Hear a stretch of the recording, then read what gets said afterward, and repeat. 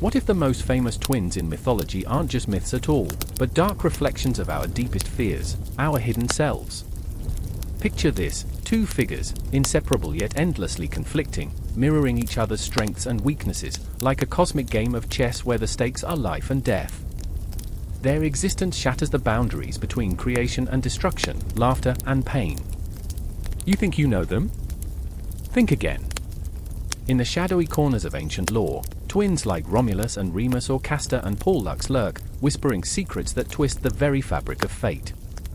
They're not merely siblings, they're walking paradoxes, living embodiments of duality that ignite the imagination. Each tale spins a web of treachery and loyalty, love and rivalry, and you can't help but wonder what dark truths hide beneath their polished surfaces. Every legend is a mirror reflecting our own duplicity.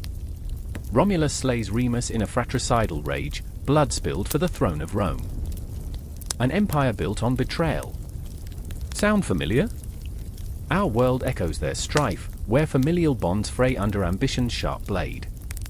Or consider the divine twins, Castor and Pollux, champions of gladiators and gods alike, brothers bound by fate, yet fated to drift apart.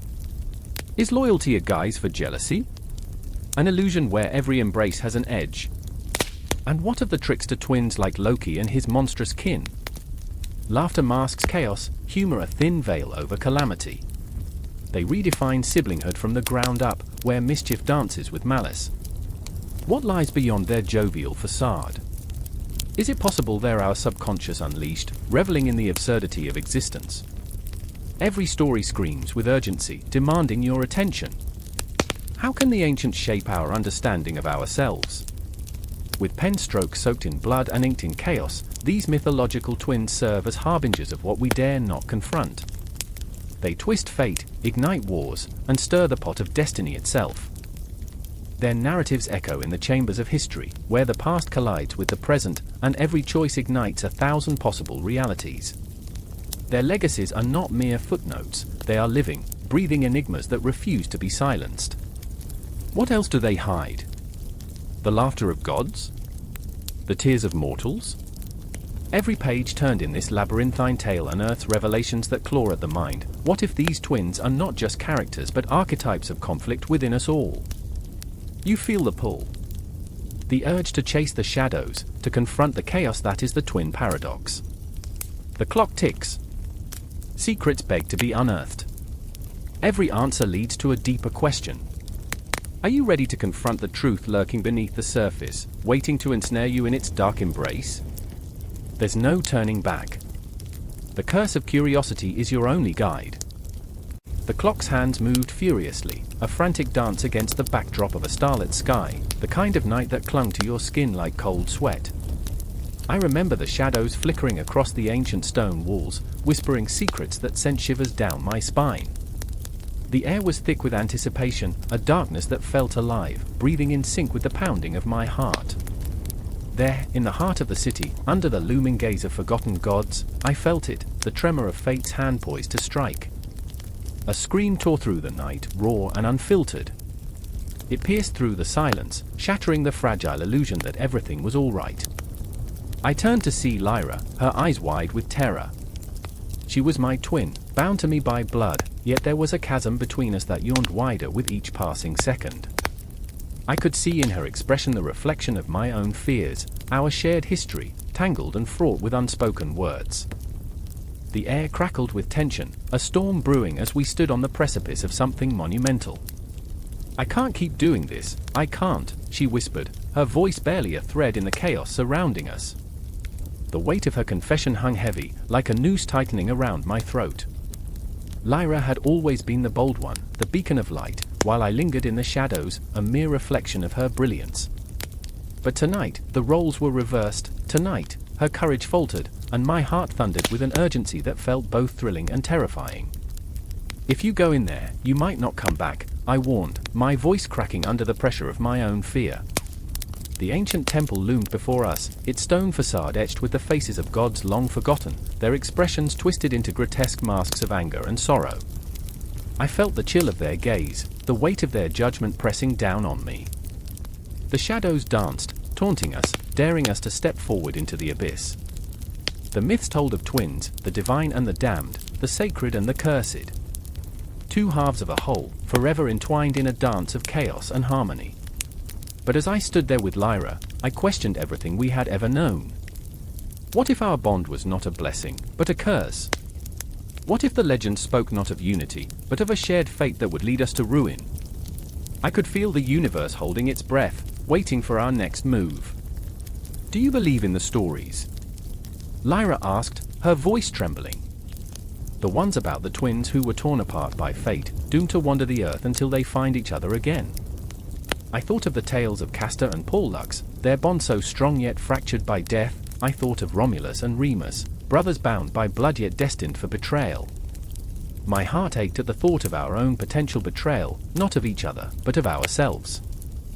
Would we succumb to the darkness looming before us? I remember the stories, I whispered back, my voice low and steady. But I remember something else too. I remember how they fought to break the cycle of despair. The words hung between us, a fragile thread of hope woven through the tapestry of fear. The night deepened, the shadows swelled menacingly, and with each beat of my heart, I felt the ground shift beneath us. I could see Lyra's resolve beginning to crack. The weight of our lineage, the burden of our names, the expectations that had been thrust upon us felt like chains around our ankles. I reached for her hand, our fingers entwining in a desperate plea for connection. Don't let them win, I urged, feeling the heat of our shared existence radiating between us. We're more than stories, more than myths. We can carve our own path. And then, in a breathless moment, the world shifted. A figure emerged from the shadows, cloaked in darkness, eyes gleaming like twin stars that had fallen from the heavens. The air crackled with an electric charge, the tension palpable as the stranger stepped closer, the echoes of ancient prophecies reverberating in the depths of our souls. Do you seek the truth? The figure rasped, voice like gravel rolling down a mountainside. Or are you content to remain mere echoes of the past? I felt the urge to retreat, a primal instinct whispering that the unknown held danger, yet something deeper urged me to stay. We want to know, I said, my voice steady despite the trepidation in my heart. We want to break free. Lyra's grip tightened, a silent promise exchanged between us, our bond forged anew in the crucible of uncertainty. The figure tilted its head, studying us with a knowing gaze, as if weighing the gravity of our resolve. I felt the air shift again, thick with unseen possibilities, the atmosphere pregnant with ancient power. Then prepare, the figure said, each word a heavy stone dropped into the stillness of the night. For the path you seek is fraught with peril, and only by facing your darkest fears will you unveil the truth of your existence. Suddenly, the world around us began to blur, the edges fading into a kaleidoscope of colors and echoes. Memories flared up like fireflies in the dark, fragments of laughter, moments of pain, the radiant joy of shared dreams and the crushing weight of unfulfilled expectations. The universe was expanding, contracting, shifting around us like the tides of time itself. And as the shadows closed in, I felt a fierce determination ignite within me. I couldn't let fear win, I wouldn't let fate dictate our story. Together, I cried, my voice a fierce battle cry against the night. No matter what lies ahead, we face it together. Lyra nodded, her eyes burning with a fiery defiance that banished the shadows lurking in the corners of our fears. In that moment, we became more than just twins bound by blood, we became warriors of our own destiny, ready to challenge the myths that sought to bind us. And as the figure faded into the darkness, a chilling laughter echoing in the night, I knew we were on the cusp of something monumental, a narrative crafted not by the hands of fate, but by our own hearts. The stories may be universal, but our truth, our journey, began here, now, and it was only the beginning. As the clock continued its relentless ticking, I felt a tremor of hope igniting in the void, whispering promises of what was to come. The clock strikes midnight, its chime echoing through the hollow corridors of a forgotten house. Shadows dance, flickering against the walls like restless spirits, alive with secrets. Two figures stand at the threshold of the room, hearts racing, breaths shallow, and the air thick with unspoken words. They face each other, twin flames ignited, but how easily can the fire turn to ash? I remember the way the moonlight caught their faces, illuminating the chiseled lines of their differences, two halves of the same whole, yet worlds apart. Lila grips the edge of the wooden table, knuckles white, gaze fixed on her brother. A tight coil of anger and sorrow winds around her heart, squeezing until it threatens to burst. "You don't understand," she hisses, voice trembling. Her eyes, twin pools of rage and despair, dart toward the window, where the outside world lies like a distant nightmare, cold and unwelcoming. Outside, the city thrums, alive with people who will never know the depth of their bond, nor the shadows that stretch between them like a chasm. Then there's Noah, the quieter of the two, the one who wears his heart like a heavy cloak, burdened yet beautiful.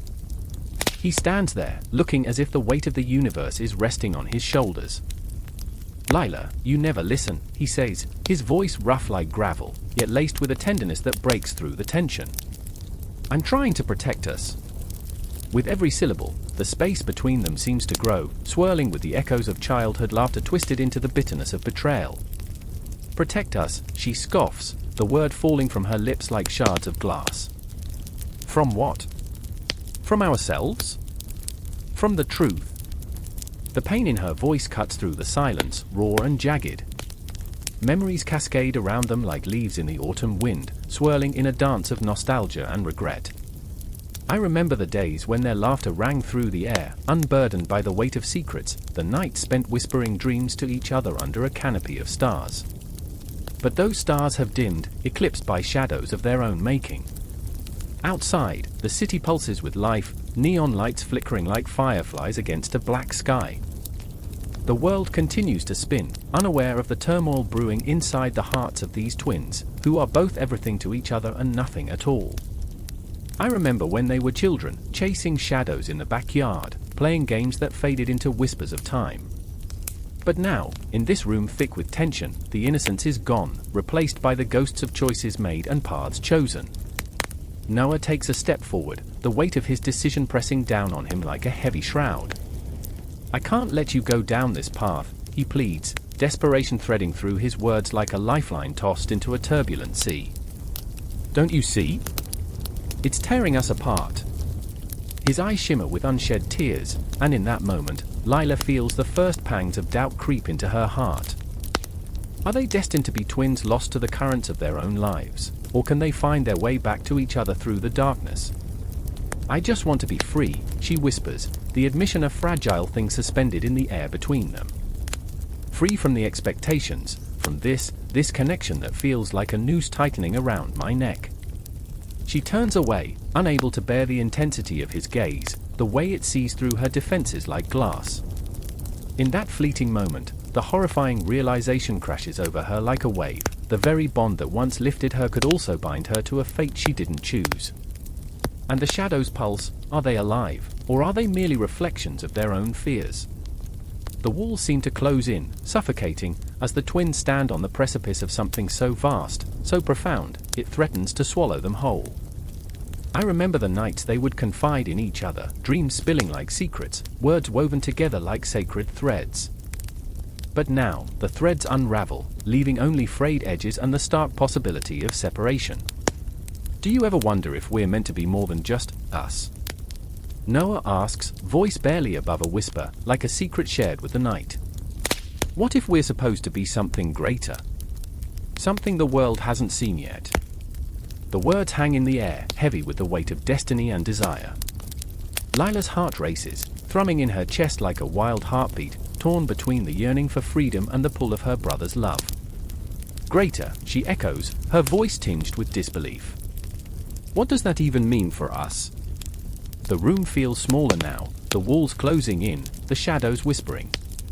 And then, a flicker of hope ignites in the depths of her soul, a fragile flame that threatens to burn bright. What if they could rise above the chaos? What if they could redefine their existence beyond what their connection dictated? But the reality of their differences is a chasm they cannot ignore. As the clock ticks on, the silence thickens, and every breath feels like a plea, a prayer for understanding amidst the storm. The conflict rages within them, a fierce battle between love and loss, between the comfort of familiarity and the dread of unknown futures. Noah steps closer, his hand reaching out, fingers trembling like leaves in the wind. "Lila, please," he urges, the vulnerability in his voice tugging at the strings of her heart. You're my sister, my other half. We can face anything together. But the words seem hollow in the charged air, as if they're mere echoes of a bond fraying at the edges, threatening to snap under the weight of their struggle. The world outside is oblivious, the city bustling with life, while inside this room, they are caught in a tempest of emotion, a storm that threatens to drown them in its fury. I remember the moments of clarity that shone through the chaos, glimpses of what they could be if only they could navigate the darkness together. But in that silence, the tension escalates, crackling like electricity, a prelude to the confrontation that looms closer, inevitable and heartbreaking. And as the clock ticks on, marking each moment as a heartbeat lost, I know this is only the beginning. The story doesn't end here, it spirals onward, into the depths of their souls, where shadows and light dance in an unending battle. In that room, amidst the ghosts of their past, Lila and Noah stand on the precipice of something vast, something that could tear them apart or bind them closer than ever, a duality that pulses with life, love, and the haunting echoes of what it means to be twins in a world that demands they choose. The moment is a heartbeat away from disaster. The sun, a crimson orb, hangs low in the sky, casting an otherworldly glow over the Nile. Shadows stretch, long and ominous, whispering secrets of betrayal and longing. Beneath the cacophony of cicadas, a silence looms, thick with the weight of impending loss. I feel it in my bones, a tremor of dread that courses through the air, a prelude to the chaos that is about to unfold. Isis stands at the river's edge, her heart pounding like a war drum. Her raven-black hair whips about her face as the wind howls, erratic and wild. There's a flicker in her deep-set eyes, a mixture of love and terror that makes her seem alive, electric. She is the essence of strength, yet vulnerability clings to her like a shroud. Osiris, she whispers, her voice a fragile thread woven through the fabric of danger, a prayer, a plea. The name echoes like a siren's call, reverberating through the waters that bind their fates. And then he appears, striding toward her, every step heavy with purpose. Osiris, the god of the afterlife, the harbinger of rebirth, yet in this moment, he is just a man, her man, flawed and human. I remember the way he laughs, how it dances through the air like a forgotten song, but today his laughter is absent, replaced by a furrowed brow and stormy eyes. Isis, he says, and the weight of his concern pulls at her heart. She can feel it, the tension coiling between them, a snake poised to strike. As the sun dips beneath the horizon, the world transforms. Darkness draws near, bringing with it shadows that stretch and yawn, hungry for chaos. The air becomes electric, a charged current that prickles against their skin, urging them to confront the demons lurking within. They stand there, twin stars in an unfolding night, but the cosmos above them feels unsteady, as if even the heavens hold their breath. And then, asterisk smash, asterisk, the sound shatters the stillness. A boat, carved from ancient cedar, splinters against the rocks. Chaos erupts. Shadows writhe around them, and from its depths, a figure emerges, cloaked in malice. Seth. The embodiment of jealousy, a storm given flesh. His laughter, cruel and unrelenting, fills the air, cutting through the tension like a blade. You think your love can shield you, he taunts, eyes glinting with a dark hunger. Love is a lie, a fragile thing. I will show you the true meaning of power. Isis feels the ground tremble beneath her, a physical manifestation of her fear. The image of her twin brother, Osiris, who once embodied harmony, now stands against her, so close, yet light years away. You don't have to do this, Seth, she cries out, desperation lacing her words. But Seth only grins, a wolf among sheep, and the darkness thickens around him as he draws a dagger, glinting malevolently under the moonlight. Osiris steps forward, his heart a fortress, but even fortresses can crumble. You want power? You'll have it over my dead body, he growls, a mixture of defiance and a hint of fear trembling in his voice. He's not just fighting for himself, he's fighting for her, for the love they built in the quiet moments between chaos. But with every word, every defiant stance, I see the cracks in his armor, the flickering uncertainty that gnaws at his insides. I remember when you were my brother, he says, anguish coloring his tone. What happened to you? But Seth laughs, a hollow sound that echoes in the darkness. That boy is gone, Osiris. He drowned in your light, and now it's time for the shadows to rise. He lunges, a blur of motion, a wraith of darkness. The air thickens, time stretching as if the universe itself is holding its breath. The dagger plunges, a flash of silver that bites into flesh. Osiris gasps, the sound raw and desperate, a haunting melody that reverberates through Isis's soul. Time shatters. She feels it, the jagged edges of heartbreak slicing through the very fabric of her being. No, she screams, the sound tearing from her throat as she rushes forward, the world blurring around her. Her heart races, pounding out a rhythm of terror and urgency. But she's too late. The lifeblood of Osiris spills onto the ground, mingling with the Nile, a testament to their love and loss. Osiris. The name bursts from her lips like a star collapsing into itself, a supernova of grief that threatens to consume her. She cradles his head, the warmth fading from his body, and in that moment, the weight of eternity presses down on her. Memories flood her mind, of laughter under the sun, of whispered secrets in the moonlight, of dances that lingered into the night. Each memory is a dagger, each one a reminder of what she's losing. Stay with me, she begs, tears streaming down her face, mixing with the blood and the earth. You are the god of rebirth, you cannot leave me. But the light in his eyes is dimming, the flame flickering. Isis, he whispers, his voice a ghost, barely escaping his lips. You must be strong. Protect our legacy. And as he fades, so too does a piece of her, a fragment of her soul ripped away, leaving only a cavernous ache. Seth stands back, reveling in the chaos he has wrought, a puppeteer of despair. Let the games begin, he taunts, and the shadows twist around him, a dark embrace. The world spins, and in that whirlpool of anguish, Isis finds her rage, a tempest brewing within. You will pay for this, brother, she vows, her voice steady, transformative. She is no longer the frightened girl by the river, she is the goddess of magic, of rebirth, and vengeance.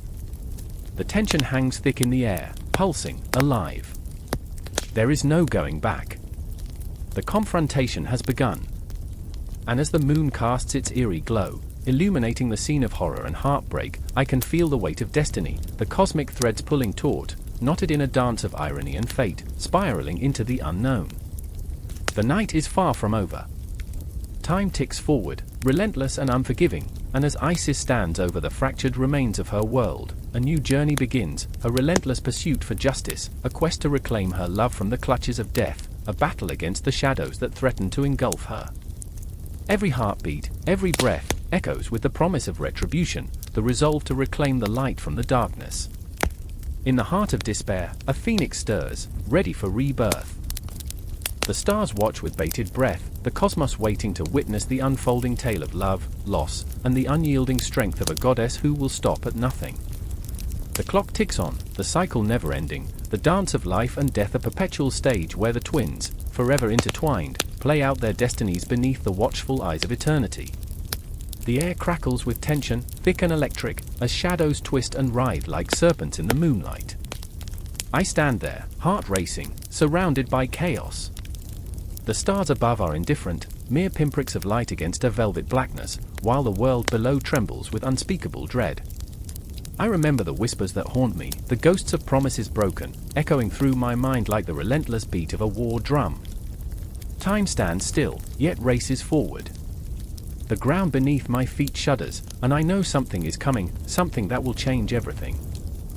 Castor stands before me, his face a mask of determination, his blue eyes blazing like twin sapphires in the night. We don't have much time, he says, and even in the chaos, there's an urgency that sends a shiver down my spine. I can see the fear behind his bravado, the flicker of doubt that lingers in the corners of his soul. He's always been the one who feels too deeply, who gets lost in the shadows of his own heart. I remember how he used to chase the sun, believing that light could erase every darkness, but now? Now the night is an unyielding beast, ready to devour us whole. Pollux, standing just behind Castor, is a different storm. His dark hair falls in wild waves around his face, and there's a fierceness in him that can ignite 1,000 fires.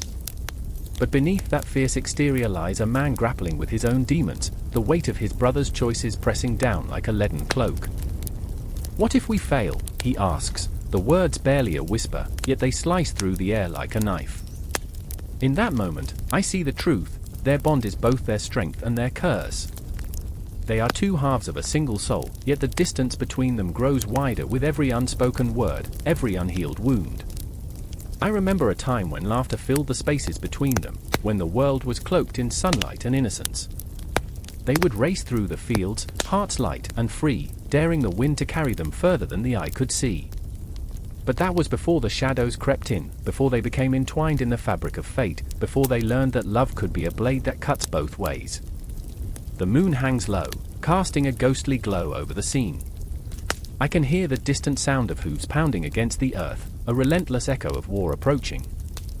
The weight of inevitability presses against my chest, and I can't help but think of the clock that ticks away, relentless and cruel. Time, like an uninvited guest, reminds us of our mortality, yet these twins, these warriors, stand poised to defy it. I want to scream, to shake them from their stupor, to tell them to run, to hide, to save themselves. But deep down, I know they would never leave each other. They would always choose the tempest over safety, the fight over surrender. Castor's hand reaches for Pollux, a fleeting moment of connection before the world implodes around them. I see the flicker of recognition, the understanding that binds them tighter than any blood oath. They are caught in a web of destiny, and I feel the pull of their journey, a magnetic force drawing us closer to the heart of the storm. I remember the stories of heroes, of gods and men, of epic battles fought not just with swords, but with the very essence of who we are. But what of those who are left behind? The quiet suffering, the heartache that lingers like smoke after a fire has burned out. With a roar, the enemy bursts from the shadows, dark figures clad in armor, eyes gleaming with malice. My breath catches in my throat, and for a moment, time freezes. The air thickens with fear, like a storm gathering on the horizon, and I can feel the weight of fate pressing down on us. Castor grips his sword, knuckles white, a resolve born not from confidence but from a desperate need to protect. And Pollux, with his heart pounding like a war drum, steps forward, a feral light igniting in his eyes. They are two halves of the same ancient tale, heroes forged in the crucible of chaos, yet so painfully flawed.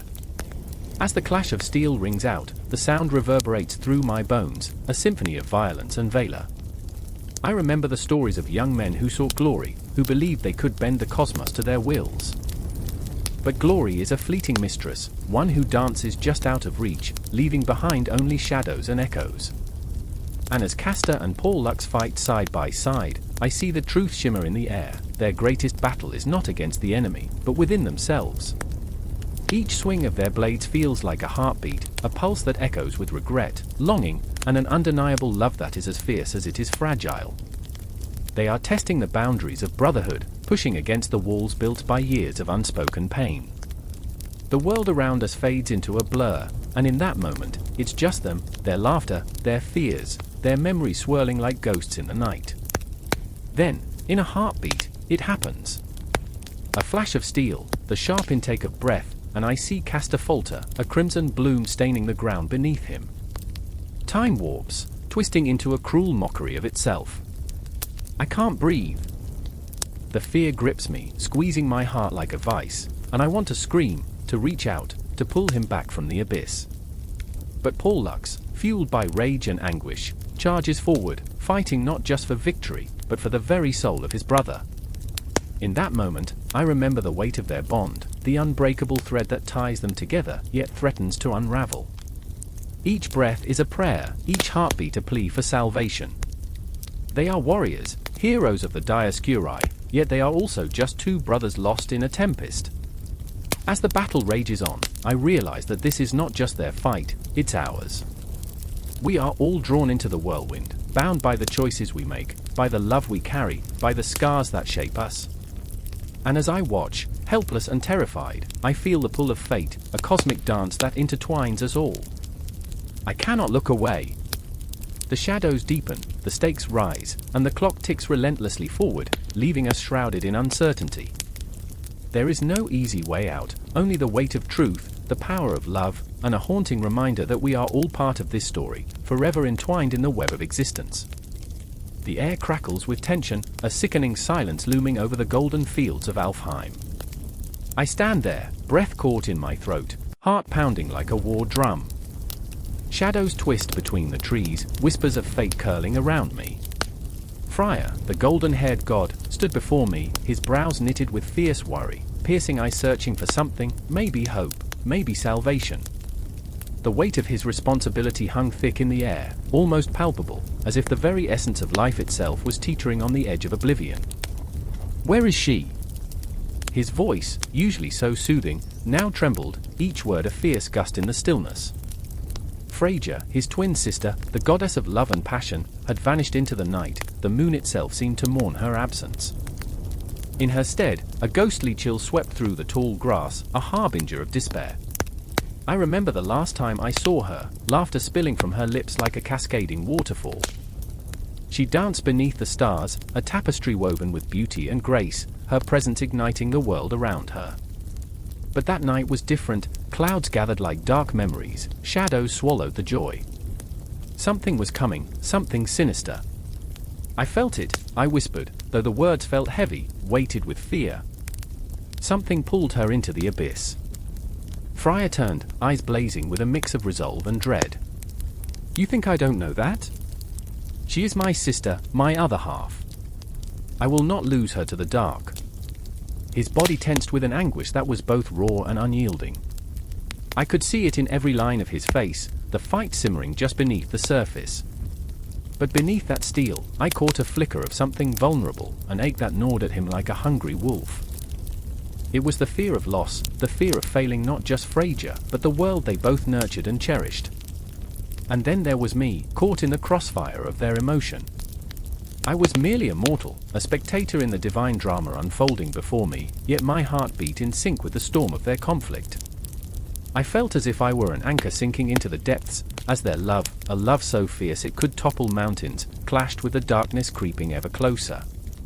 I could sense the weight of expectation on Friar's shoulders, to be the protector, the beacon of light in the encroaching shadow. Yet, what if he faltered? What if the darkness consumed him too? With a sudden intensity, Friar grasped my shoulders. "You have to help me. I can't do this alone." The desperation in his eyes struck me like a lightning bolt. It was both terrifying and intimate, a raw honesty that cracked the facade of divinity open, exposing the vulnerability beneath. "I will do anything," I promised, though my heart quivered. I was terrified of the abyss, the yawning maw that craved to swallow us whole. Time twisted and coiled around us like a serpent, each second stretching far beyond its limits. The stars began to dim, their brilliance flickering like dying embers. I could almost hear Freyja's voice in the wind, laughing softly, but it was a haunting echo, a distant memory of warmth wrapped in the chill of what had been lost. Then, without warning, the ground shook beneath our feet, a tremor that rippled through the air like a dying gasp. Friar tightened his grip, and I swear, for a heartbeat, we became one, the fear, the determination, the love. It all melded into a singular force, a promise to defy the darkness. "Do you see?" His voice was low, a growl of fury and defiance. "This is no ordinary night. Something wicked stirs beneath the surface. We must confront it." Confrontation.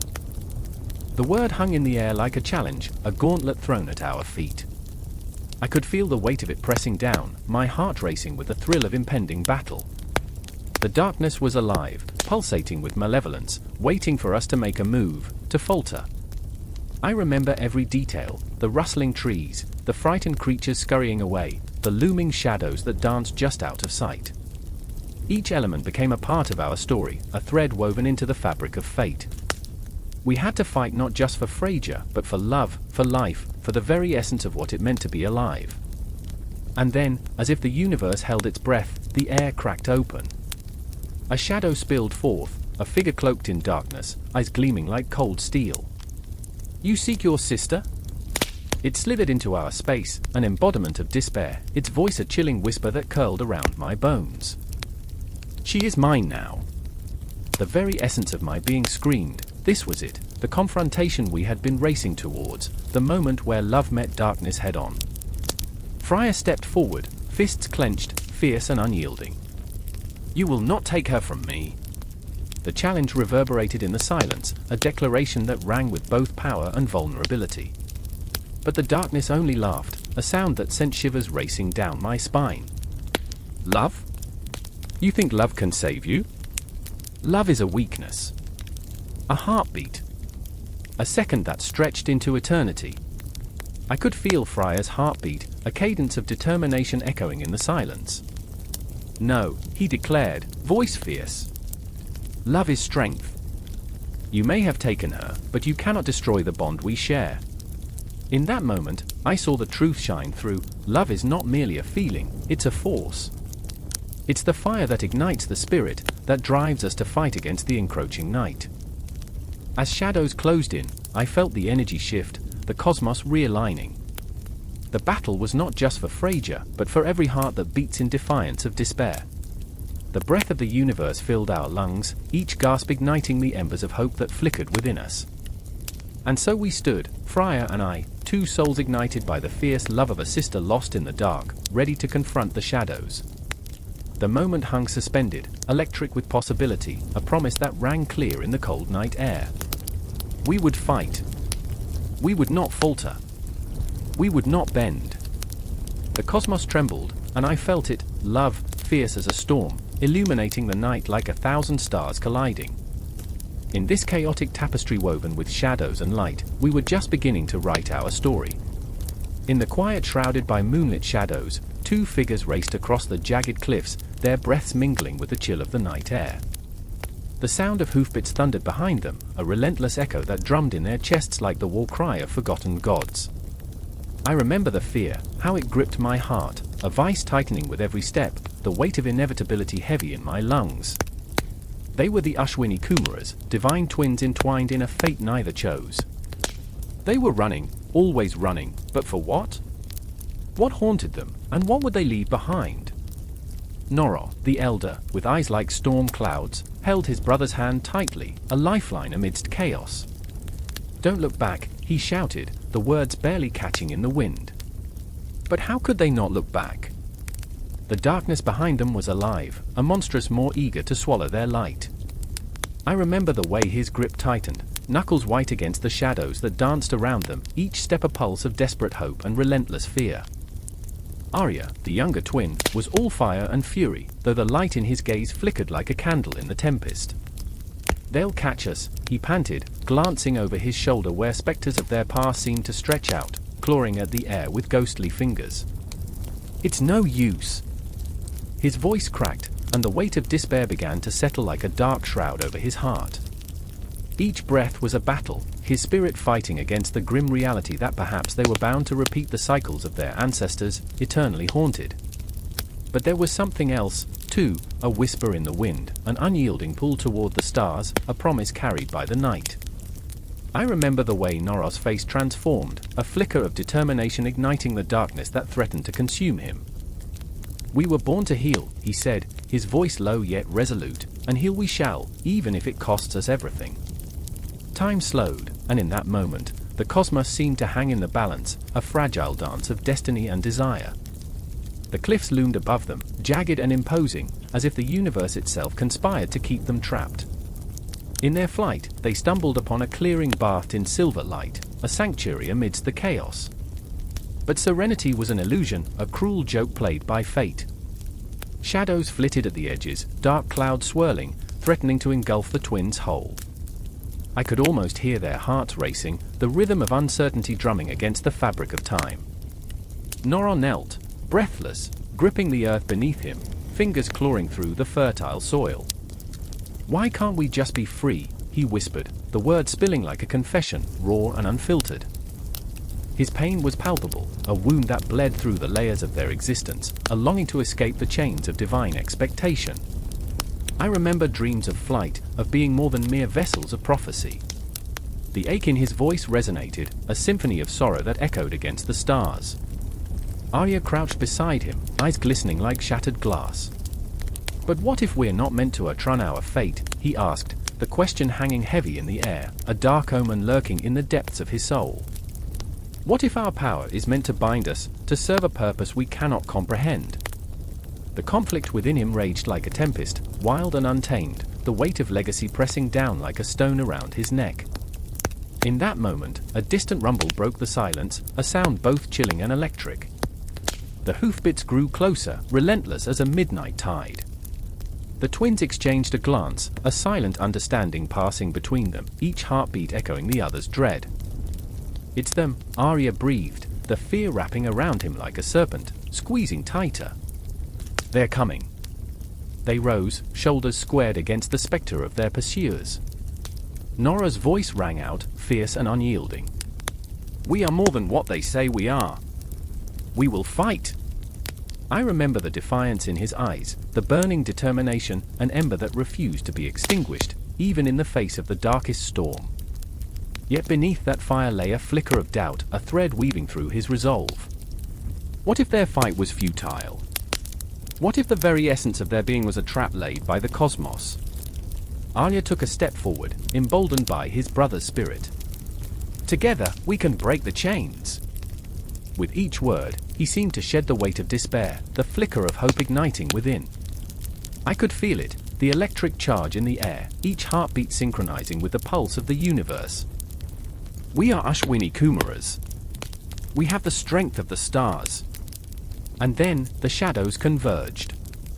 Figures emerged from the darkness, cloaked and menacing, eyes gleaming with malevolence.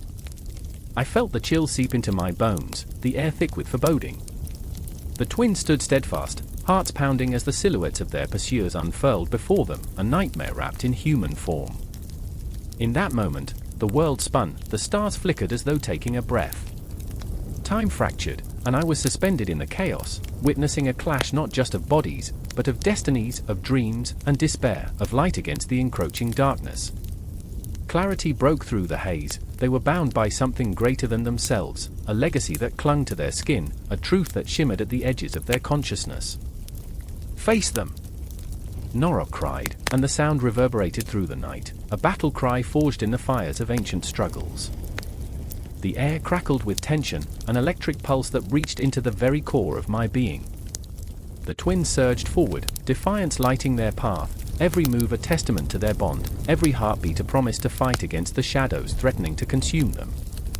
And I could only watch, breathless, heart racing, as the darkness and light danced in an eternal struggle, a struggle that had no clear victor, only the raw, piercing intensity of life at its most vivid. I remembered their faces, the pain etched into their features, the hope shimmering in their eyes. The clash was inevitable, a symphony of chaos and emotion that would echo through time, a reminder that in the heart of despair, light could still be found, if only they were brave enough to seek it. As the figures converged, a pulse of destiny wove itself into the fabric of the night, and the confrontation loomed, a cataclysm waiting to unfurl. And just as I felt the world fracture, time seemed to hold its breath, suspended in the balance of fear and hope. And then, nothingness awaited, a void teetering on the edge of revelation. The air trembled with an unspeakable weight, thick as the humidity after a storm, as Kintu stood at the riverbank, staring into the churning waters. Time twisted and shuddered around him, the echoes of laughter and sorrow mingling in the currents, a symphony of life and death. I remember the moment vividly, the way the sky hung heavy with clouds, pregnant with secrets, just as my heart was with dread. He was waiting for a sign, any sign, and yet, the silence screamed. "Nombi, where are you?" The words clawed at his throat, raw and desperate. A shiver ran down his spine as he remembered her laughter, a sound so pure it could make the sun rise. But that laughter had been swallowed by shadows, shadows that danced where her light once shone. Nombi, his twin sister, was the embodiment of joy, her spirit untamed and wild, a flickering flame in a world that often felt dreary. She was everything Kintu was not, bold, daring, and unafraid to challenge the very fabric of existence. But beneath that fearless exterior lay a vulnerability that mirrored his own, a frail heart beating in tandem with the pulse of the earth, yet always one step away from breaking. But tonight, darkness had draped itself over their world like a funeral shroud. The gods were restless, and with their displeasure came a gnawing fear that settled in the pit of Kintu's stomach. I remember how the air crackled with tension, how the stars felt like pinpricks of judgment in the velvety expanse above. Time lagged, stretched thin like old leather, and every second felt like an eternity. "Nombi," he called again, the name echoing like a prayer cast into the void. In response, the river laughed, a mocking, gurgling sound that sent chills creeping up his arms. It was as if the universe itself conspired against him, taunting him with her absence. He could almost see her, ethereal and vibrant, dancing along the riverbanks, the wind carrying her voice, teasing him to join her in that reckless abandon. But she wasn't here. She was gone, and the fear gnawed at him, insatiable and relentless. He could feel it, a cold hand wrapping around his heart, squeezing tighter with every thought of what could have happened. The twins had always been inseparable, a pair woven from the same thread of fate, but now they were frayed and torn, and that unnerved him more than any demon lurking in the shadows. And then came the night, thick and oppressive, a blanket of darkness that smothered all hope. I remember the way the moon hung high, a silent witness to his despair, every beam of silver light reminding him of Nombi's laughter, now a haunting echo in his mind. Each moment replayed like a cruel film on loop, the same scenes of joy twisted into macabre reflections of what he had lost. Suddenly, a rustle in the bushes broke the stillness, a sharp sound that sliced through his thoughts. Kintu's heart raced, pounding in his chest like a war drum. Nombi. The tremble in his voice betrayed him. Hope flickered, a fragile flame in the swirling dark, but it was swiftly snuffed out by a shadow, a form that loomed at the edge of the clearing. Who dares disturb the peace of the gods? A figure emerged, cloaked in shadows, the face obscured but the voice venomous and clear. Kintu's pulse quickened. He recognized the voice, an old enemy, a twisted soul named Walam who reveled in chaos and sorrow. What do you want? Kintu spat, his heart seething with anger, desperation driving his words. Where is Nombi? Walam's laughter echoed, hollow and chilling, like the wind whistling through broken branches. Ah, the boy seeks his sister. But the world is not kind, Kintu. The gods have taken her, and you are powerless to reclaim what is lost. Every word was a dagger, and Kintu felt them piercing through his flesh, each one dragging him deeper into despair. He could see the truth lurking behind Walam's words, a cruel reality weaving its way into his thoughts. The gods had intervened, and in their twisted game, Nombi had become a pawn lost in the shadows. Do you not see? Walam continued, stepping closer, the air thickening with menace. Her spirit has been claimed, and you will never see her again. Kintu's gaze faltered, the weight of despair crashing down on him like a tidal wave. He felt himself slipping, the ground beneath him shifting, promising to swallow him whole. No, it can't be true, he whispered, the words tasting bitter on his tongue. The pain in his chest exploded, a cacophony of grief and rage battling for dominance. Memories of their childhood flooded his mind, fleeting moments of joy, the warmth of her hand in his, the way they had always walked together, two halves of a whole. You can't take her from me. A wild surge of determination ignited within him, a spark against the encroaching shadow. He could feel the fire roaring in his veins, burning away the despair, and he knew what he had to do. I will find her, he declared, his voice fierce and unyielding. I will challenge the gods themselves. With those words, the air shifted, crackling with an electricity that pulsed around him. In that moment, Kintu became more than just a brother, he became a warrior, a force of nature, a tempest born from love and desperation. But the path ahead was fraught with uncertainty, laden with fear and sorrow. He had no idea what awaited him, only that he would fight with every fiber of his being to bring Nombi back from the abyss. As he turned to face the darkness, I felt the weight of his resolve, a tidal wave crashing against the shores of despair. Kintu would not falter. He would rise, and in that rise, perhaps the universe would bend toward him, allowing the lost to find their way home. Yet, in the shadows, Walam watched with a grin, knowing that every choice came with a cost, and some debts are paid in blood. As the night deepened, Kintu stepped forward, ready to embrace the chaos, the pain, the uncertain journey ahead. The river whispered secrets, the moon cast its cold gaze, and somewhere, in the woven fabric of the universe, Nombi's spirit fluttered, waiting for a spark to light the way home. The story was far from over, it was just beginning, and the threads of fate were drawn taut. The moon hung low in the sky, a silvery eye watching over the Huai River as the night air thickened with anticipation. Beneath the surface, the water swirled, twisting and turning like the hearts of the twins, who stood at its edge, shadows against shadows, breathing life into the legends that whispered through the reeds. They were inseparable, a single soul in two bodies, yet tonight, a chasm lay between them. I remember the first crack that formed, a fissure in their bond that would grow like the dark, ominous cloud swirling above. The air crackled with tension, a storm brewing not just in the heavens, but within their very souls. Ju stared at his brother, Ling, the flickering torchlight reflecting fear in his eyes, as if they were both standing on the precipice of something far greater than themselves. "You can't do this," Ju's voice trembled, fractured like glass, shards of desperation spilling out. Ling's face was a mask of determination, his brow set like stone. "They will come for us, Ju. They will come for what we have." His words cut through the thick silence, raw and relentless. They were twin brothers, bound by blood, yet torn apart by fate, and the echoes of their shared laughter felt like a distant memory, a haunting refrain that echoed in the same breath as their heartbeats. "I remember when we used to dream, Ling," Ju whispered, his voice cracking, as if the weight of their dreams had become too much to bear. "When did it all turn into this?" He gestured toward the darkened horizon, where shadows danced like ghosts, creeping closer with every heartbeat. The weight of their choices bore down upon both of them, a tangible force that threatened to suffocate. Ling's eyes, always so bright and full of mischief, now glimmered with a ferocity that chilled Ju to the core. "Dreams don't matter anymore. Survival does." His words echoed in the stillness, reverberating in the hollow space between brothers, a reminder of the stakes that had escalated beyond their control. The world around them was shifting, the river murmuring secrets that only the brave dared to confront. The wind picked up, swirling around them like a ghostly waltz, and in that moment, Ju felt the weight of history press against him, an invisible hand that had shaped their destinies long before they took their first breath. It was a legacy draped in shadows, a tale of vengeance and sacrifice that had bled through time. They were the unfortunate heirs to a curse that had not just claimed their lineage, but sought to devour their very souls. "I can't let them take you, Ling." Ju's voice rose, choking on the words. "If you go through with this, I'll lose you forever."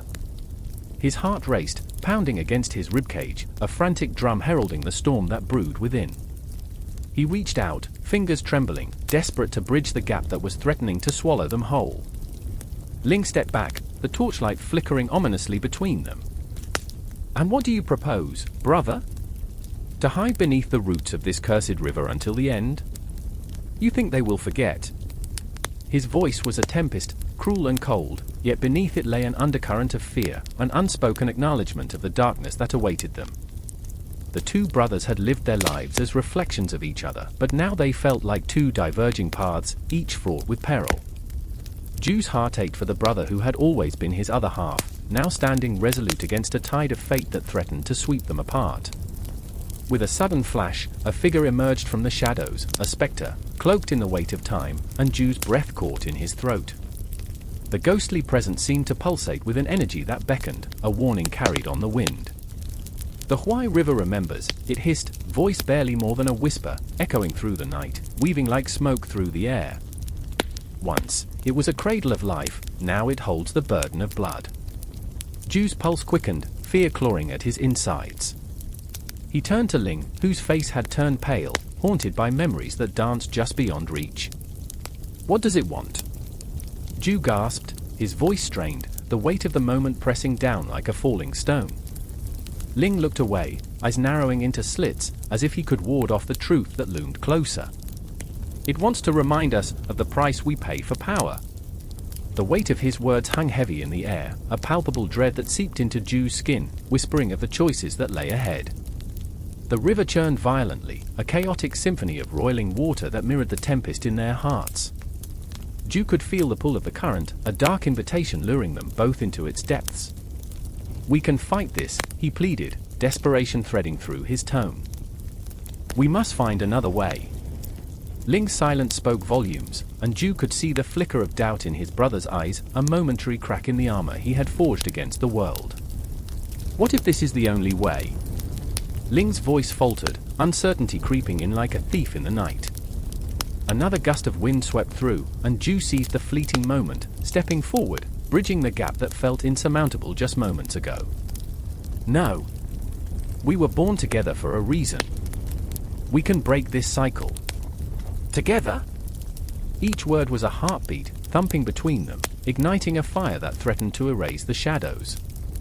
Ling's expression softened, the tension melting like fog under the touch of dawn. For a brief moment, the bond between them shone brightly, illuminating the darkness threatening to engulf their souls. "You're right," he breathed, the weight of the world lifting ever so slightly. But the moment shattered as the ghostly figure lunged forward, an embodiment of all that they feared, the embodiment of the blood that bound their family to tragedy. "Choose," it screeched, voice echoing like thunder, drowning out the whispers of hope. The brothers stood frozen, hearts racing, caught in the eye of the storm, as time twisted around them, an eternal moment stretched and pulled, with the stars above watching in solemn witness. When the river swelled with the weight of their decision, they knew they had crossed a threshold. The night deepened, shadows lengthened, and every heartbeat echoed with the promise of a confrontation that would change everything. Ju looked into his brother's eyes, seeking the flicker of the boy who once chased fireflies, who understood the magic of dreams. They held the pain of choices made and unmade, and in that moment, they stood on the edge of history, twin hearts beating as one against the tide of destiny, as the river murmured its ominous lullaby, echoing into the dark, twisting, eternal night. The wind shrieked, a banshee keening through the canyon, rattling bones, and whispering secrets of the past. It was an unsettling night, one steeped in the silence that only a world on the brink of calamity knows.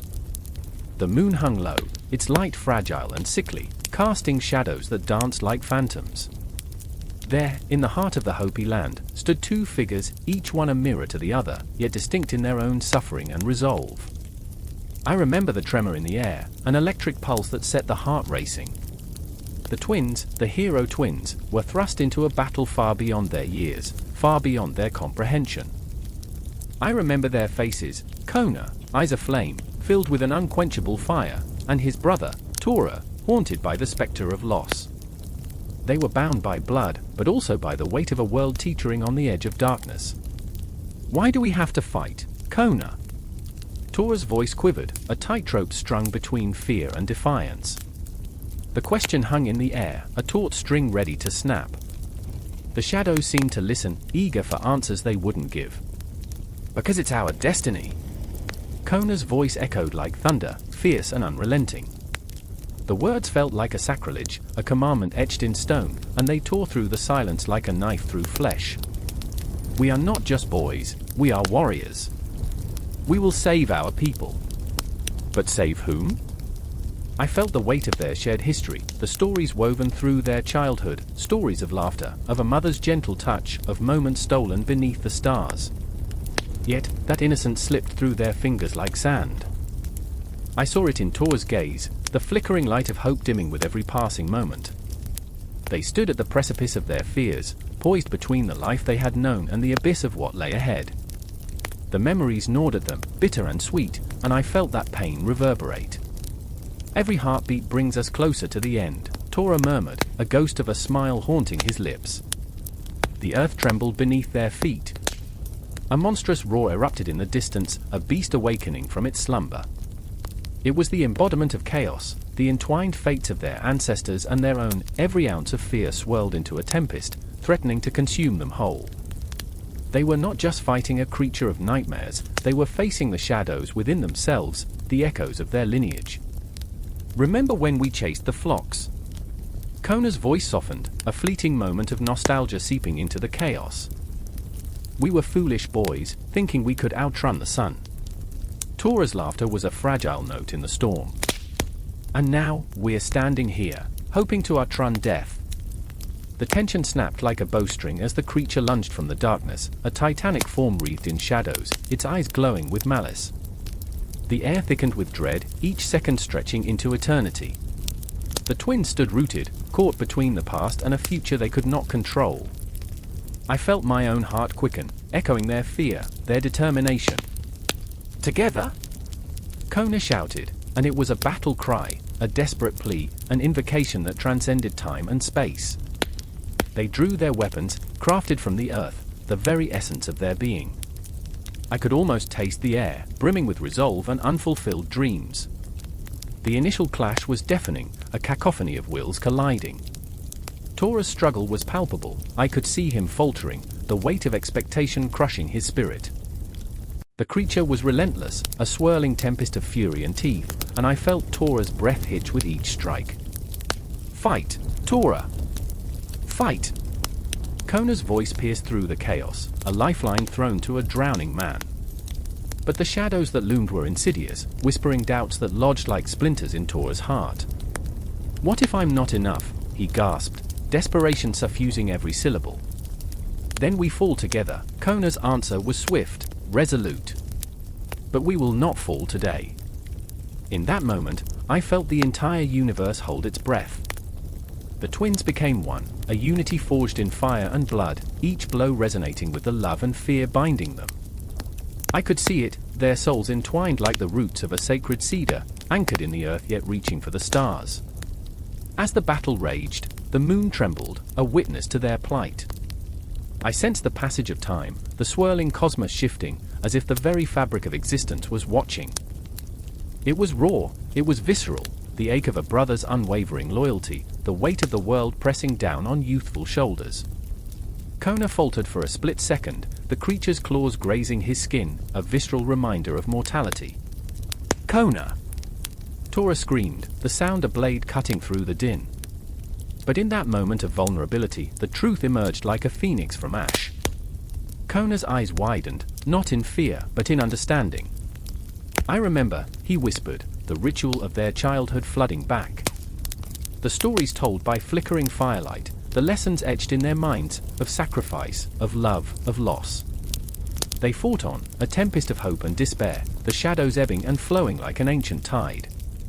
The creature screeched, the sound a symphony of rage and sorrow, and I felt the earthquake beneath their feet, aware of the history being rewritten in blood and sacrifice.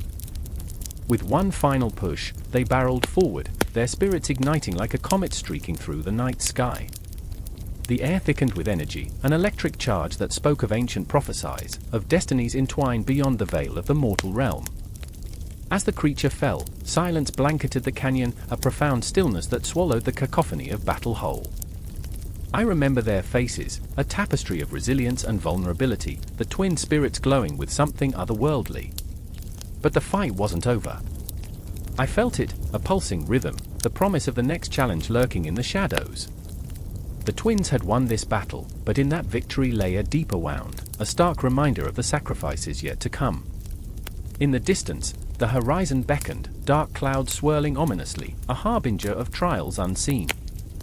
And as they stood together, hearts beating in sync, I knew their journey was far from complete. The shadows whispered still, and the cosmos turned silently, waiting.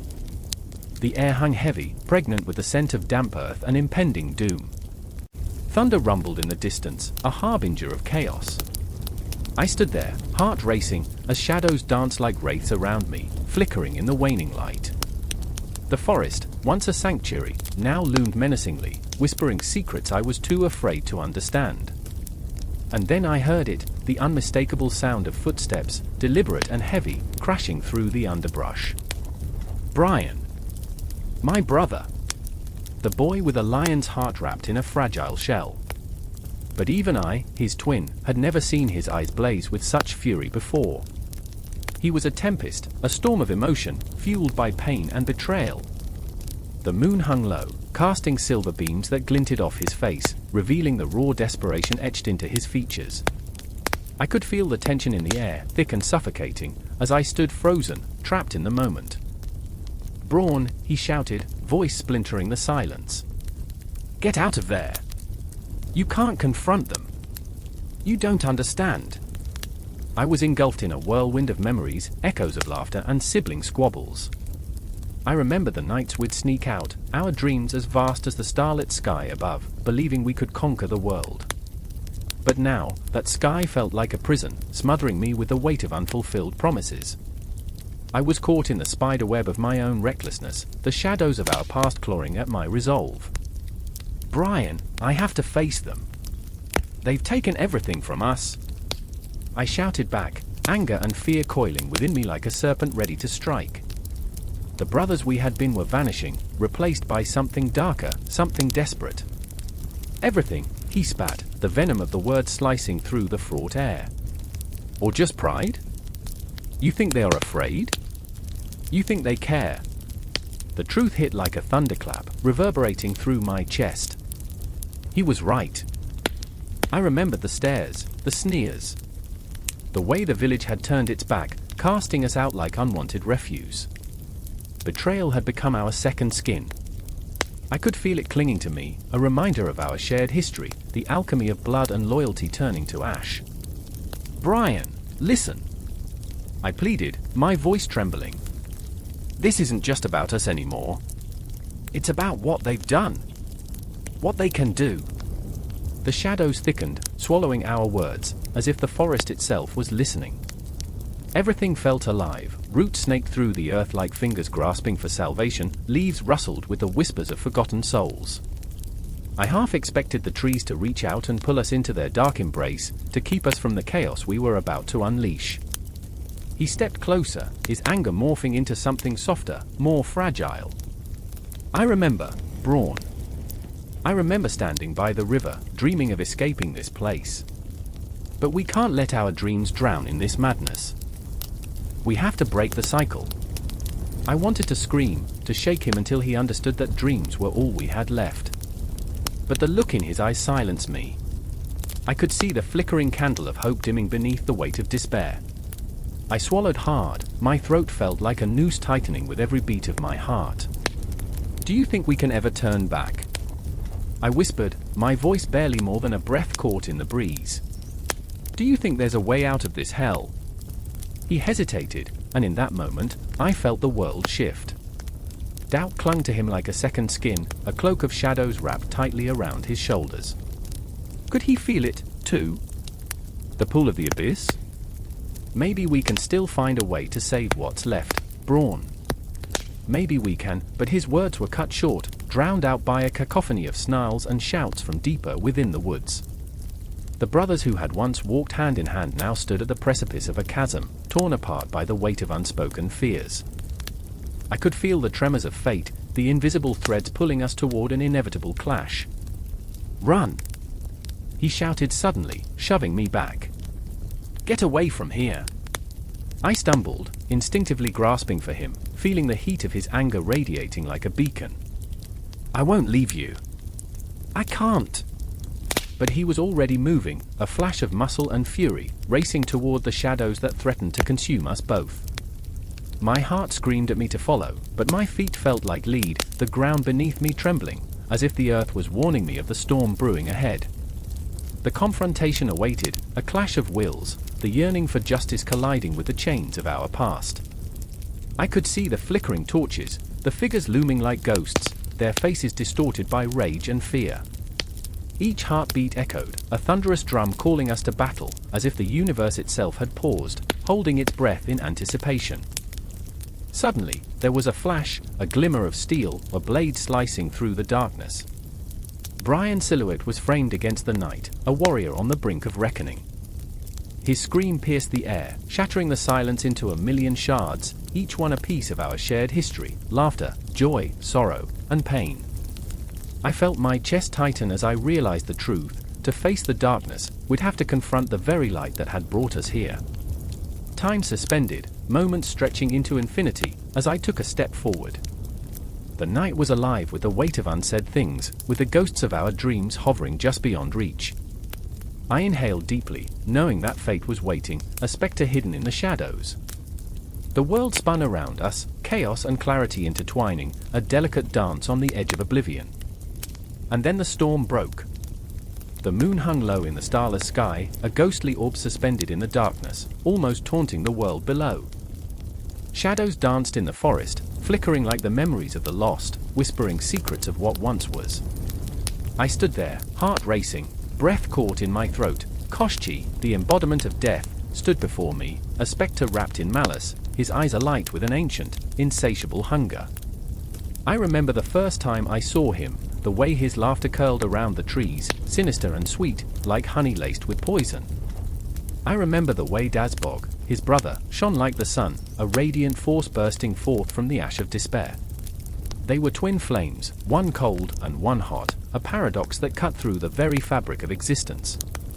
But now, the air was electric with tension, thick as fog, and which twin would reign supreme was a question that sent tremors through my soul. "Choose, little one," Koshchi hissed, his voice a slither of silk over broken glass. "Join me, and the darkness will cradle you in eternal bliss. Or cling to your radiant fool, and watch as he burns." My heart leapt, pounding against my ribcage like a caged beast. Dazbog stood just a breath away, his presence a warm embrace that seemed almost tangible, yet the shadows hungered for him. I could see the edges of his light fraying, flickering in the face of Koshchi's wicked grin. I will not choose between shadows and light, I found my voice, strong, though it trembled. I will fight for both.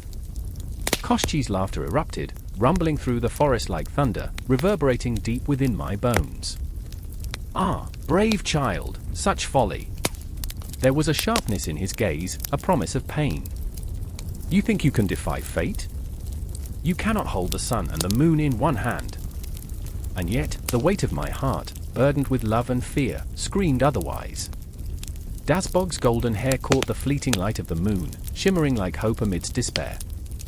His eyes, deep wells of compassion, called to me, pooling with unspoken words, promises of a world untouched by darkness.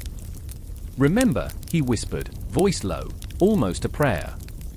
"We are bound by blood, by fate, by the very stars themselves." The ground shook beneath our feet, the forest a living entity that trembled at the impending clash of titans. Koshchi's hand unfurled, revealing shadows that writhed and twisted, each one a nightmare unleashed. "Watch, little one, as the bonds of brotherhood fray and snap. The cosmos will weep, and I will dance in the ashes." The air was thick with impending doom, the chill wrapping around me like a shroud. Dazbog stepped forward, illuminating the darkness, but Koshchi merely laughed, a sound that clawed at the back of my mind. "Do you not see? Your brother's light is a dying ember," he taunted. "He draws strength from hope, while I am the fear that lives forever." Time felt elastic, stretching and pulling as I wrestled with my emotions, my choices. I remembered how Dazbog once held my hand in the warmth of spring, his laughter spilling like sunlight over a barren landscape. I remembered the stories whispered around fires, tales of joy and dreams, of light piercing the veil of night. But I also remembered the cold grip of despair, the way shadows crept into hearts, suffocating joy, wearing smiles like masks and revealing the horror beneath. Koshchi was not just a monster, he was a reflection of the darkness within us all. "Join me," Koshchi urged, his voice a velvet caress, seducing me with darkness. "Surrender to the inevitable. You can become more than you ever dreamed. You can be free of the burdens of light. Freedom isn't found in chains." I shouted, the words bursting forth like a tide. "It lies in the fight, in the very struggle against despair." Dazbog's eye sparked with life, a flicker of hope igniting amidst the shadows. "Fight with me, little one. Together, we can forge a new path." The shadows shifted, Koshchi's laughter morphing into something darker, more chilling. "Together? You think mere mortals can change the fate woven in the stars? You think hope can extinguish despair?" I felt the weight of the cosmos pressing down on me, the whispers of fate curling around my thoughts. What was I but a fragile vessel, caught in a storm of titanic forces? And yet, I felt a surging resolve, a fire igniting deep within, the desire to fight, to resist, to hold on to what it meant to be alive, to love, to hope. "Love exists in the cracks of despair," I screamed, voice raw with passion. "It beats in the hearts of the brave." Koshchi recoiled, his face a mask of rage, and his shadows writhed like serpents, coiling around Dazbog, whispering promises of eternal night. Yet Dazbog stood firm, a beacon of light struggling against the tide. In that moment, I saw the truth, the battle was not just theirs, but mine as well. I stepped forward, heart pounding, every nerve alight with fear and defiance. The forest held its breath as I crossed the line between love and sacrifice. "I will not abandon you, brother." I will not let darkness consume us. In that moment, time collapsed, and the world around us faded into insignificance. The shadows lunged, the light surged, and I stood at the center of the storm, a fragile thread connecting the two worlds. Together, I whispered, the word a prayer, a promise, an invocation of the heart. The air crackled with tension, the very essence of existence held poised on the brink of chaos and harmony, and I could feel the heartbeat of the universe echoing in my chest, thrumming with anticipation, as destiny awaited its choice. The air crackled with dread, a thick, suffocating fog that hung over the clearing like a shroud. I stood there, breathless, heart slamming against my ribcage, as the moon peeked through swirling clouds, a ghostly eye watching, judging. The cacophony of despair echoed in the distance, shrieks of a world caught in the throes of a nightmare. Two figures loomed ahead, shadows woven with desperation, the hero twins, your heroes, your nightmares, blood brothers with destinies entwined in chaos and sacrifice. I remember the moment the earth trembled, a warning shuddering through the roots of ancient trees. It happened just before dawn, that eerie hour when nightmares collide with reality. They were there, the twins, their backs against the world, glancing at one another with a mixture of fear and determination, hearts pounding in unison. They were not just heroes, they were mere boys caught in the web of fate, like moths drawn to a flame that promised both destruction and illumination. They called themselves Hunahpu and Xbalanque, two halves of a whole, their bond forged in the fires of loss and survival. Hunahpu's spirit burned brightly, a gregarious spark that lit the darkness, while Xbalanque was the shadow, the cautious one, always tempering his brother's wild spirit with a careful stare, a silent plea for wisdom. They were flawed, each wrestling with his own demons, yet each was also a mirror reflecting the other's anguish. I remember the stories they'd heard, the whispers of the underworld, the depths of Xibalba where the lords of death reigned supreme. We can't let them win, Hunahpu had declared, defiance etched across his youthful face, eyes glinting with mischief. We'll show them what it means to be heroes. But as the words fell from his lips, the truth loomed like a shadow behind them.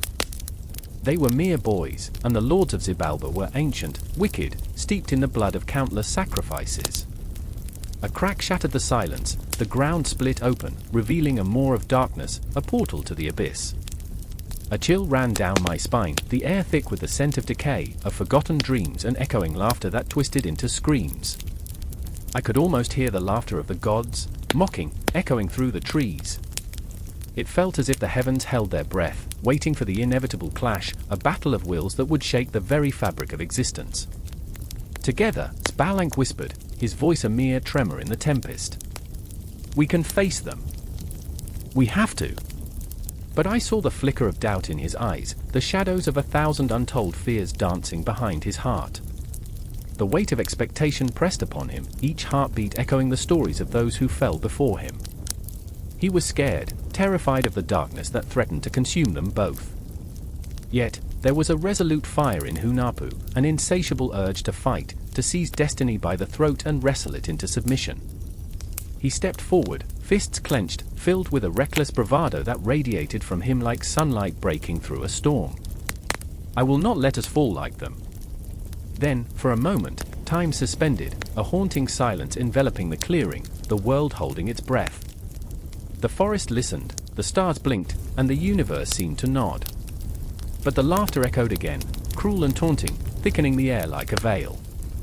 The lords of Xibalba, with their obsidian hearts and razor-sharp claws, awaited. They craved the twins' light, their essence, a feast for the damned. The moon shuddered, shadows lengthened, each step they took forward felt like a betrayal against the expectations tethered to their souls. Do you remember the game? Hunahpu asked suddenly, a glimmer of nostalgia breaking through the fear. The one we played when we were little. The one where we were invincible. A smile cracked through the fear, but it was a thin veneer, ready to shatter. I could see it, the warmth of that memory wrapping around them like a blanket, but just as quickly, it twisted, turning into something dark and barbed. Invincible. Xbalanque echoed, the word a bitter laugh in his throat. And now we stand on the edge of oblivion. His eyes darted toward the abyss, the dark mouth ready to swallow them whole. I never wanted this. Not like this. The weight of those words hung in the air, a confession, a lament. They were not gods, nor were they destined heroes. They were boys, scared and alone, armed only with dreams that felt more like curses. The ground trembled again, and the shadows stirred, sentient and hungry. "We can change our fate!" Hunahpu shouted, but the tremor in his voice betrayed the bravado. Each word pushed against the tide of time, a desperate plea against the inevitable. They were caught in a moment, a clash of dreams and nightmares, a dance on the edge of a knife. The twins exchanged glances, a language unspoken but understood. They were bound by blood, by heart, by a fierce love that overshadowed their fear. Together, they stepped toward the yawning darkness, the abyss that promised both death and rebirth, the echoes of the past clawing at their heels. A single heartbeat, two, then a rush, a leap into the unknown. It was a plunge that resonated through the cosmos, a moment that hung in the air, suspended like a breath held too long. And as they vanished into the maw of shadows, the world erupted into chaos, the laughter of the lords of Xbalanque ringing in a symphony of despair.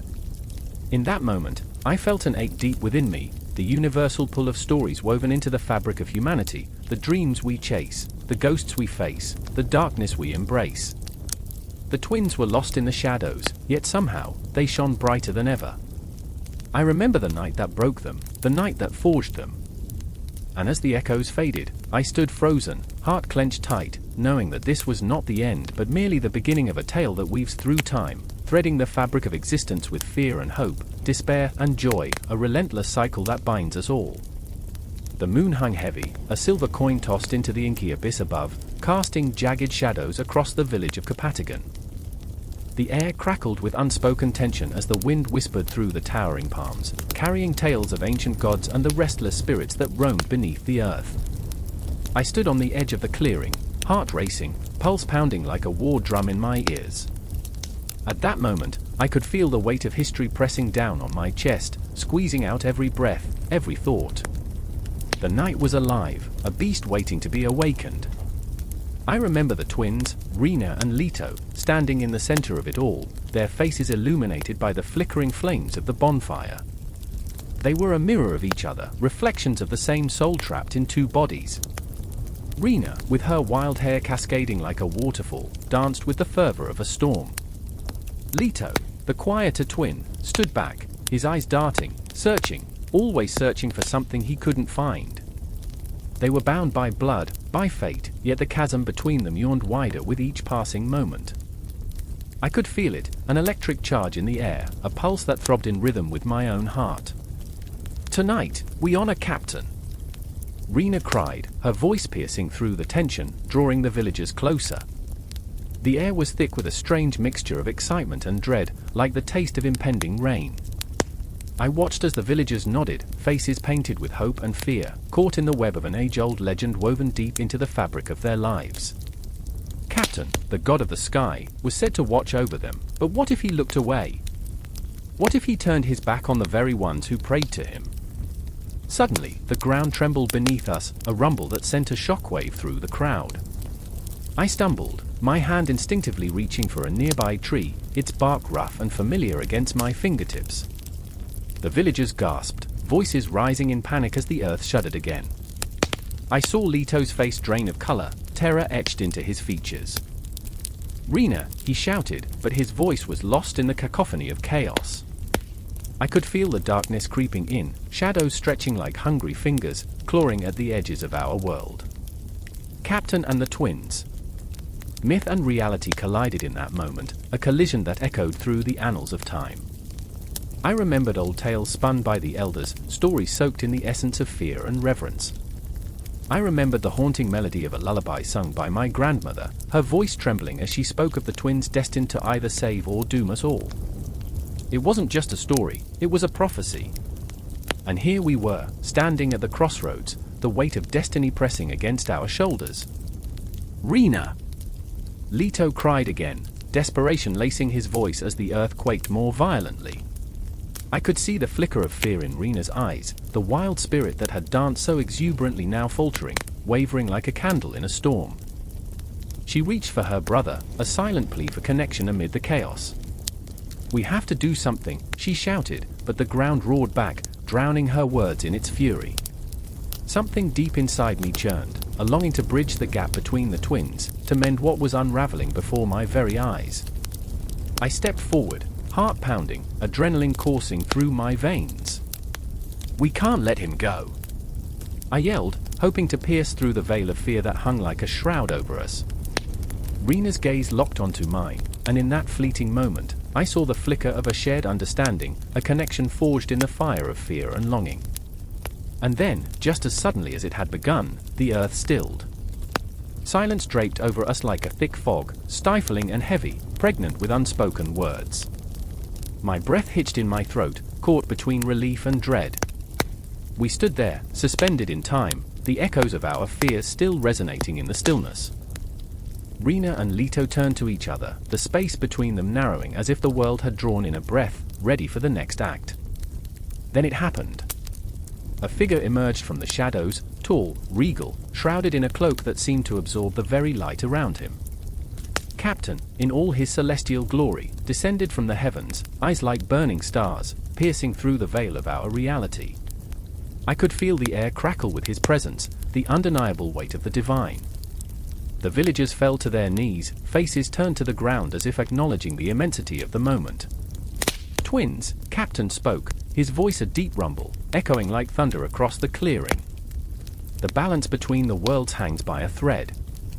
You are the chosen, fated to tip the scales in either direction."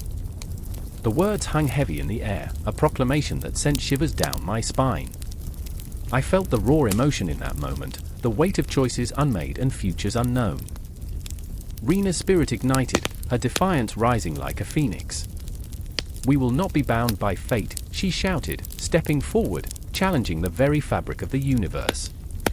But Leto hesitated, his fear a ghost that wrapped itself around him, holding him back from stepping into the light. Tension crackled, thick enough to cut. I could feel my own heart racing, an echo of their turmoil. The twins, each a mirror of the other, yet so starkly different. They were not just characters in a story, they were the embodiment of every choice, every fear, every dream that we all carried within us.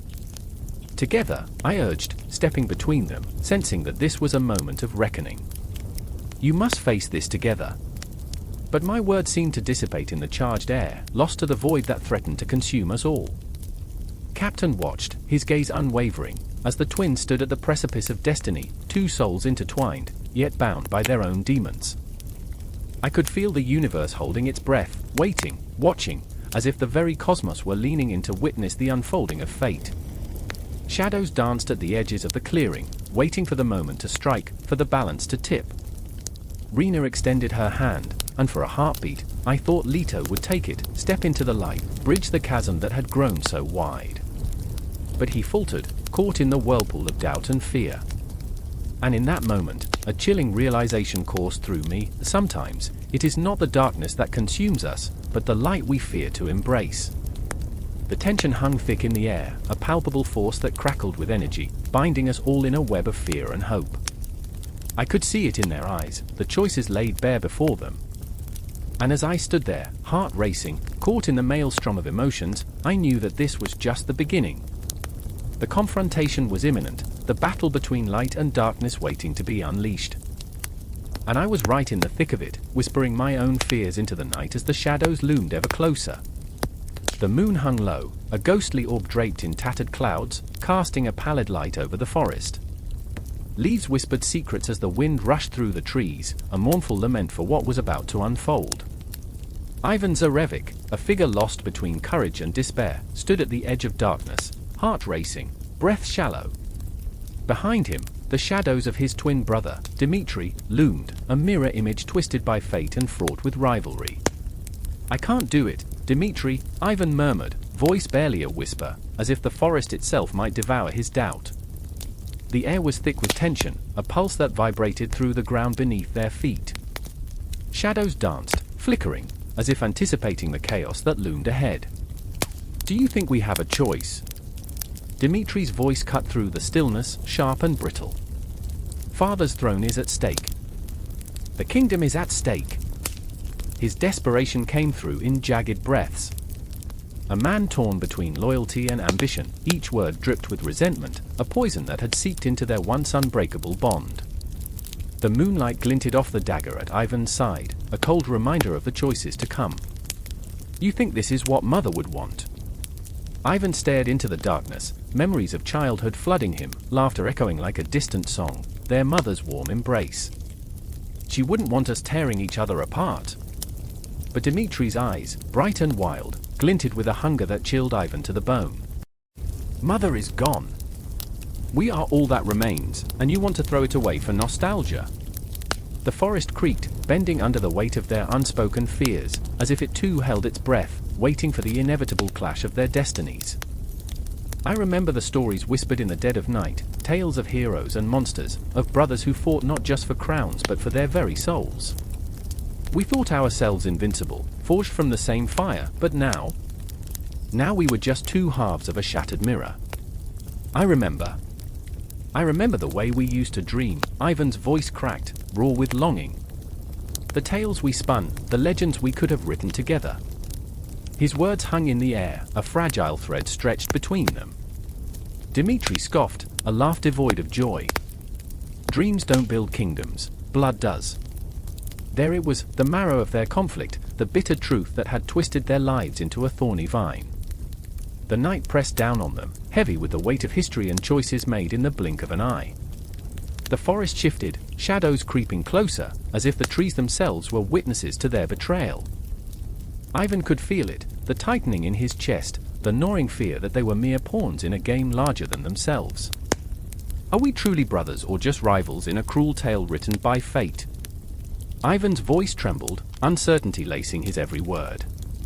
The moonlight danced upon his face, illuminating the pain etched in his features, a battle between love and duty, a heartbreaking dichotomy. "I don't care about fate," Dimitri shouted, fists clenched, eyes wild. "I care about power. About what's mine." And there it was again, that hunger, that insatiable need that had twisted their lives into something unrecognizable. I remember the stories of the great kings falling into madness, blighted by the very ambition that had once fueled their rise. I remember the taste of victory turning to ash, the echoes of laughter silenced by the specter of betrayal. The air crackled with tension, and suddenly, a rustle in the underbrush shattered the moment, a creature of shadow emerging, a wolf, its eyes gleaming like molten silver. It stood between the brothers, a specter of fate, a harbinger of the choices they now faced. The creature's gaze pierced through them, unveiling the raw truth behind their masks, fear, vulnerability, and the undeniable bond of blood that neither could escape. Dimitri raised his dagger, poised to strike, but Ivan stepped forward, heart pounding in his chest. "This isn't just about us. Our split will shatter the kingdom." The wolf growled low, a guardian of the night, as if aware of the impending doom. "Then let it burn," Dimitri screamed, voice breaking. "I'd rather see it all crumble than watch you in my shadow." The forests whispered darkly, swirling around them as they stood on the precipice, twin souls bound by blood yet severed by ambition. Ivan's heart ached, the world around him fading into a blur of shadows and regrets. The moon flickered, a flickering beacon of hope, illuminating a path that twisted like their fates. "There's still time," Ivan implored, hands raised, the fire of desperation igniting within him. "We can choose to fight together. We can rewrite this story." But Dimitri was lost in his own tempest, consumed by fury and despair. "It's too late for that," he spat, lunging toward Ivan, the heavy weight of betrayal crashing down like thunder. Time slowed as Ivan braced for impact, the air thick with the scent of betrayal and the echoes of their childhood dreams. I remember the way we used to laugh, the way the stars felt like they belonged to us, and now? Now they were just distant memories, slipping through their fingers like grains of sand. But suddenly, a spark ignited in Ivan's chest, a warmth that surged through him, as the wolf howled, a sound that sent shivers racing down their spines. It was a warning, a reminder of what lay at the heart of their conflict. And in that moment, suspended between worlds, between brothers, everything hung in the balance. The darkness begged them to surrender, to fall into despair, but the light flickered, a whisper of hope amidst chaos. The moon cast its eerie glow, marking the beginning of an unspeakable conflict, a haunting dance between love and rivalry, destiny and choice. It was an endless loop, a cycle unbroken, as the brothers stood there, hearts intertwined, yet worlds apart. As the shadows deepened and the wolf howled, time twisted around them, a serpentine coil, and all that remained was the haunting refrain of brotherhood, forever entwined in the fabric of fate, forever on the edge of a never-ending story. The air is thick with dread, a suffocating blanket that wraps around the abandoned shrine. Moonlight spills through the cracks in the roof, illuminating the dust motes that float like lost souls. I can hear the echoes of their whispers, ancient and mournful, swirling around me. Every heartbeat feels like a thunderclap, each breath a reminder of the weight I carry, the burden I cannot escape. Izanami stands at the altar, her fingers trembling as they brush the surface, tracing the carvings, intimate lovers entwined in a shroud of darkness. The shadows flicker, and for a moment, I swear I see their eyes glistening, watching us, waiting. She holds a small offering, a single blossom, wilting yet beautiful, representing all that she has lost. Her breath catches, a choke in her throat that speaks volumes. I remember the way she used to laugh, her voice chiming like delicate bells, weaving joy into the fabric of our lives. Now, her laughter is a phantom, a distant echo that haunts this desolate space. Izanagi stands just behind her, the weight of the world on his shoulders, an invisible chain forged from regret and anger. He is a storm, raging beneath the surface, held at bay only by the fragility of his sister's heart. "This was a mistake," he murmurs, his voice barely rising above a whisper, a confession dripping with despair. "We shouldn't have come here." But even as he speaks, his eyes dart to the shadows, to the memories that lurk there, like specters waiting to pounce. "I remember," he continues, the words slipping from his lips like water through fingers. "I remember the warmth of the sun on our faces, the laughter of children playing in the fields." Each word is a dagger, cutting deeper into the silence, carving out the truth they both fear to face. "I remember the day you died, when the world fell apart." A tremor runs through Izanami's body, a ripple of pain that echoes in the hollow of her chest. She turns to him, eyes glistening with unshed tears, their bond, once unbreakable, now straining under the weight of loss. "I didn't choose this," she whispers, her voice trembling like a fragile leaf caught in a tempest. "You think I wanted to be the goddess of the underworld? To be trapped in the shadows?" Each syllable is a thunderbolt, illuminating the darkness that threatens to engulf them. The air grows heavier, thick with unspoken truths. The night swells around them, a living entity that breathes life into their sorrow, wrapping them in a cocoon of memories, both sweet and bitter. I can almost taste the salt of their tears, feel the warmth of their shared laughter, the chill of their unending grief. It clings to me, a shroud that suffocates, yet entices. "Do you think they're waiting for us?" Izanagi's voice is low, barely a murmur, but it resonates with 1,000 unfulfilled promises. He glances towards the shadows, those dark corners that seem to pulse with life, as if the very fabric of existence is holding its breath. "What if they're angry? What if, stop?" Izanami's voice cuts through the darkness, sharp as a blade. Her eyes blaze with a fierce light, illuminating the depths of her sorrow. "You're terrified of what we might find here, but I need to face it. We need to face it." Her words hang in the air, potent and electric, crackling with unshed emotion. They swirl around them, weaving a tapestry of memories that threatens to unravel at the slightest touch. I feel it tightening in my chest, the fear, the heartbreak, the overwhelming desire to turn back, to escape the inevitability of their fate. But there is a pull, an irresistible draw towards that altar, towards the shadows that whisper secrets of the past, echoing through the corridors of time. A ghostly presence lingers, shimmering just out of reach, a promise of what once was and what can never be again. Shadows dance along the walls, twisting and turning, as if mocking their pain, reveling in the chaos that binds them. "I've lost you once, and I can't bear to lose you again." Izanagi's voice is raw, a desperate plea that tears at the fabric of the night. "What if the truth is too much? What if it sets us free?" Izanami counters, the fire in her voice igniting something deep within him. "What if this is the only way to reclaim what we lost?" The determination etched into her features is a beacon, calling him back from the edge of despair.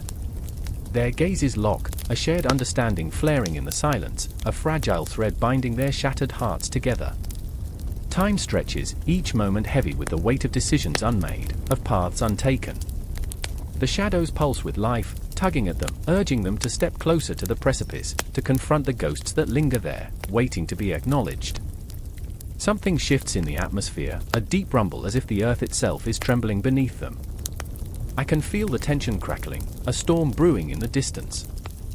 The walls seem to close in, and I sense the very pulse of the universe aligning, drawing them towards their reckoning. Izanagi inhales sharply, a breath that feels like the last spark of hope in a dying ember. "What if we can't go back?" he whispers, the fear in his voice palpable, echoing through the silence. "What if we're lost forever?" The question hangs in the air, heavy and suffocating, a tangible weight that draws them closer to the edge.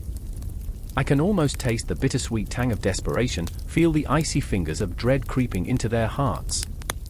There's no turning back now. The altar calls to them, the shadows beckoning, a siren song that promises both clarity and chaos. "I'm ready," Izanami says, her voice steady, even as her heart pounds like a war drum. "I've been lost for so long. It's time to face the darkness." The conviction in her words is a lifeline, a flicker of light cutting through the heavy veil of despair. She steps forward, and for a heartbeat, the world teeters on the edge of oblivion. As they move towards the altar, the shadows shift, swirling around them like a tempest. I feel the chill of the unknown wrapping around me, clawing at my resolve. Their journey has only just begun, a spiral into the depths of their souls, and the heart of their ancient tale. Time stands still, caught in this moment where the past and present collide, and the echoes of their choices reverberate through the night. There is no end, only the relentless pull of the unknown, the haunting whispers of fate that bind them together.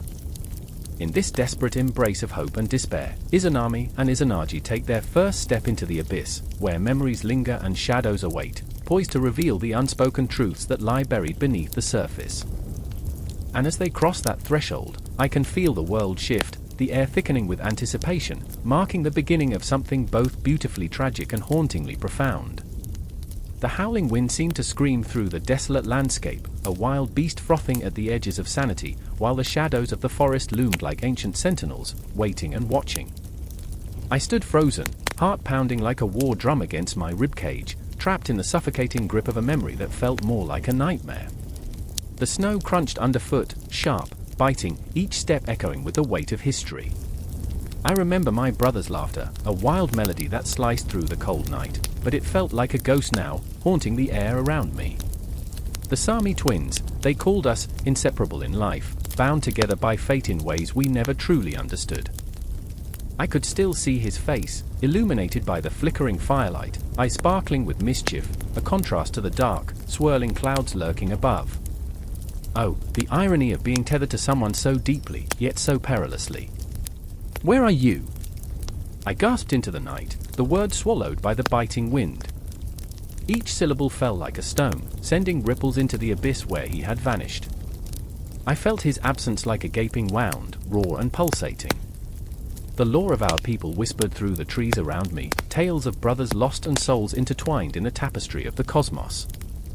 They spoke of the Sami twins who danced with the shadows, their bond a fragile thread connecting life and death, joy and despair. The elders said we were destined for greatness, but what they didn't tell us was the price of that greatness. I could almost see him now, a figure wreathed in mist, laughter fading into the howl of the wind. "You were supposed to protect me," I shouted, anger bleeding into grief. Where was he? Had the spirits taken him? Had he danced too close to the fire and been consumed?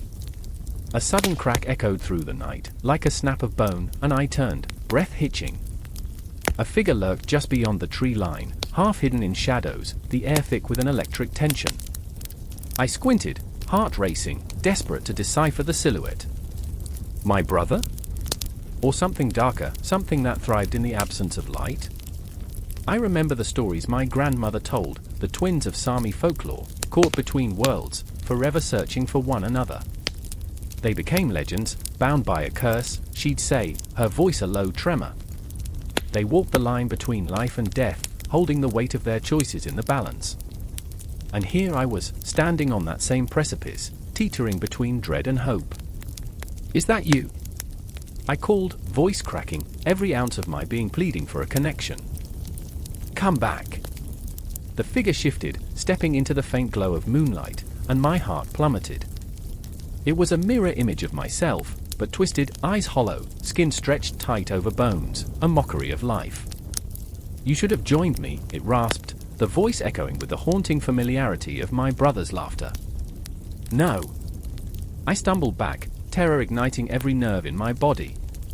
The shadows swirled around us, a dance of despair, each heartbeat echoing like thunder. "You're not him. You're just a shadow of what was." "Yes." "But we were always shadows," it replied, voice dripping with malice. Two halves of a whole, forever chasing the light. I felt the ground shifting beneath my feet, the snow swirling, the air thick with memories of laughter and warmth. "You don't understand," I screamed, desperation clawing at my throat. "He's gone. He left me." "No, you left him," the spectre taunted, a jagged smile curling on its lips, a mirror reflecting my deepest fears. "You always thought you could outrun him, but we are bound, brother. You cannot escape." What was left of my heart shattered, grief spilling forth like a river breaking its banks. I had tried to be the stronger twin, to take on the burdens we carried, but in doing so, I had lost sight of him. Each choice had led us here, the myths had become our reality, and now I stood at the edge of our fate, grasping at the fraying threads that connected us. "I remember," I whispered, tears freezing on my cheeks. "I remember how we used to laugh, how you never let me fall. I remember the warmth of your hand, the way you protected me from the darkness." The spectre stepped closer, a shiver running down my spine. "And what did it cost? You chased the light, but the darkness always followed. You think you can have one without the other." The air thickened, memories morphing into phantoms, swirling around me like the winter winds. I saw our childhood home, the laughter of our people echoing through the halls, joy mingled with sorrow. I felt the weight of dreams unfulfilled, paths untaken, and the chilling realization that I had let fear dictate my steps. "Come back to me," I begged, each word a desperate plea thrown into the void. "We can face it together." The spectre leaned in, eyes glinting with an otherworldly light. "Together? You've always been alone, even in his shadow. The bond you sought is a curse now, forged in regret."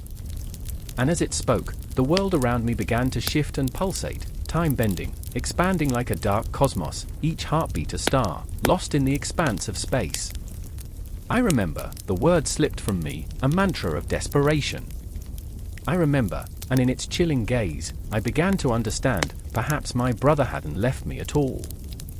Perhaps, in the tangled web of our existence, he had been waiting to be found, waiting for me to acknowledge the depths of our bond. But the darkness was deep, an abyss calling for a sacrifice.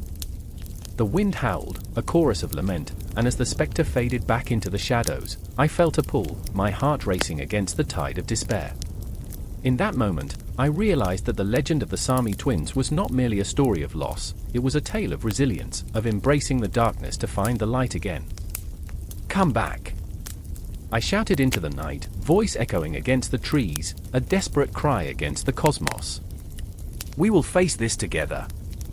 And as I stood on the precipice of memory and myth, the stars twinkled above like distant eyes, watching, waiting. The world held its breath, and I knew this was only the beginning. The dance of the twins would continue, entwined in a cycle as old as time itself. The sky was bruised, swirling with tempestuous clouds that swallowed the sun whole, casting the land into an eerie twilight. The air crackled with tension, thick as the ocean mist that wrapped around the cliffs, holding secrets, holding breath, holding everything. I stood at the edge, heart pounding like a war drum, the wind tangling my hair, every gust whispering tales of glory and loss. There, on the precipice, I could hear the distant roar of waves crashing against rocks, fierce and unyielding, like the battle raging within me. Maui, my twin, stood beside me, a storm of contradictions, a hero in his own right, yet haunted by shadows. His eyes, turbulent and blazing, mirrored the chaos above, reflecting dreams that soared too high and fell too hard. I felt the pull of his spirit, wild and untamed, the sort of energy that could coax the stars from the night, only to be crushed under the weight of our father's expectations. "Can you feel it?" he murmured, voice low and fierce like the growl of thunder. "The earth trembles with the spirits of those who came before us. They want something." I turned to him, my heart a cacophony of fear and admiration. "What do they want, Maui?" I asked, the words hanging between us, fragile and raw. He grinned, a flash of reckless joy cutting through the storm. "They want to know if we're brave enough to seize it." But bravery, I'd learned, was not the absence of fear. It was the knowledge that the abyss awaited, and it was hungry. In the distance, the silhouette of the island loomed like a sleeping giant, a vibrant tapestry of life, yet a battlefield of our shared legacy. I could feel the tension between us, a taut string ready to snap. Maui was the daring flame, and I was the shadow that flickered in its light, always yearning for the warmth but terrified of the burn. Yet, I knew this moment, this dark, tremulous heartbeat, would define us. It was as if time itself held its breath, waiting for us to make the first move. I remembered our childhood, how we played under the same stars, racing against the wind, laughter echoing through the valleys. I remember, I paused, a lump in my throat, the night you caught the moon in your hands, convinced you could tame it. His laughter had danced like fireflies in the dark, wild and impossible. Now he stood, fists clenched, poised to challenge the very gods. "What if they don't let us?" I whispered, swallowed by a fear that twisted in my gut. "They will," he replied, an unyielding force. "Because we will make them. We are twins, bound by blood and fate." The storm in his eyes shimmered with belief, a belief that sometimes felt like a weight rather than a gift. But I was haunted by a different truth, the truth of our differences. I was the cautious one, the thinker, while he was the dreamer, always reaching for a world I couldn't fathom. "Maui," I started, but the wind snatched my words, flinging them into the abyss. Then, as if summoned by our very hearts, a crack split the sky, and the ocean roared, sending waves crashing against the cliffs as though it sought to claim us. "Look!" Maui shouted, his voice fierce against the cacophony. "The sea is alive!" And it was a raging tempest of shimmering salt and fury, swirling and crashing, a dance of chaos that called to him. I could see it in his eyes, the hunger, the thrill, the undeniable connection to something greater than ourselves. And as he took a step forward, a reckless spark ignited in the air between us. "Maui, wait!" I grasped his arm, the urgency of my voice framing the moment. My heart thundered, fearing the depths that awaited, but all he felt was the pull of adventure. "This is our chance," he roared, eyes blazing as he tore free from my grasp. "You're afraid of what lies beneath, but I'm afraid of never knowing." His defiance echoed in the empty spaces of my spirit. He was my twin, my other half, and yet he felt like a stranger. I remembered the tales whispered by our elders, stories of twins who lost their way, of those who loved too fiercely and fought too hard. "Don't do this, Maui." Please, a desperate plea, but it shattered against his resolve. With every beat of my heart, I felt the world narrow down to this moment, a choice, a fracture in our bond. He faced the waves, arms wide as if inviting the storm to envelop him, to consume him whole. "I am Maui, demigod and son of the earth. I will summon the tides. They will listen." The power of his voice trembled through the air, reverberating like a heartbeat drumming against the universe's pulse. I stood, paralyzed, watching as he turned to the ocean, the light in his eyes blinding. I felt the inevitable shift, the tipping point that would either break us or forge us anew. And then it happened. The waves surged higher, a monstrous wall, crashing toward him like the wrath of 1,000 ancestors. I gasped, heart in my throat, as I reached out, desperation clawing at my chest. "Maui!" But he laughed, a wild, reckless laugh that echoed against the tempest, a siren song of daring and freedom. "Come with me," his voice soared above the chaos, and for a moment, I was drawn to him, pulsing with the raw energy that surrounded us. Yet, my feet felt rooted to the spot, anchored by fear and doubt. I remembered the stories of our father's disappointment, the weight of our family legacy, the ghosts that had long whispered in the dark corners of my mind. "Maui, please." The words tore from my lips, raw and quaking. The storm swirled around us, a living entity that breathed and roared, a reflection of the tempest in his soul. In that moment, I realized, the tides were rising not just around him but within me. It beckoned, it called for us both to navigate the uncharted waters of our connected fates. And then, as if caught in a net woven from dreams and fears, I knew, this was not just his fight. It was ours, a shared heartbeat against the chaos that threatened to drown us. The waves crashed, the winds howled, and there we stood, two souls intertwined, standing on the brink of everything we had ever feared, and everything we had ever yearned for. Silence thickens the air, a weighted moment that suffocates like a shroud. Two bodies lie sprawled on the dusty earth, the sun setting behind them, casting long shadows that stretch and intertwine, Gilgamesh and Enkidu, twin souls forged in the crucible of fate. I remember their faces, the way hope flickered in their eyes before it was snuffed out, replaced by the grim knowledge that the world had turned against them. Once, they were kings, brothers, rulers of the wild and of civilization, basking in laughter. Now, they lay defeated, the bitter taste of betrayal fresh on their tongues. What is it that binds us? A shared laughter? A whispered secret? I feel the heartbeat of their bond reverberate in my own chest, a painful reminder of the love that exists alongside the weight of despair. I remember the first time Enkidu emerged from the wild, raw and untamed, a force of nature, a creature of the earth. He had come to challenge Gilgamesh, to test the very depths of his soul. Their fates entwined in ways that only the gods could foresee, and as I stand here, I can feel the tension, the urgency of a friendship that teeters on the brink of destruction. "Why have you come for me?" Gilgamesh's voice cracks the stillness, filled with an anguish that echoes through the ages. He shifts, trying to rise, but pain floods his body, the burden of mortality clinging to him like a heavy cloak. His eyes are aflame with something primal, a fear that grips him, suffocating his spirit. "Did you come to save me, or to seal my fate?" "Fate!" Enkidu growls, fury and sorrow mingling in his voice. "Fate is a fickle mistress, my friend. You know this well. But I have seen the heavens, and they're darkening. The gods are whispering our names like a curse." There's a madness in his tone, a desperation that sends chills spiraling down my spine. He kneels beside Gilgamesh, their foreheads nearly touching, breaths mingling in the twilight. "We are more than mere mortals, Gilgamesh. We are legends. But even legends can fall. I remember the moment the wild man became a hero, the wild heart tamed by friendship, and yet, I feel the creeping dread.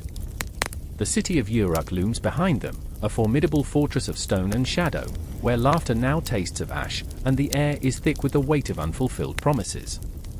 They once shared dreams of glory, of conquering the mountains and the stars. Now, those dreams lie shattered under the weight of anger and betrayal. A spectre of a memory flutters by, a distant laughter, the sound of celebration. The city adored Gilgamesh, and all his conquests were draped in the glory of divine favor. But with Enkidu, something shifted. Their adventures carved paths of chaos through the heavens, upsetting the balance that once held the world in place. The gods, in their jealousy, had turned their gaze, and now, all that remained was the bitter aftertaste of fate's cruel hand. "Do you remember?" I whisper, caught in their turmoil, "the monster we faced? The Bull of Heaven? We thought we could conquer anything." But at that moment, a deep rumble shakes the ground beneath them, a sinister warning that thrums through their bones. It is the earth, the cosmos, the very fabric of their existence, trembling, fearing the wrath of the gods. Panic flickers in Gilgamesh's eyes as the shadows of the evening stretch across the land. Each breath feels like a countdown. In the end, it is not the monsters we face that terrify me, Enkidu, Gilgamesh murmurs, a hint of vulnerability cracking his bravado. It is the monster within. I feel the weight of those words as they hang in the air, a truth that refuses to fade. The monster lies in loneliness, in the echo of dreams that never come true. I remember the darkness that crept into their hearts, the whispers of doubt that turned brother against brother. They were once the twin flames, but now they flickered, vulnerable to the winds of despair. Together, we can face anything, Enkidu pleads, grasping Gilgamesh's rugged hands. But apart, we are nothing but shadows. Don't let them take you. And yet, the grip of fate is relentless, it tightens like a noose around their necks. They can feel the universe shift, a cosmic imbalance that threatens to swallow them whole. Each heartbeat resonates with the inevitability of their end, and still, I am tethered to their plight. I feel their pain as if it is my own, a raw, searing wound that gapes and festers in the dark. The sky deepens into a bruised purple, the stars blinking to life, cold and distant. They watch with an indifferent gaze, as if they know the outcome of this conflict, as if they've seen it all before. Let us carve our names into the heavens. Gilgamesh whispers fiercely, desperation igniting in his voice, but it feels like a plea laced with futility. He knows the odds stacked against them, yet the fire of defiance crackles in his chest, and I can feel it pulsing through the very air around them.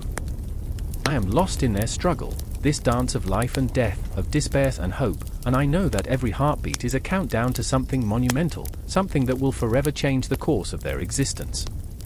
We were meant to be immortal. Enkidu shouts, his voice a guttural roar that pierces the silence. They may take our bodies, but our spirits will rise.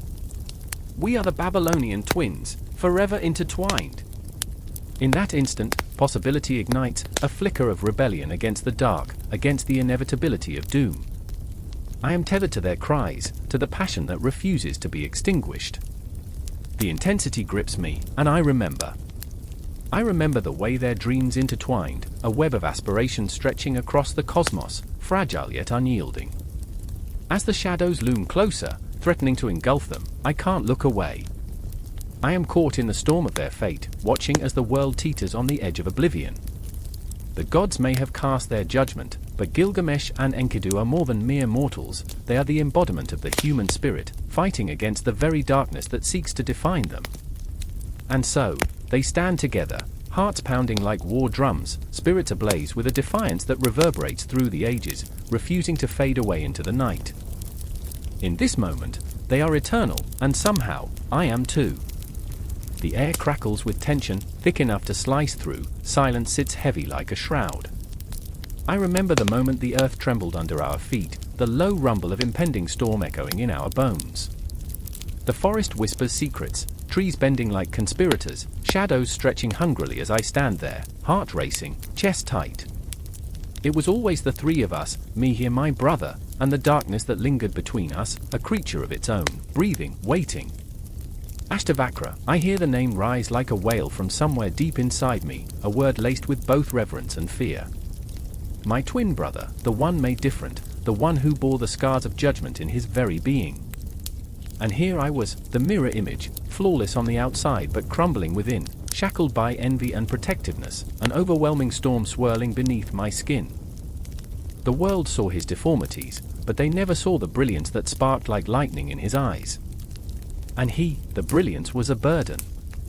I remember, oh how I remember, when we were boys, running wild through the fields, laughter a balm against the world. But innocence is a fleeting ghost, leaving us to grapple with the darkness that crept in like the coldest winter. I watched as he was cast out, not just from the village but from the hearts of those we loved. They called him cursed, marked by the gods. Ashtavakra, with his twisted limbs and a mind sharper than any sword, felt their gazes bore into him like daggers. But it was me who felt the wound, the deep crimson betrayal of blood that tinged our bond. The laughter we shared now feels like a distant echo, swallowed by the weight of guilt and despair. I stand at the edge of our past, memories clawing at my heart like hungry wolves, howling for resolution. I see him in my mind's eye, a lone figure against the twilight, a silhouette of defiance and vulnerability.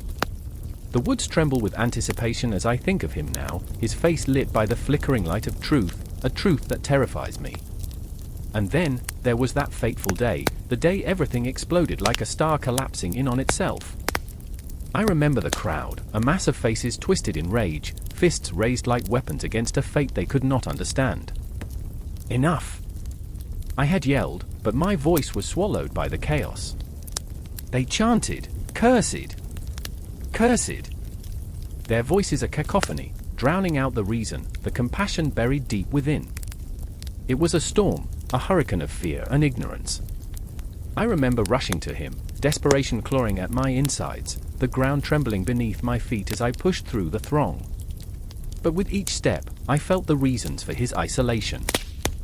His deformities that marked him, yes, but his brilliance too, his wisdom, the way he could bend the universe with mere words. "You don't understand." I screamed, but it felt like screaming into the void. They saw his body but not his soul, his spirit an untamed river, flowing with the truths of existence. And there he stood, heart exposed, a lion trapped in a cage of their making, and I felt the weight of unspoken words tethering me to the ground. "Go," he had shouted, his voice raw with pain, "leave me." But how could I? I am the twin, the other half, but also the shadow that chased him, haunted by my own failings. Ashtavakra, my brother, the one I loved and envied in equal measure, was slipping away into the depths of despair. The confrontation came like a thunderclap. I remember the moment he unleashed the storm within him, the words that cut through the darkness. "I am not my body," he cried, a wild spark igniting the air around us. The crowd recoiled, a ripple of disbelief. "To be free is to be true." His voice rang with the power of 1,000 storms, shaking the very core of existence. In that moment, I felt the air shift, the world tilting on its axis as truth danced wildly in the shadows. Yet, I stood frozen. The heart that once beat in unison with his now felt alien, a foreign thing wrapped in fear. What if he was right? What if the gods had not cursed him but had given him a gift wrapped in pain? My own insecurities wrapped like thorns around my heart, choking the words that yearned to spill out. I wanted to scream, to tell him I was terrified. Terrified of losing him and terrified of what he might find if he embraced his own truth. "Brother!" I finally managed to choke out, "I can't lose you." But my words fell like stones, heavy and useless, and the look in his eyes, the moment our souls collided, was one of sorrow, of clarity. He seemed to see right through me, peeling away the layers of fear and envy, exposing the raw, pulsing core of love beneath. Then, like a predator, the darkness lunged. Shadows swirled around us, the ground beneath us trembling. I felt the weight of time pressing down, the ticking of an unseen clock echoing in my ears. The village, with its narrow lanes and whispers of fear, felt like a distant memory, separate from the turmoil that raged within me. Ashtavakra took a step forward, and suddenly I saw the truth in his eyes. He was no longer the boy cursed by fate but a warrior forged in the fires of rejection. The shadows that bound me began to fray. I saw the brilliance of his spirit shining through the cracks of his body. A tense silence enveloped us, the world fading away as the air thickened with possibility. "Will you stand with me?" he asked, and in that moment, the universe paused, holding its breath. Time stretched, a taut string ready to snap, and I realized the answer lay not in my words but in my heart. I felt the urge to step into the light with him, to embrace the truth that had haunted me forever. The moment swelled, filled with the weight of acceptance, a journey not of the body but of the soul. But the shadows still lurked, restless and hungry, ready to consume us both. No resolution, no tidy ending, only the sharp edge of uncertainty that cut deeper with every heartbeat. I was still the brother, still flawed, still yearning for a truth that slipped like sand through my fingers. The sky above darkened, but in the heart of that tempest, there was a flicker of hope, a fire ignited by love and fear intertwined. The battle was far from over, it was just beginning. The air was thick with tension, a palpable weight pressing down, like the sky itself had turned to lead. I stood on the cusp of a storm, the horizon bruised and black, shades of despair swirling above the city. A scream echoed, splitting the silence like a dagger. It was the kind of scream that wrapped its fingers around your spine and held on tight, a warning carved from the marrow of fear. In that moment, I could see them, the twins, shadows of one another, a reflection shattered by fate's cruel hand. Zal, the elder, his heart a tempest of sorrow and pride, stood with fists clenched, his breath shallow, each inhalation a desperate plea for control.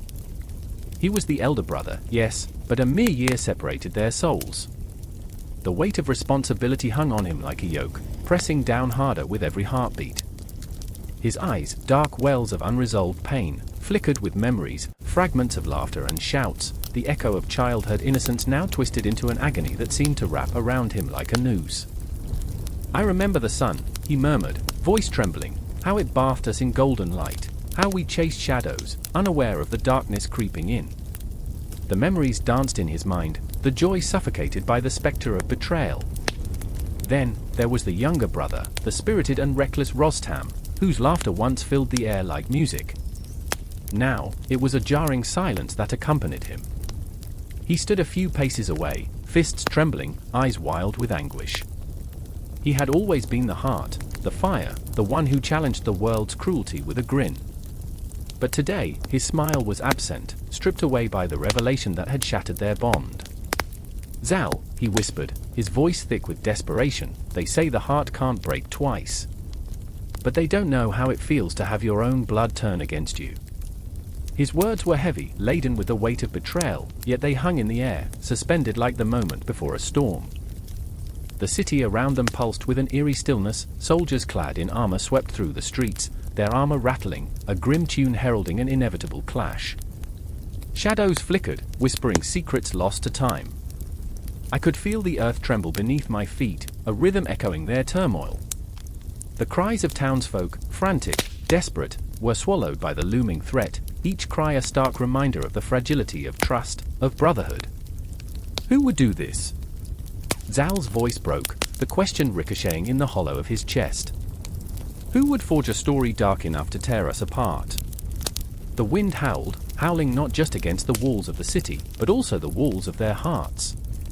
The cosmos itself seemed to lean in, holding its breath, waiting for the inevitable clash of fate. In the depths of night, the twins had shared everything, the stolen moments, whispered secrets, the bond forged in laughter and mischief. Now, that bond felt like a fragile thread, stretched thin, fraying at the edges. Every moment of joy was now tainted with the bitter aftertaste of betrayal. "I remember," Zal said, his voice rising, "when you laughed at my fears. And now they're using my love against me." The words hung in the air, heavy and electric. A rift widened between them, the fabric of brotherhood torn asunder by unseen hands. Rostam clenched his jaw, the fire within him igniting again, but this time it burned with rage. "They can't take what we are. We are brothers. We stand together." Tears glistened in his eyes, unbidden, fighting against the onslaught of his emotions. He was fighting against something even greater than the betrayal, a fear that he might lose his brother to the very darkness that sought to consume them both.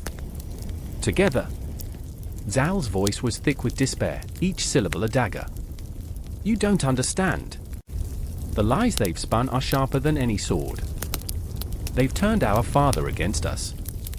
It's a war of shadows, and it's tearing us apart." That was the moment it hit me, the realization that the true enemy was not the traitorous whispers of their father but the creeping darkness of doubt that slithered through their bond, threatening to choke the life out of it. The air crackled with the tension of unspoken words, of emotions bottled up and ready to explode. "Do you remember," Rostam said, voice barely a whisper, "the stories our mother told us? Of heroes rising from ashes? We can be those heroes, Zal. We can rewrite this tale before it's too late." The words hung between them, heavy with hope and desperation. But hope was a fragile thing, easily crushed under the weight of despair. Shadows danced around them, mocking their plight, while the stars twinkled above, indifferent to the turmoil below. A flicker of resolve ignited in Zal's eyes, but it wavered like a candle in the wind. "What if there's nothing left to save?" he murmured, doubt weaving its way through his heart. But Rostam's fire blazed, fueled by the love they once shared, by the laughter that had echoed through the years. "Then we burn everything down and rise anew, brother. We will not be mere pawns in their game." The ground shook beneath them, a tremor that echoed their hearts' turmoil. The storm had arrived, swirling with a chaos that mirrored their souls. As the darkness closed in, the brothers stood at the precipice of choice, a choice that could either shatter them or forge an unbreakable bond, one that would echo through time. They grasped at the fraying threads of their connection, their hearts entwined in a battle between love and betrayal, hope and despair. In that moment, the world around them faded, leaving only the two of them, suspended in the tension of unspoken possibilities. Time slipped away, the cosmos spinning in its indifferent dance, while the brothers faced the impending storm with hearts aligned, ready to confront whatever lay ahead. A scream pierces the thick air, raw and primal. It hangs for a heartbeat, a tapestry woven with terror and anguish, echoing off the ancient stones of the temple. I stand frozen, my heart pounding in rhythm with the drums that beat like a war cry. Huitzilopochtli, the sun god, stands before the altar, a figure draped in feathers and fire, his face a mask of wrath and determination. Power surges through him as he raises his obsidian blade, glinting in the flickering torchlight, and all I can think is, this is the moment everything changes. Tears stream down the cheeks of a young woman named Mixcoatl. She trembles, caught between loyalty and love, her voice barely a whisper. "Brother, please," the desperation in her tone twists like a knife in my gut. She rushes to Huitzilopochtli, trying to grasp his arm, but he is a hurricane, wild and unrelenting, consumed by a darkness she cannot comprehend. It's a crisis ignited by jealousy, a rift carved by fate's cruel hand, the twins born of the same womb yet destined to be eternal enemies. Huitzilopochtli, his heart a sun blazing with ambition, his energy a tidal wave, longs to destroy Tezcatlipoca, the god of night and destiny, who lurks in the shadows, twisting the world with cunning and deceit. I can feel the weight of destiny pressing down on us, heavy and suffocating. This isn't just a battle of gods, it's a battle of souls. Look at him! Huitzilopochtli roars, his voice a thunderclap, drowning out the whispers of the crowd. He plots against us, against everything we are. A shiver runs through the air, palpable as the scent of blood, the taste of fear. The people kneel, eyes wide, breath held. They know what is coming, and so do I. I remember the first time I heard their names whispered in the market, the way the words curled around my heart like smoke: Huitzilopochtli, the burning sun, and Tezcatlipoca, the obsidian shadow. They were legends, gods, and yet at that moment, they felt so achingly human. Flawed. Relatable. I wanted to shout for Mixcoatl to run, to steal her brother away from this path of destruction, but my voice faltered beneath the weight of inevitability. The flicker of the torches casts eerie shadows, dancing like ghosts caught in a macabre ballet. As if in response, Tezcatlipoca appears, stepping from the darkness as though summoned by Huitzilopochtli's rage. His presence is chilling, an embodiment of chaos, cloaked in the night itself. "You are blinded by your light, brother," he sneers, eyes glistening like deep wells of despair. "You mistake ambition for strength." Mixcoatl's breath catches, a tremor of fear and heartbreak. She stands between them, a fragile bridge threatening to collapse under the weight of their fury. "No. Please?" Her voice breaks, echoing in the hollow chamber, reverberating like an unanswered prayer. "There has to be another way." But there isn't. There never is. Time slows, each heartbeat stretching into infinity. I can see the flicker of doubt in Huitzilopochtli's eyes, a chink in his armor of fury, but it's gone in an instant, replaced by the storm. "You think you can twist my fate, brother? You think I will cower in the shadows?" And then, chaos erupts. Huitzilopochtli lunges, a flash of motion sharper than any blade. I can almost taste the air thick with tension, feel it wrap around my throat like a noose. They clash like titans, fire and shadow melding in a violent dance that threatens to consume everything. The ground trembles beneath them, and the temple shudders as if it feels the weight of their rage, their pain, their love turned to ashes. Mixcoatl cries out, a sound that shatters the air, a sound that splinters my heart. "Stop! Brothers!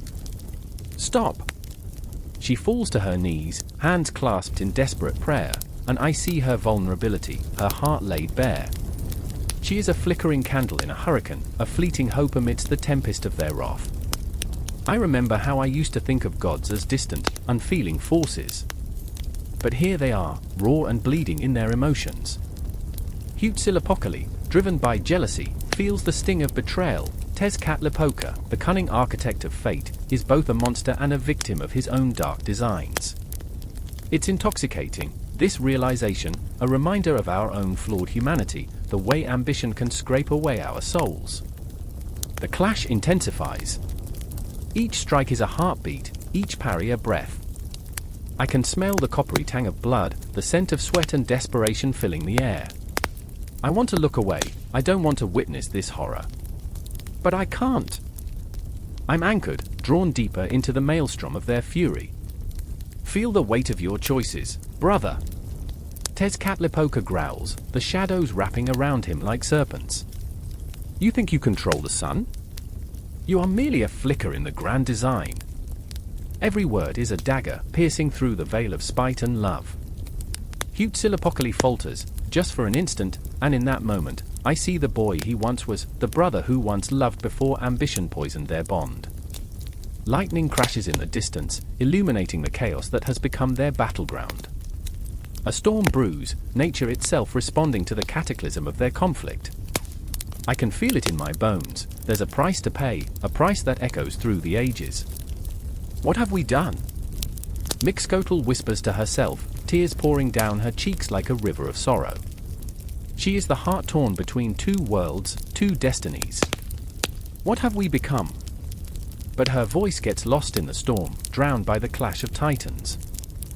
I remember a time when the sun and the night could coexist, when brotherhood wasn't a battlefield but a sanctuary. And now? Now it has become a hollow echo, a reminder of a love twisted by greed and fear. The moment hangs, suspended in the air, crackling with tension, and all at once, the world narrows. I can't think of anything else but the inevitability of the confrontation.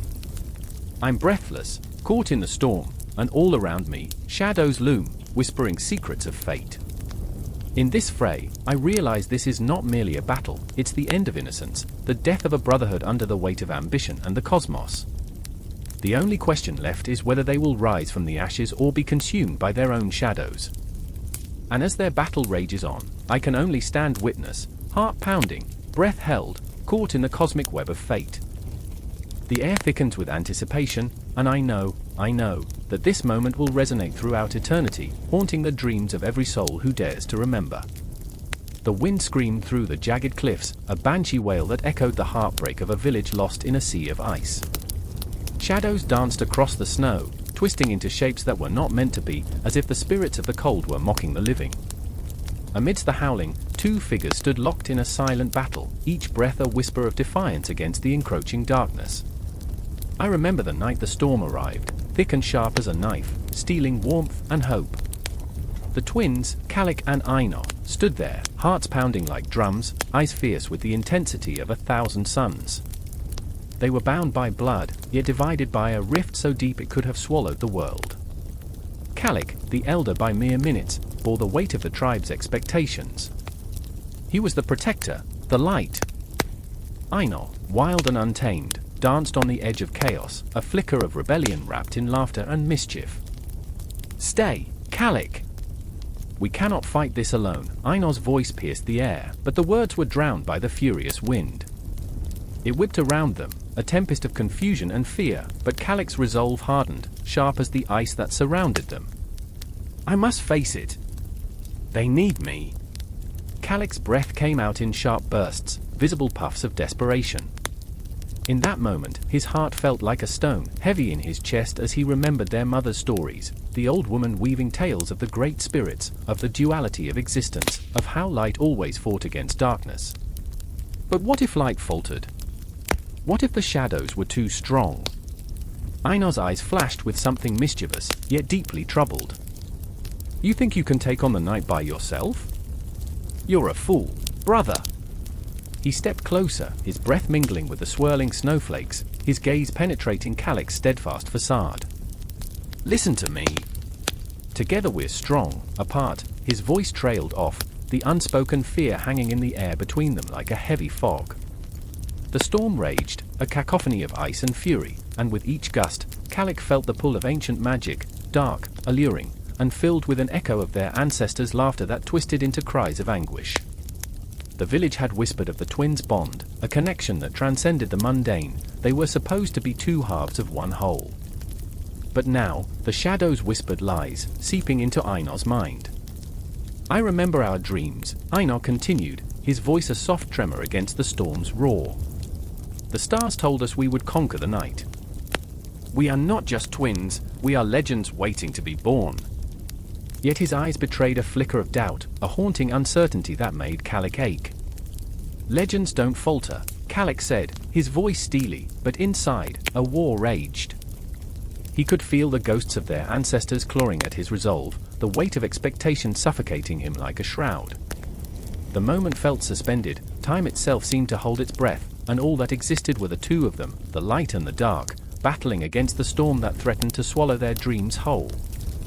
The night grew colder, and the shadows thickened, wrapping around them like tendrils of dread, pulling Einar into a swirling abyss. "I can't lose you," Calix whispered, but his voice trembled like the frail flame of a candle fighting against the draft. Panic pulsed through him, choking his words. Einar's laughter, a wild, beautiful sound, suddenly shifted, twisting into something darker, more sinister. "Maybe it's time we stop fighting," Einar said, a strange calmness seeping into his voice, as if he were embracing the very darkness they vowed to combat. "Why not let it take us? They're only stories, Calix. We're not heroes." The words hung heavy in the air, each one a dagger thrust into Calix's heart. "No. We are more than tales. We are brothers, bound by the ice and the blood of our ancestors."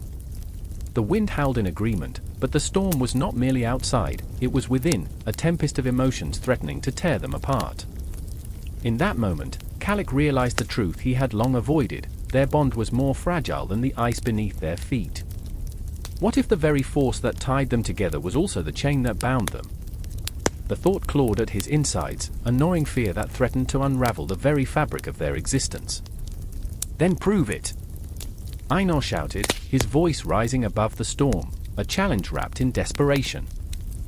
"Prove that you can save us! Prove that you are the light!" Calix's heart raced. He wanted to reach out, to pull Einar back from the edge, but the shadows coiled tighter, whispering sweet nothings of surrender. "I remember when we were children," Calix said, his voice breaking like the ice beneath their feet. "We laughed under the stars, dreaming of greatness. We fought off the dark with our stories, remember?" But Einar's eyes were glazed, clouded by shadows that danced just out of reach.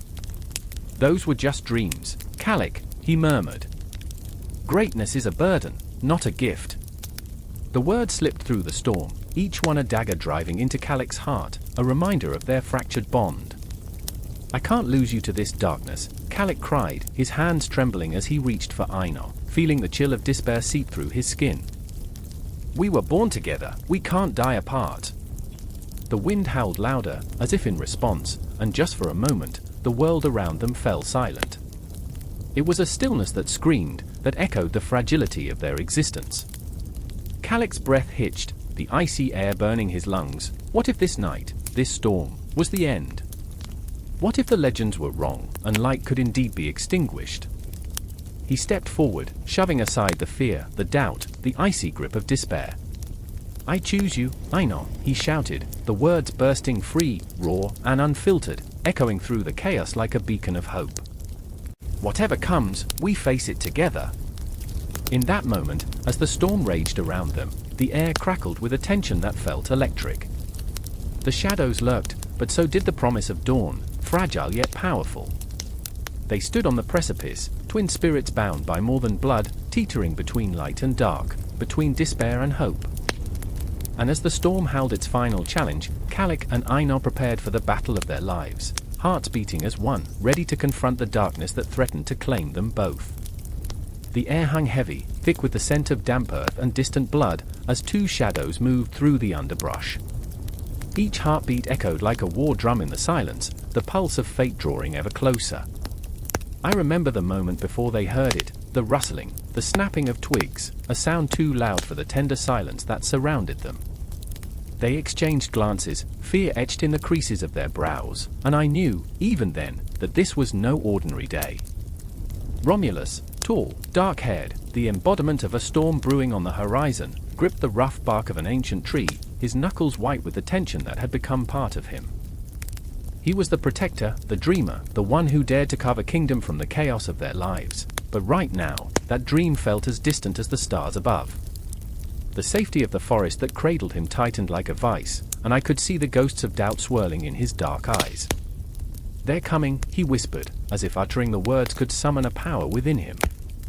Remus, his twin, a vortex of wildness and laughter, stood beside him, brimming with a spirit that often danced on the edge of recklessness. "Let them come," he shouted, defiance erupting from his chest.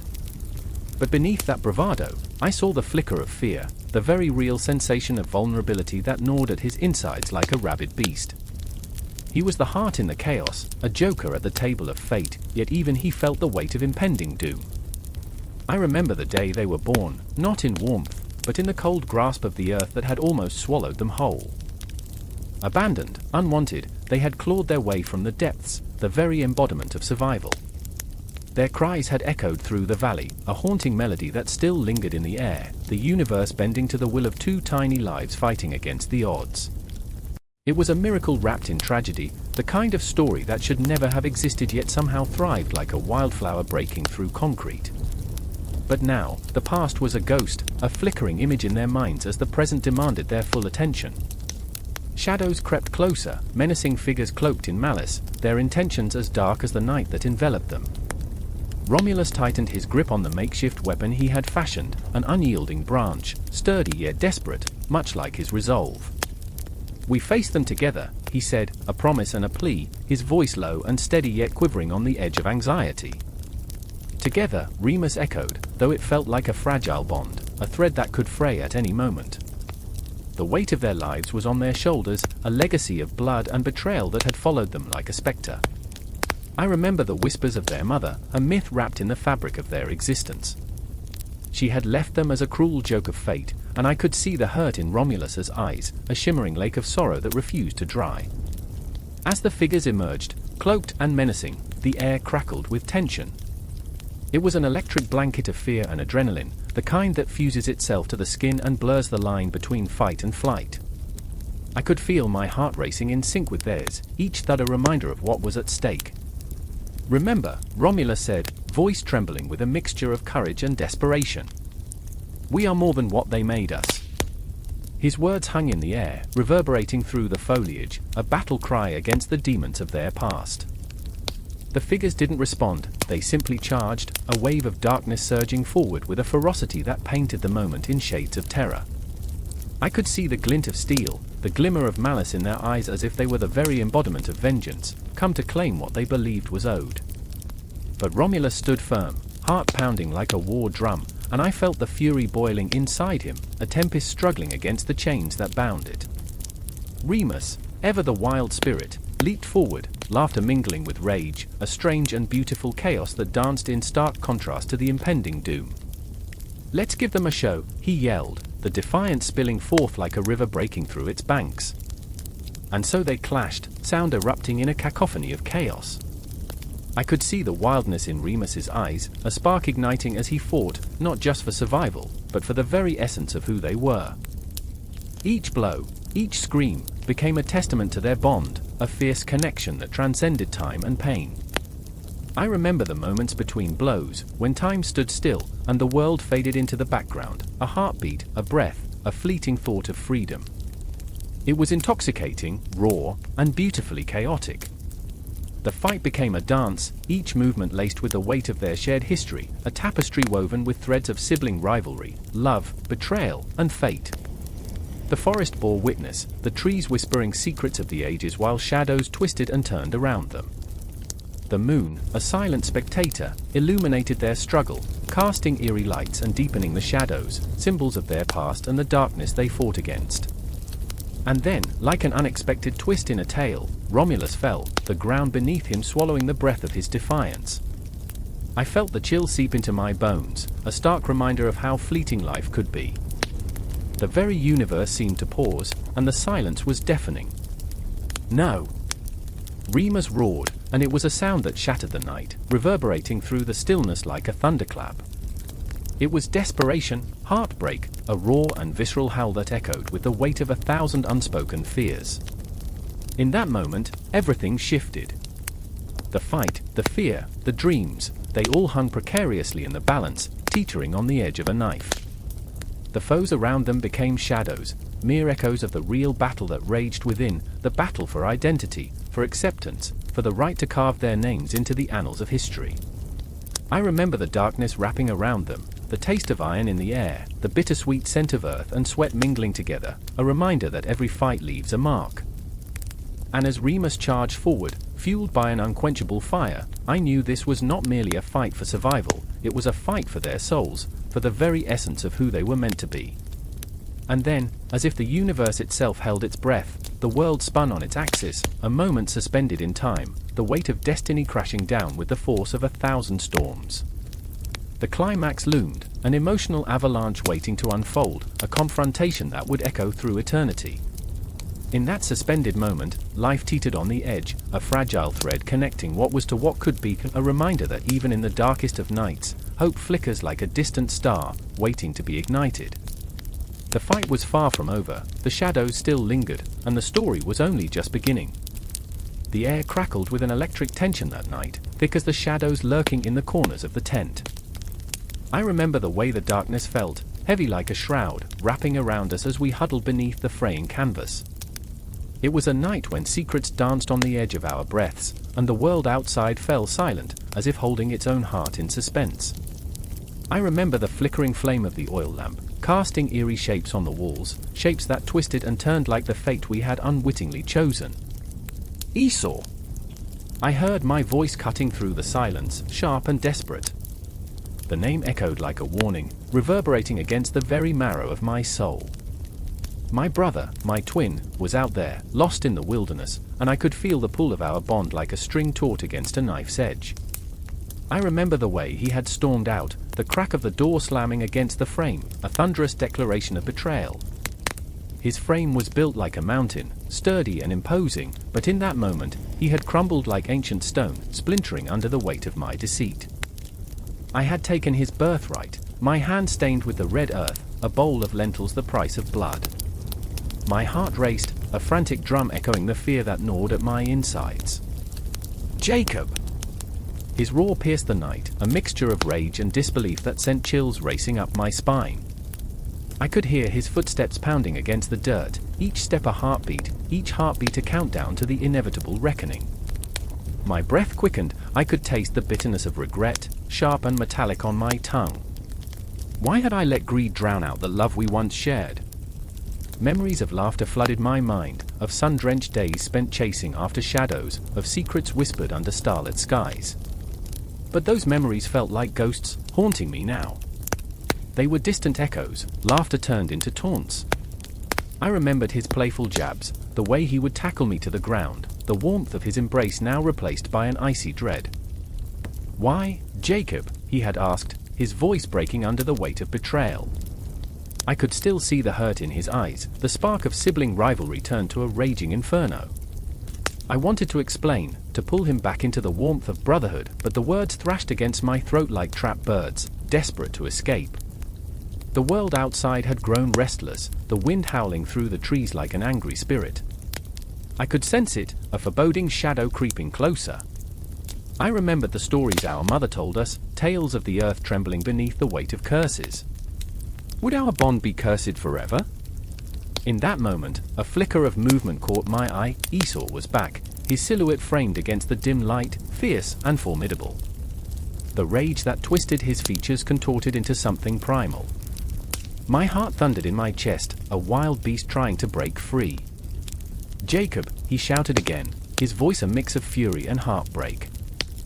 I could see the glint of something sharp in his hand, a blade, a promise of retribution. The blood rushed in my ears, drowning out the sounds of the night, drowning out reason. My own hands trembled as I grasped the edge of the table, searching for something, anything to hold me steady against the storm that was my brother. Esau, please! I cried, desperation spilling from my lips. I didn't mean to, but my words hung in the air, thick as the tension between us, dissolving into silence. He stepped closer, the ground beneath us quaking with the weight of our history, our rivalry, our love twisted into something grotesque and raw. The moon rose high, casting a cold, silver light that turned his face into a mask of vengeance. I could see the conflict raging inside him, the battle between the brother he wanted to be and the monster I had turned him into. I remember, the word slipped from me like a prayer, a plea for forgiveness. I remember us, before the lies, before the shadows. I reached out, my hand trembling, desperate to bridge the chasm between us. We can find our way back, we can, but the darkness had seeped too deep, coated our hearts in layers that would not peel away. The blade glimmered menacingly, a specter of what could be. You took what was mine, he growled, each word a knife wound, sharp and deep. I was afraid, I admitted, the confession spilling out like blood from an open wound. I thought if I didn't act, I would lose everything. But I can't lose you, Esau. Not like this. The wind howled outside, rattling the tent, a ghostly echo of our childhood laughter drowned now by the specters of ambition and betrayal. I could feel the weight of the moment pressing down on us, the silence stretching taut between brothers, a taut string ready to snap. I remember the fear clawing at my throat, the desperation to turn back time, to reach into the cosmos and rewrite our fate, to pull the stars down and make a new path from the constellations above. But what could one frayed thread of a man do against the vast expanse of destiny? As the moonlight illuminated the shadows in the tent, I saw something flicker in his eyes, a hesitation, a moment suspended in time. Perhaps love still lingered in the marrow of our bones, buried beneath the wreckage of our choices. Esau's breath hitched, the rage faltering, replaced by something softer, fear, sadness, longing. Jacob, he whispered, and the sound of my name crumbled the walls I had built around my heart. Just as I thought a chance still lingered, that this nightmare could twist back into a dream, darkness settled back over us. The blade shimmered, fate hanging in the balance, our choices dancing like fireflies in a summer night, both beautiful and tragic. The storm had just begun. The echoes of our past haunted us like ghosts, and as the shadows deepened, the silence thickened, wrapping around us like a noose. Every heartbeat echoed the impending clash of love and betrayal, a storm raging in our souls. And as I stood there, trembling before the brother I had wronged, I realized, this was only the beginning. The air hangs heavy, thick with the scent of impending rain and the metallic tang of blood. A silence, charged and electric, envelops the battlefield, a lingering whisper of doom lingering like an uninvited shadow. The clash of steel and the cries of the dying are mere echoes, drowned out by the tempest brewing within the hearts of two brothers, Nakula and Sahadeva. I remember the first time I saw them, twins, bound by blood and fate, each a reflection of the other yet achingly distinct. In their eyes, the weight of the world sits heavily. Nakula, handsome and poised, often mistaken for the radiant sun, is the favored son, the one who brings smiles and laughter. But within him lies an unsung sorrow, a wound deeper than any battlefield cut. Sahadeva, on the other hand, is the quieter, the contemplative one. The moon to Nakula's sun, he possesses a wisdom that belies his youth, burning with the knowledge of futures unspoken and paths diverging. As the tumult of war rages on, they stand together, an unyielding wall against the chaos. The drums of conflict beat louder, and their hearts synchronize with every pounding note, a shared rhythm of fear and honor. Do you hear that? Nakula's voice trembles, almost lost in the cacophony. It's the sound of our destiny calling. Sahadeva's eyes narrow, a storm brewing within. Or the echoes of our own demise. The truth hangs between them, ragged and sharp. They both know the stakes. The day is drenched in blood, and fate's cruel hand is poised to strike, yet neither can turn away from the storm that is their legacy. Memories swirl in the air like autumn leaves caught in a windstorm. I remember laughter, bright and carefree, and the scent of wildflowers. They played beneath the sprawling banyan tree, weaving dreams as intricate as the roots beneath their feet. But childhood is a fragile thing, easily shattered, and the weight of their lineage is a shackle that tightens with every passing moment. Do you ever think of what it means to fight? Nakula asks, gripping the hilt of his sword, knuckles white as bone. To shed blood for a throne we never asked for. Sahadeva swallows hard, the bitterness of uncertainty settling in his throat. Every day. And yet here we stand, ready to plunge into the abyss. He gazes into the distance, where the sun dips lower, casting an ominous glow over the horizon. What if we lose each other? A chill runs through me. The bond between them, forged in the fires of youth and tempered by trials, feels as fragile as spun glass. We won't lose each other, Nakula reassures him, though his voice wavers, a fragile promise wrapped in dread. No matter what happens, I will always find you. The ground trembles beneath their feet as war cries echo across the field, a symphony of chaos that pulls them back from the brink of despair. They exchange a glance, a fleeting moment of understanding, brotherhood forged in the furnace of fear. But the world is a cruel master. They draw their swords, the blades glinting like the shards of their dreams, and surge forward. The battlefield erupts around them, men fall like autumn leaves, the earth slick with their sacrifice. Sahadeva's heart races as he parries a blow aimed at Nakula. Stay close. We can't be separated. The weight of the moment presses against him, an anchor in an ocean of chaos. Always, Nakula breathes, his eyes fierce as they lock onto his brother's. But beneath that intensity lies a flicker of doubt, a ghost of fear that gnaws at the edges of his resolve. I remember the stories, the myths that whispered of valor and glory, of heroes and legends, but standing here, in the midst of this maelstrom, I understand the truth: war is a beast, ravenous and insatiable. It devours everything in its path, dreams, hopes, and lives. Then, in a heartbeat, it all shifts. A figure emerges from the smoke, cloaked in shadow, eyes ablaze with vengeance. It's an enemy, and as he charges, the world seems to slow, every heartbeat stretching into eternity. Look out! Sahadeva screams, but it's too late. The clash of metal rings sharp in the air, a cruel melody that plays on repeat. Nakula stumbles, a gasp caught in his throat, and the world tilts. No! The word escapes Sahadeva, a raw howl that cuts through the chaos. He lunges, instincts taking over, but time stretches, a cruel jester. Nakula falls, and the ground rushes up to cradle him in an embrace that can't warm the chill of death. Sahadeva, his voice is a whisper, a flicker of light dimming beneath the weight of fate. In that moment, the universe collapses, and I feel it, the agony, the heartache, the echo of loss reverberating through the fabric of existence. Chakras misalign, stars burn out, and the echoes of laughter fade into the void. Sahadeva kneels beside his brother, the weight of the world crashing down, wrapping around him like a noose. Stay with me. Please? But Nakula's eyes grow heavy, the fire within dimming. You are my heart, my soul, his voice falters like a dying flame. Promise me, the request hangs in the air, a haunting echo.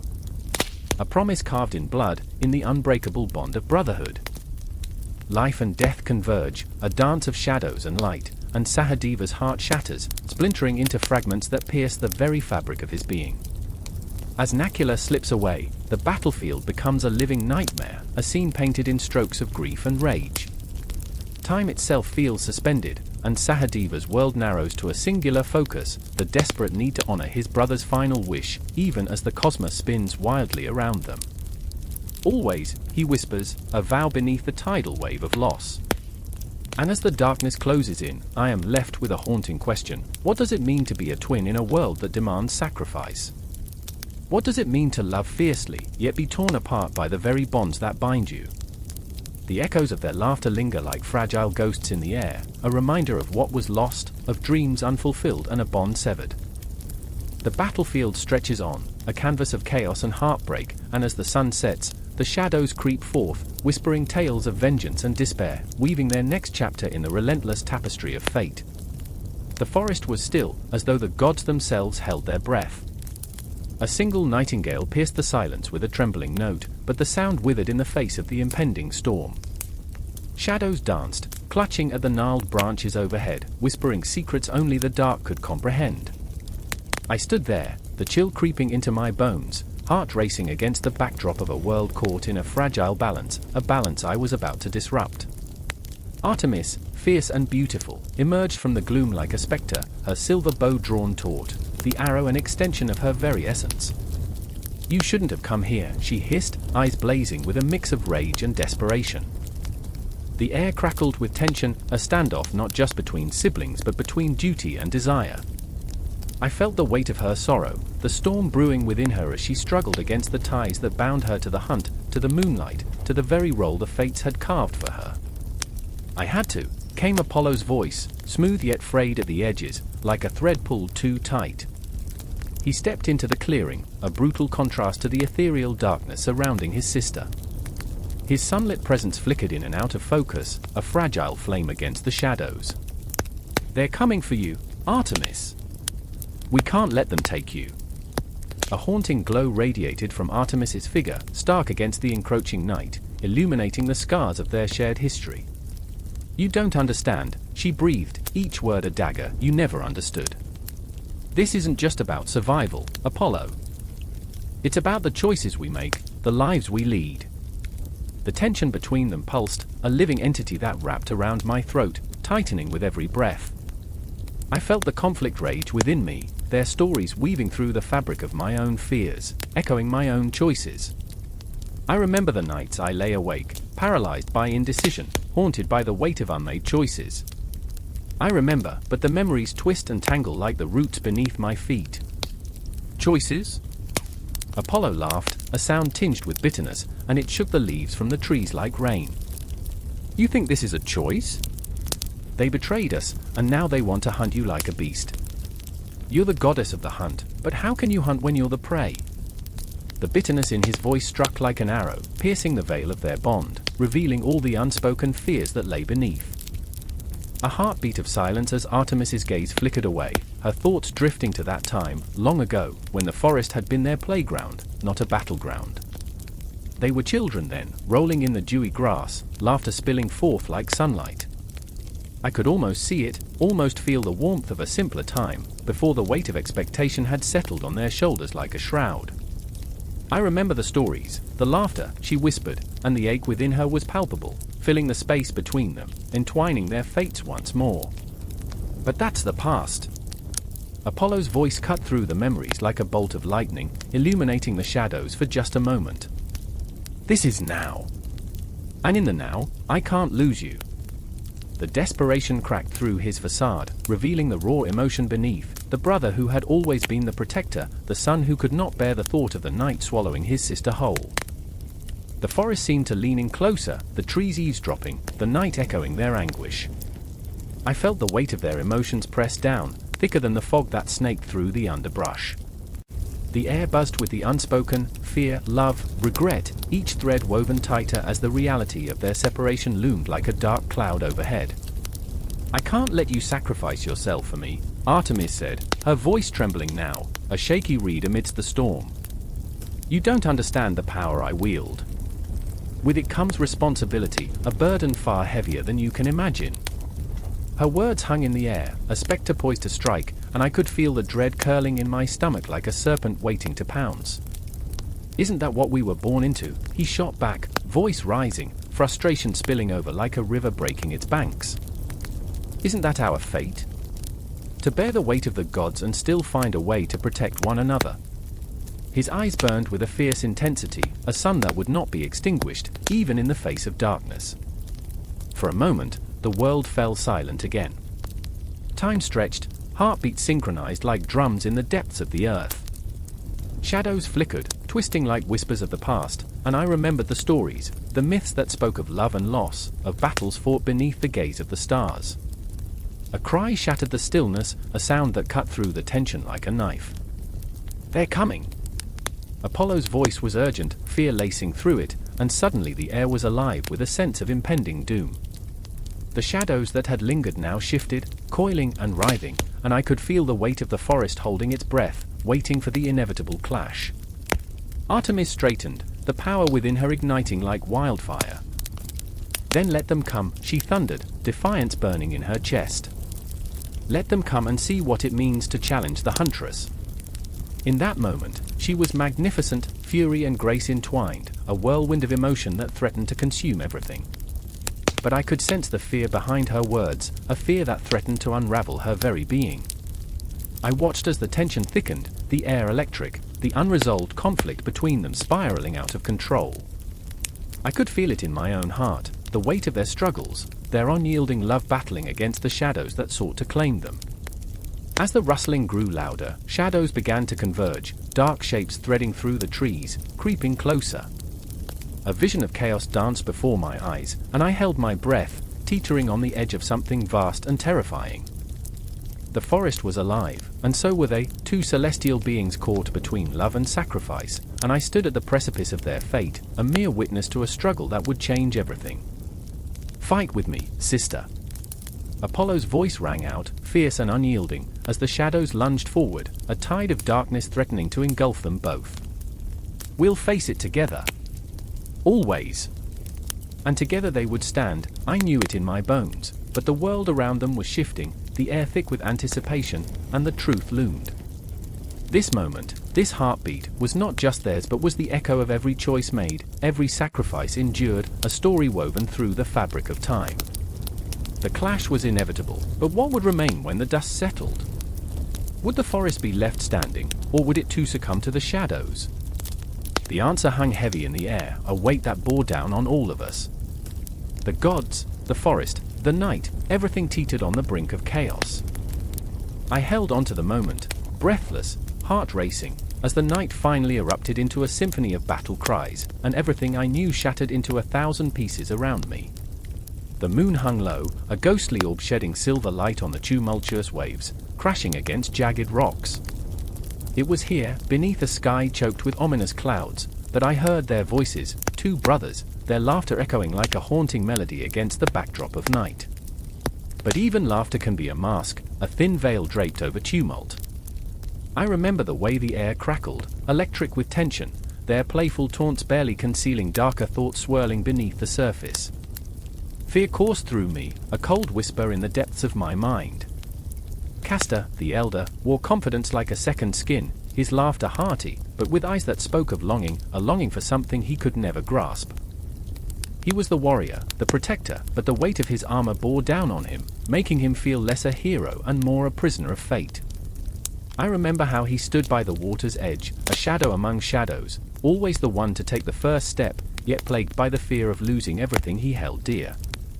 And then there was Pollux, the dreamer, with hair like spun gold and a heart open to the world. He danced with the moonlight, yet his joy felt fragile, a glass bauble ready to shatter. Beneath his carefree exterior, a tempest brewed. He wanted to escape, to break free from the chains of destiny that bound them both. I remember the way he would clutch at his brother's arm, eyes wide with fierce passion, saying, "We are more than what's written for us. We can change the stars." But could they? Could anyone? The question hung in the air, heavy and oppressive. In the distance, thunder rumbled like an angry god awakening from slumber. The sea roared, as if it sensed the brewing storm within the twins. "We should go back," I urged, my voice barely a whisper against nature's fury. But they didn't hear me. Their eyes were locked on the horizon, where the dark waves crashed against the shore, like wild horses breaking free from their reins. "I can't," Castor began, but the words were swallowed in the chaos of the storm. "I can't let them go without a fight." He stepped forward, as if the raging tempest were a challenge laid at his feet, the call to arms echoing through his very soul. I wanted to scream, wanted to pull him back, but I was paralyzed, caught in the web of their shared destinies. Time twisted around us, a cruel puppet master. I remembered the old stories of the Dioscuri, tales of bravery and brotherhood, but those tales felt like shadows now, flickering and uncertain. Who would write their ending? Who would decide the fate of these two souls entwined in a cosmic dance of loyalty and ambition? "Castor, please!" Pollux begged, desperation creeping into his voice, a fragile thing cracking under the weight of impending loss. "You don't have to prove anything. We're already enough." But even as he spoke, I could see it, the fire igniting in Castor's chest, an all-consuming blaze that would not be quenched. The thunderclap split the sky, illuminating their faces, reflecting the storm raging within. In that moment, I saw their choices laid bare, raw, and exposed. The cosmic clock ticked away in the background, merciless and unyielding, counting down to an uncertain fate. Lightning danced across the sky, illuminating the jagged rocks, a brilliant flash revealing their possible futures. The air felt thick with inevitability, the twins were bound by blood but haunted by the fear of separation. I felt it then, their pain bleeding into me, a shared sorrow filling the space between us. I remember breathing in the salt air and feeling it burn my lungs, as if the ocean itself was warning us of the dangerous path ahead. Castor turned, his eyes fierce, a tempest of emotion swirling within their depths. "I will not watch you fade into the shadows," he said, voice low and steady, filled with a resolve that sent chills racing down my spine. "I will fight for us. We will not be forgotten." Pollux's response was a murmur, nearly drowned by the crashing waves. But at what cost? It was a question steeped in fear, fear of losing his brother, fear of losing himself. I felt the weight of it settle over us like a shroud, suffocating, yet electric. And then came the moment, the terrible, beautiful moment when time hung suspended. The world fell silent, nature paused to witness the brothers' clash of will. A heartbeat, a breath, a fragile thread connecting them in a universe of chaos. They stood there, two halves of a perfect whole, poised at the precipice of destruction or salvation. I remember the moment vividly, it etched itself into my very being. Castor stepped forward, his every muscle coiled like a serpent ready to strike. "I would rather fight and lose than fade into nothingness," he declared, voice a thunderstorm of righteous fury. Pollux's heart shattered at the words. "You will lose everything," he cried, and oh, how I felt the weight of that truth. The air crackled with tension, fear mingling with fury, love tangled in despair. In that instant, the storm broke, unleashing all its fury. Rain poured down in torrents, blurring the lines of reality, washing away the clarity of their choices. I stood by, a mere spectator in this tragedy of brotherhood, knowing that the world would never be the same again. And then, as if the very universe conspired against them, I saw it, a shadow emerging from the depths, dark and ominous. A figure cloaked in sorrow, an embodiment of their fears, walking the line between dreams and nightmares. I felt it then, the unshakable sense of dread, a ghostly whisper echoing in the back of my mind, this was just the beginning. The air thickened with foreboding, and in that moment, I understood, their struggle was not just against the night, but against the very fabric of fate itself. The Dioscuri stood on the edge of a chasm, hearts pounding, souls intertwined, ready to confront the dark that loomed on the horizon. The storm howled its approval, and I, trapped in this moment, realized that what lay ahead would shape not just their destinies, but the destinies of all those who dared to dream. As the winds howled and the waves crashed, I could feel the tension coiling tighter around us, like a noose that promised both freedom and destruction. Their journey was only beginning, and I held my breath, waiting for the storm to break, for the confrontation that would shake the very foundation of their existence. Time shuddered, fragile and merciless, and I could only watch as the cosmos aligned, ready to bear witness to the sacrifice that would echo through eternity. The moon hung heavy in the obsidian sky, a silver blade poised to cut through the night's tension. The air crackled with unspoken words, the whispers of ancient gods echoing in the silence. I could feel it in my bones. Something was coming. In the distance, shadows twisted like serpents, slithering through the dark, Set, the god of chaos, an embodiment of jealousy and rage, prowling beneath the weight of his own darkness. I remember the first time I faced my twin. His laughter was a storm, wild and unrelenting, sending shivers down my spine. I could almost taste the bitterness of our rivalry, the sweet tang of betrayal curling on my tongue. Horus, the falcon-headed god of the sky, stood tall beside me, radiant in his confidence, yet I could see the flicker of doubt in his eyes. Brothers, bound by blood, destined to clash like titans under the watchful gaze of the stars. "Do you feel it?" Horus whispered, his voice barely above the rustle of the wheat fields, almost swallowed by the night. I nodded, though my heart thudded against my ribs like a frantic drum, each beat a reminder of our fateful bond. It was in that moment I understood, we were not just twins, we were twin souls, forever tethered to a cosmic ballet of power and pain. The sun had set on our childhood, the golden days fading into shadows of ambition and fear. How easily the laughter slipped through our fingers, like grains of sand. I remember our games, how we would race through the fields, the wind pushing us forward, how we would pretend to rule the cosmos. But now, those dreams lay shattered at the feet of our mother, Isis, who was powerless to mend the rift that had torn us apart. The night air was thick with impending doom as Set's silhouette loomed closer. I could see the glint of his eyes, fierce and burning, the embodiment of chaos personified.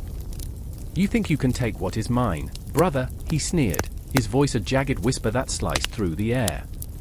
Each word dripped with venom, a reminder of the throne he coveted, a throne that was rightfully mine. I took a step forward, my heart pounding like a war drum. It isn't just yours for the taking, Set. You've brought nothing but ruin to our lands.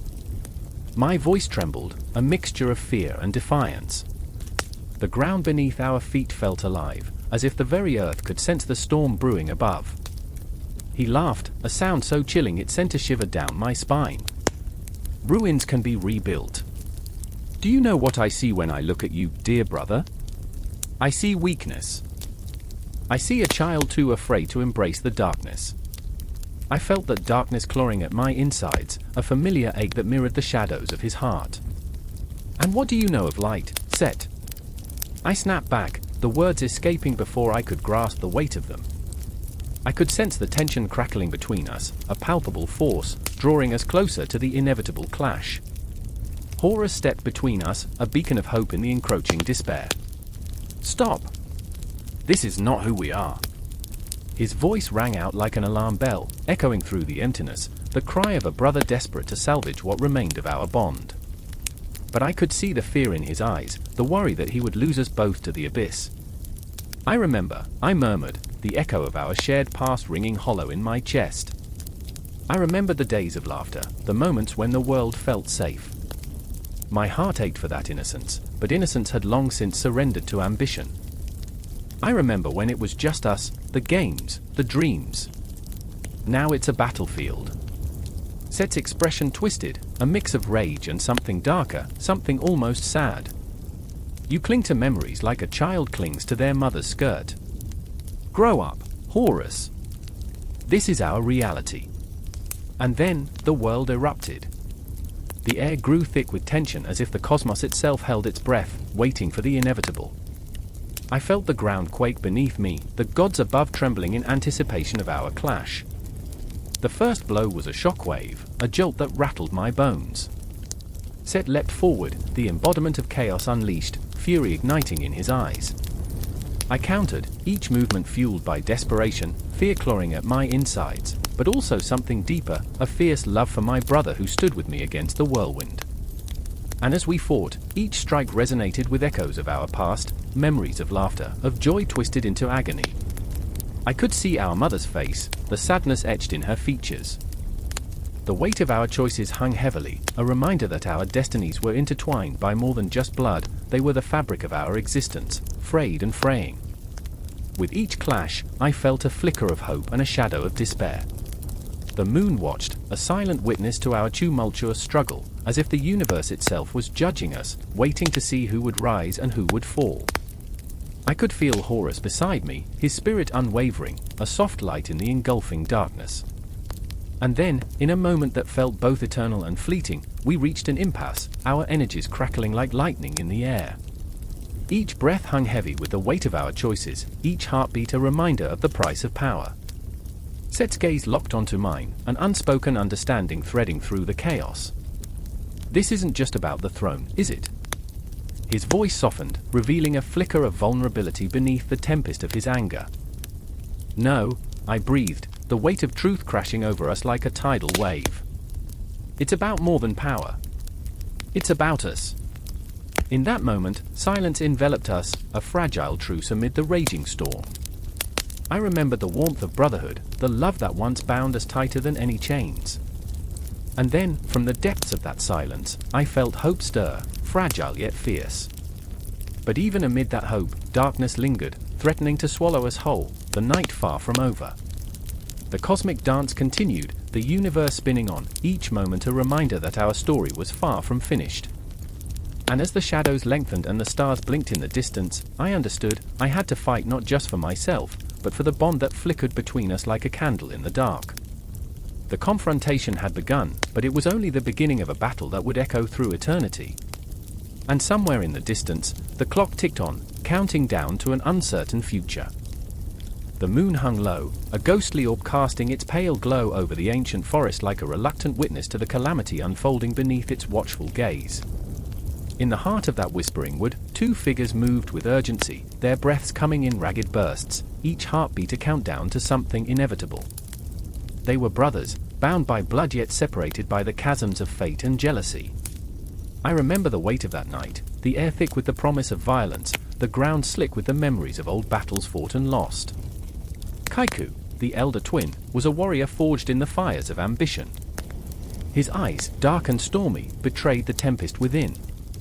A rage simmered, fueled by the gnawing belief that he was destined for greatness, while his brother, the softer-spoken Artu, was stuck in his shadow, a shadow that stretched like an endless night. "Let's go back," Artu pleaded, his voice trembling like the leaves above them. "We can still turn around. We can still be whole." But Kaiku only tightened his grip on the hilt of his sword, a cold metal whisper promising power and bloodshed. The forest breathed around them, a living entity, its branches creaking, echoing the brothers' tension. Unseen creatures rustled in the underbrush, their presence a reminder that not all enemies wear the face of man. I remember the way the moonlight danced across Artu's face, illuminating not just his features, but the deep lines of despair etched there, lines that told a story of loyalty, of a bond that was unraveling. He was never meant to be the warrior. He was meant to be the heart, the soul, but hearts are often crushed under the weight of ambition. "Do you hear that?" Kaiku's voice sliced through the night, taut with anticipation. Artu's heart pounded in response, a percussion of fear. The sound came again, drumming, a low thrum that resonated from the earth itself, beckoning them deeper into the woods. It was the sound of fate, it pulsed like a heartbeat, steady yet ominous. "It's calling us," Kaiku breathed, a feral grin spreading across his face. In that moment, he resembled a wolf, hungry, wild, and wholly consumed by the hunt. "No, Kaiku!" Artu's voice rang out like a bell in the stillness. "We should leave. We should," but the words were swallowed by the shadows, by the very darkness that cradled their fears. His heart ached, a dull throb that pulsed in rhythm with the drum, a reminder of the love they once shared, now being ground beneath the weight of ambition. Artu stepped forward, the flickering flame of hope dimming with each passing moment. "You can't do this. There's nothing out there for us." "Nothing?" Kaiku shot back, his voice laced with venom. "Everything is out there for me. I'm destined for more than this cursed village, more than your cowardice." Cowardice. The word hung heavy, an accusation that cut deeper than any blade. It was a dagger driven straight into Artu's heart, twisting it until he felt the bile rise in his throat. Each word echoed among the trees, a symphony of despair that felt almost like a curse. Memories flared, sun-soaked days filled with laughter, dreams of adventure that felt as fragile as the morning mist. But those dreams were slowly suffocating, swallowed whole by Kaiku's relentless ambition. The drumbeat intensified, a rhythm that pulsed like the very essence of the universe. Artu closed his eyes, feeling the vibrations thrumming through his bones. "You think you can seize your fate," he whispered, almost to himself. "Fate is a fickle mistress. She does not take kindly to those who dare to command her." His words trembled, an offering of caution, but Kaiku only laughed, a sound like splintering glass. "You don't understand, little brother. You've never understood." And with those words, he turned, facing the darkness beyond, the shadows swallowing him whole. Artu's heart clenched painfully. This was the moment he had feared, the fracture that would break them beyond repair. Then came the scream, a piercing cry that shattered the night, echoing through the trees like a banshee's wail. Artu's blood turned to ice as he stumbled back, his mind racing. The sound of a struggle surged, thrashing in the silence like a wounded animal. Kaiku was lost, drowning in his own ambition, and Artu was powerless to pull him back. "Kaiku," he shouted, desperation clawing at his throat, but the shadows swallowed his voice. The drumbeat quickened, pounding in his ears, drowning out the cries of his brother. It was a warning, a harbinger of doom, yet all he could do was run toward it, heart pounding, feet barely touching the ground. What lay ahead was an abyss, a chasm where light dared not tread. The trees loomed above, twisting into grotesque shapes, their gnarled branches reaching out like skeletal fingers. I remember the feeling of being drawn into the depths of the forest, a dark vortex threatening to consume him whole. And there it was, the clearing, bathed in silver light, a stage set for tragedy. Kaiku stood at its center, a silhouette against the backdrop of the moon, a figure poised on the brink of destruction. Before him knelt a creature, a beast with eyes like burning coals, a presence that radiated power and ancient malice. The air crackled with tension, a charged silence heavier than the darkest night. "Join me," the beast hissed, its voice a serpent's whisper. "Together, we can shake the very foundations of this world." Artu watched, horror-stricken, as the fire of ambition danced in Kaiku's eyes, his brother teetering on the edge of a precipice. "Don't!" Artu screamed, but the words fell like stones into a chasm, swallowed by the void. Kaiku was lost, wading deeper into the waters of darkness, blinded by the promise of power. This was the moment where love met its greatest trial, the very soul of their bond tested against the hard edges of fate. The drumbeat faded into silence, leaving only the sound of Artu's heart, the pulse of a brother's despair. He stepped forward, drawn by an instinct as ancient as time itself, a desperate hope to save what little remained. But Kaiku had already crossed the threshold, and with that single choice, he became a harbinger of chaos, a dark echo in the night. The shadows wrapped around him like a lover's embrace, and in that moment, Artu felt the weight of the cosmos upon his shoulders, a burden too great to bear. The forest would remember this night, the echoes of their cries etched into its memory, an eternal witness to the fracture of brotherhood. Every breath, every heartbeat, reverberated against the haunted trees, the legends of old stirring in the dark. The myth of the finished twins was not merely a story, it was their reality, twisted and torn. And as Artu fell to his knees, the moon wept, a silent witness to the unraveling of dreams, a heart-shattering reminder that sometimes, even the deepest bonds can be severed, leaving behind only the lingering shadows of what once was. The night smoldered like a dying ember, and the air was thick with the tension of unspoken words, hearts pounding in synchrony. Rukmini stood in the shadows of her father's palace, the moonlight casting ghostly patterns on her delicate features. She could hear her own breath, a quickened pulse of fear and longing. The world beyond the palace walls pulsed with life, but here, in this gilded cage, she felt like the last leaf clinging to a barren branch. "Rukmini!" A voice pierced through the silence, shattering her moment of solitude. It was Krishna, his presence a blazing star in her darkest night. Every time he entered a room, it was as if the universe shifted, as if the cosmos conspired to embroil them in a destiny neither could fathom. But tonight, that cosmic promise felt like a heavy shroud, suffocating in its intensity. "Don't you see?" "It's impossible," she whispered, her voice quavering with the weight of their shared secret. His eyes, deep and stormy, held a mixture of hope and despair, a tempest of emotions raging behind a calm facade. She wanted to believe, to surrender to the wild dreams that danced between them, but the chains of expectation clamped tighter around her heart. "Love is never impossible, Rukmini.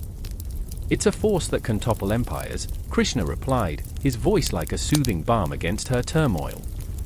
Yet, the truth hung heavy in the air.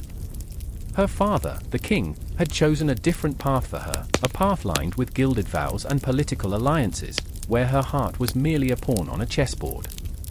As she gazed into Krishna's eyes, she felt the world around her blur, and time itself seemed to stretch into an eternity. "I remember," she murmured, lost in a memory of laughter and stolen glances. "I remember the first time we met by the riverbank. You promised me the moon, Krishna. But promises are like shadows, they drift away when the light changes." A shiver danced down her spine, echoing in the loneliness of her heart. "We can fight this," he insisted, stepping closer, his warmth radiating like sunlight cutting through a winter fog.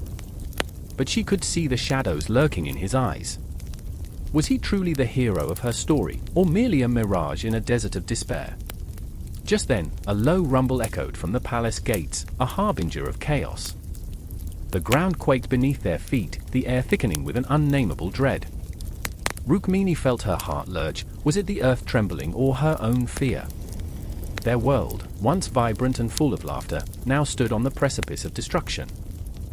"Rukmini!" A voice sliced through the night. Her brother, Rukmi, the embodiment of duty and familial obligation, stormed into the scene. "This is no time for dreams. I have seen the signs. The enemy approaches, they will not rest until they claim what is rightfully theirs." His words dripped with urgency, yet they felt like a boulder crashing into her fragile hope. As Rukmi's fierce gaze settled on Krishna, a chill ran through Rukmini. She knew the depths of her brother's loyalty, the lengths he would go to protect their lineage, even if it meant severing the thread of love that bound her to Krishna. The air crackled with the weight of unspoken accusations. Each breath felt like an act of rebellion, every heartbeat a silent scream against the impending darkness. "Leave now, Krishna," Rukmi commanded, his voice a guttural growl. "Before you become a casualty of this war. You are not welcome here." The threat hung in the air like a noose, tightening around her heart, each word a dagger aimed at the fragile romance blooming between them. "No!" Rukmini cried, her voice breaking like glass. "You can't," but before she could finish, Krishna stepped forward, a warrior cloaked in the armor of love, undeterred by the storm brewing around them. "I will not abandon her," he declared, his voice steady as the ancient trees that had witnessed countless seasons of change. "Not now, not ever."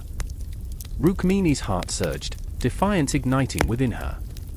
"You think I am some precious jewel to be traded in a game of kings? I am not a pawn." The words escaped her lips like wildfire, burning through the tension, igniting the passions that had long been stifled. And in that moment, something shifted. The tension thickened, the air tasted of electricity, and it felt as if the universe held its breath. Would love conquer all? Or would duty bury them beneath the weight of expectations? The rumble grew louder, echoing through the night, a warning of the horrors that lay ahead. Rukmini could hear the clash of swords, the cries of warriors, the echoes of a world teetering on the brink of annihilation.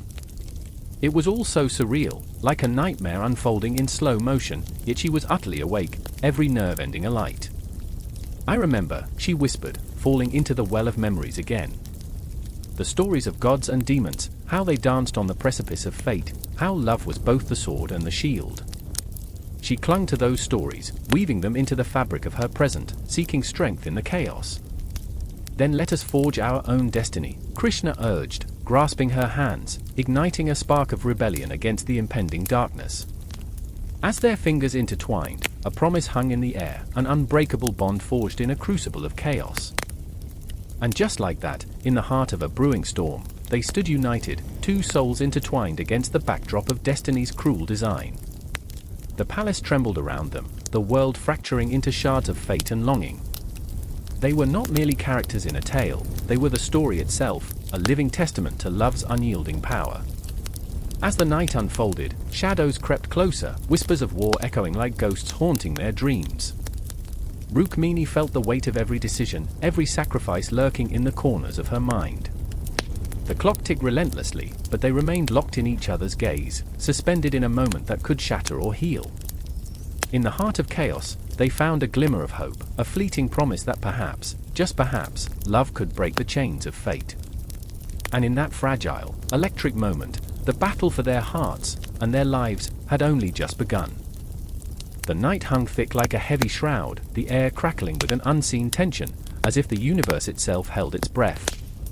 A single flickering flame illuminated the faces of the twins, Aya and Tunde, casting shadows that danced like restless spirits. Aya's heart raced, a wild drum echoing through her chest, a premonition of the storm brewing beyond the horizon. Their village lay silent, wrapped in a cloak of darkness, but within the warmth of their small hut, dread saturated every corner. "I remember," she whispered, her voice trembling like the flame. "The stories." Tales spoken in hushed tones, fear-laden legends of the gods and spirits who walked among them. The twins had always been inseparable, their bond deeper than blood, but tonight was different. Tonight, the pull of destiny snapped at their heels, a sharp reminder that they were chosen, not just for their extraordinary bond, but for the heavy weight of fate that hung over them like a noose. Moments before, Tunde had been lively, his laughter a sweet melody, lightening the gloom that threatened to envelop them. But now, an invisible specter loomed over him, his eyes clouded with uncertainty. "Aya," he said, his voice barely above a whisper, "what if the stories are true? What if we are the ones they fear?" Chills skittered down Aya's spine, a thousand whispers rustling through the darkness, weaving their own narrative of dread and hope. The twins were said to be born from the river, a gift from the goddess Oshun, the very essence of love and fertility. Yet, with great gifts came equally daunting expectations. They were the thread in the fabric of existence, one that could unravel the very tapestry of life if pulled too hard. What if they were destined to fulfill a prophecy that would plunge their world into chaos? "I want to believe," she replied, the words tasting of iron on her tongue. But belief doesn't erase the truth. The truth, that their existence teetered on a precarious edge, like the flickering flame dancing before them. They were revered, yes, but also feared. The villagers worshipped them, yet they whispered behind closed doors about curses and omens. Suddenly, a violent wind swept through the village, howling like a wounded animal, rattling the shutters of their home. Aya and Tunde exchanged a glance, the kind that spoke volumes, a silent conversation suspended in fear and recognition. With a jolt, Aya stood, the firelight reflecting in her eyes, a fierce determination igniting within. "We must confront this," she said, every word a surge of defiance. "We cannot hide from what we are." Tunde's heart twisted, torn between the desire to protect his sister and the undeniable truth of her words. He always felt like the shadow to her light, a comforting presence but never the beacon. "What if they come for us?" he asked, his voice a choked whisper, the weight of their intertwined fates pressing down on him like a boulder. "What if we are the ones who bring their wrath?" Aya reached for him, her hand warm against the chill of his skin, grounding him in the swirling maelstrom of uncertainties. "Then we face it together." Outside, the chaos roared, a tempest of voices swirling in the night. They could hear the rising panic in the village, the fear that gripped the hearts of their people like a vice. Children cried, mothers wailed, and fathers shouted to the gods for mercy. The twins were not just children of the river, they were symbols, vessels of hope and despair, and the villagers were desperate for answers. As Aya stepped outside, she felt the cold grip of the night wrap around her like a lover's betrayal. The moon hung low, a sentry watching over the chaos. The village square was a cacophony of shadows and flickering torches, faces twisted in fear, as darting like moths drawn to the flame. The air was thick with the scent of fear, heavy and suffocating. A figure emerged from the crowd, the village priest, his voice a deep resonance, calling for calm. "The twins, born of the river, are to face the trial," he proclaimed, the words slicing through the night like a blade. "Only they can appease the spirits angered by our neglect." Panic bubbled to the surface, a boiling pot of disbelief and horror. Eyes turned toward Aya and Tunde, a mixture of reverence and dread. "Why us?" Tunde's voice was raw, a desperate plea spilling from his lips. "We've done nothing wrong." "Perhaps that is the very reason," the priest intoned, his gaze piercing through the swirling emotions like a hawk locking onto its prey. "You are the light and the darkness, the balance we need to restore." Aya's heart thudded, matching the rhythm of the chaos surrounding them. "Restore what?" she cried, desperation dripping from her voice. "What do we need to do?" "Only the gods know," the priest replied, his tone ominous, the shadows stretching like ghostly fingers across the ground. "You must enter the realm of the spirits, face the trials, and return with the truth that lies in the heart of the river." In that moment, time skidded to a halt.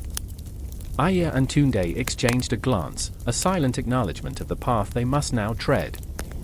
The weight of their existence pressed down on them, an unshakable gravity that threatened to pull them apart, yet bound them closer. "I remember," Aya whispered, the words escaping her lips like a prayer. "The stories say the river flows with the pulse of the earth, it reflects our fears, our hopes. If we can navigate its depths, perhaps we can find what we seek." The breath of the night echoed their uncertainty, a haunting lullaby of destiny that stirred both terror and exhilaration within them. They had a choice, a flickering flame against the encroaching darkness, ready to burn brightly or be extinguished. As they stood on the precipice of the unknown, the world around them faded, leaving only their resolve, fragile yet unyielding.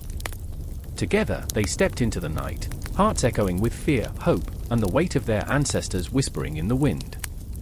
The river awaited, a twisting maze of fate and fortune, the embodiment of their fears and desires. In that moment, they were both the twins of prophecy and the children of uncertainty, bound to a destiny that shimmered like distant stars, just out of reach yet calling them closer. The moon hung low over the Andes, a silver eye peering down into the quiet chaos of a village on the brink of despair. A scream shattered the night, a raw, primal sound that echoed off the stone walls, reverberating through the shadows like a ghost desperate for release. I stood there, breath caught in my throat, heart pounding like a war drum, as I watched the villagers scatter, their faces masks of terror, eyes wide and wild. They were the innocent, caught in the web of a fate they could neither understand nor escape. And then there were the twins, Manco and Killer, bound by blood and haunted by destiny. They emerged from the chaos, their faces lit by the eerie glow of the moon, each one a reflection of the other, yet so distinctly different. Manco, the elder by moments, had the fierce spirit of a falcon, his jaw set with a determination that could cut glass. Killer, with her soft smile that could charm the very stars from the sky, bore the weight of their misfortune like a heavy cloak, shrouding her in shadows. I remember Killer's laughter, bright and infectious, like the first rays of dawn breaking through a long, dark night. But that laughter trembled now, caught in the storm of an approaching horror. "Manco," she called, her voice a blend of fright and urgency, "we have to go now." The urgency in her tone was a crack in the dam, a fissure that threatened to unleash the pent-up fears they had carried since birth. As they sprinted through the narrow alleys, the whispers of their past clung to them like the cold mist that rolled in from the mountains. I remembered the stories, the tales of their birth intertwined with the legends of their people, the sacred twins, born under a prophecy thick with blood and betrayal. But that was just folklore, right? Just tales spun to scare children into obedience. Yet here I stood, a witness to something darker, something that transcended legend. "Do you think they'll come for us?" Manco's voice was steady, yet I could feel the tremor beneath it, the fear threading through his words like a serpent among the grasses. He was the protector, the one who had sworn to shield Killer from the dangers of the world, but how do you guard against fate? "They're already here," Killer whispered, her breath a shallow gasp, and in that moment, I saw it, the fleeting shadow that danced between them, a reflection of their deepest fears. The darkness was alive, coiling around their hearts, a specter that threatened to pull them into an abyss from which there was no return. Time twisted around us, each second stretching into eternity, and I felt the weight of their lives pressing down like a stone. The village, now just a backdrop to their impending doom, was silent save for the distant howl of the wind, a mournful tune that sang of loss. I wanted to scream, to run into the night and shake their shoulders, to tell them that there was still time, that the legends could be rewritten, but the words caught in my throat, heavy with despair. Killer pushed her hair back, the moonlight dancing in the strands, illuminating her face that teetered on the edge of resolve and fear. "Manco, I have to face them. I can't keep running." Her voice was a quiet storm, and I could see the determination building within her, a flicker of the fire they both carried deep down. "No." Manco's response came like thunder, raw and unyielding. "You can't. They want to use you, Killer.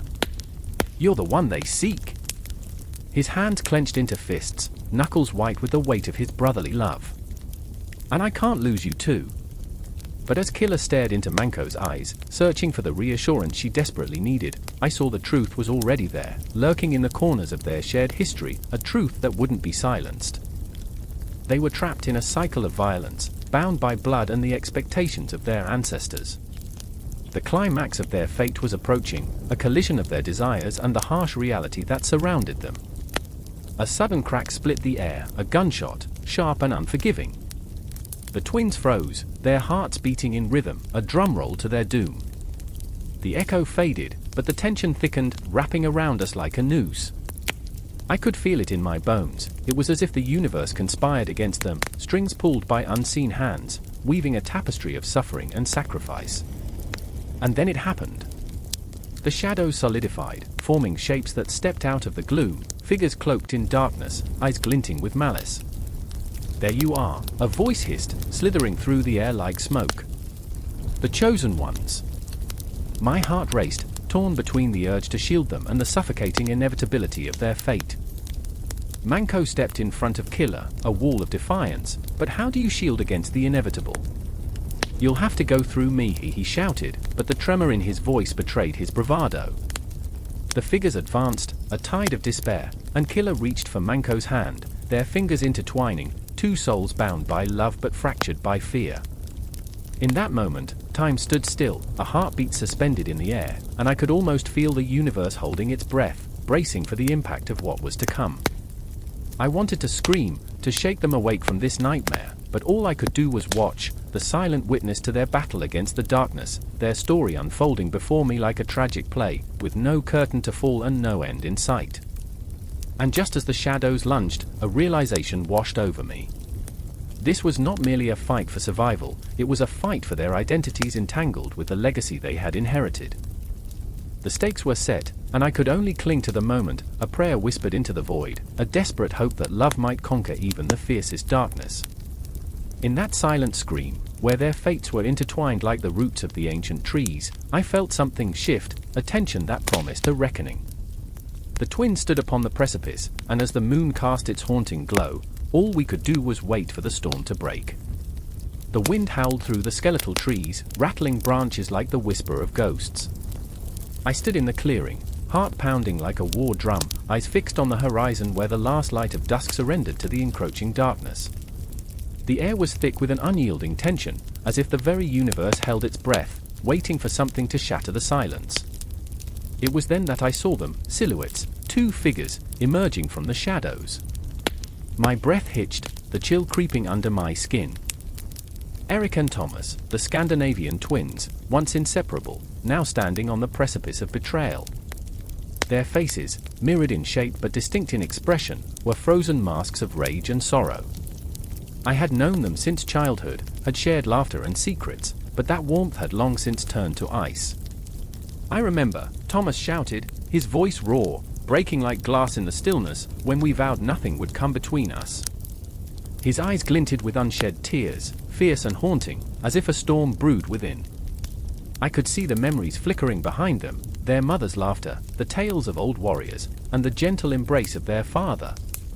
But those memories were now tainted, twisted by time and darkness. Eric stepped forward, fists clenched, the anger radiating off him like a fever. "You think you can just turn your back? Just like that?" His words were edged with a desperation that struck deep, a primal scream laced with betrayal. He was the protector, the one who would have blazed a trail through any danger, but now he flickered like a dying flame. "I did what I had to do," Thomas replied, voice trembling.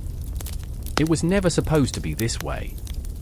He glanced away, as if the trees could offer him solace. "I'm not the monster you think I am." But there were no lies in his eyes, only a reflection of the choices he had made, a desperate gamble that spiraled out of control. The weight of their shared history hung thickly between them, a thread stretched taut, threatening to snap. The forest came alive with the sound of snapping twigs, a chorus of nature responding to their turmoil. The shadows closed in, hungry and insatiable, as if they sensed the fear radiating from both brothers. My heart raced, not just for them, but for the choices we all faced when caught in the web of our own making. I felt the ache deep in my chest, the rawness of it all. I remembered the days we ran through these woods, laughter echoing through the trees, oblivious to the darker forces creeping in the corners of our lives. But now, those days felt like shards of glass, glimmering in the dim light, beautiful yet dangerous. "Do you think I wanted this?" Thomas's voice cracked, the vulnerability spilling through his bravado. "Every night I dream of the path not taken. I wake up screaming, Eric. Screaming." The night thickened, the stars overhead mere glimmers of forgotten promises. I wanted to reach out, to bridge the chasm between them, but fear held me captive. What if I was merely an echo, a bystander in their tragedy? I watched, breath held tight, as the storm brewed, darkness encroaching, threatening to swallow us whole. Eric's eyes darkened, the shadows deepening. "You betrayed our family. You've betrayed me." The accusation hung in the air, thick and suffocating. I felt it, the weight of familial bonds turned brittle, splintering under the pressure of choices made in desperation. The tension snapped. Thomas lunged, fists flying, but it wasn't just anger, it was pain, regret, the crushing realization of what they had lost. Eric countered, the fight becoming a dance of fury and heartbreak, each blow resonating with their shared history. I couldn't look away, I was trapped in a vortex of raw emotion, the stakes too high, the cost of their feud unfathomable. I remember, I whispered, but they couldn't hear me. I remember when we believed we could conquer the world, when every wound was healed by laughter. But now, the laughter felt distant, a cruel joke lost in a whirlwind of rage and despair. The earth trembled beneath them as they fought, the very ground resonating with the intensity of their conflict. Each punch was a plea, each evasion an acknowledgement of the love that still flickered beneath the surface, fragile yet undeniable. And then, the moment froze. Thomas stumbled, the realization washing over him like a wave. "What have we become?" he gasped, breathless, eyes wide with horror. The weight of their choices hung heavy in the air, an unspoken acknowledgement of the abyss they had both skirted too closely. Eric paused, fists lowering, the fire in his eyes flickering. "We were brothers, we are brothers. But you've crossed a line." The words hung in the air, an impossible chasm between them, as the echoes of their past reverberated through the stillness. In that haunting silence, I felt it, the crumbling of hope, the stark realization that love couldn't shield them from the choices they had made. The night swallowed their voices, leaving only the sound of my own heart racing against my chest, a relentless reminder of the life still coursing through my veins. The cosmos above shimmered, indifferent to our plight, while below, the shadows deepened, cloaking the clearing in a shroud of uncertainty. I knew then, this was merely the beginning, the calm before the storm that would change them forever. And as I turned to leave, the echoes of their conflict haunting my every step, I couldn't shake the feeling that I was leaving behind a ghost of what once was a bond shattered, a future uncertain, and the chilling realization that the darkness was not just outside, but nestled deep within us all. The wind howled, a mournful song that pierced the stillness of the night, rattling bones buried deep beneath the earth. Shadows danced like phantoms across the rugged landscape, twisting and curling around the towering pines, whispering secrets of old.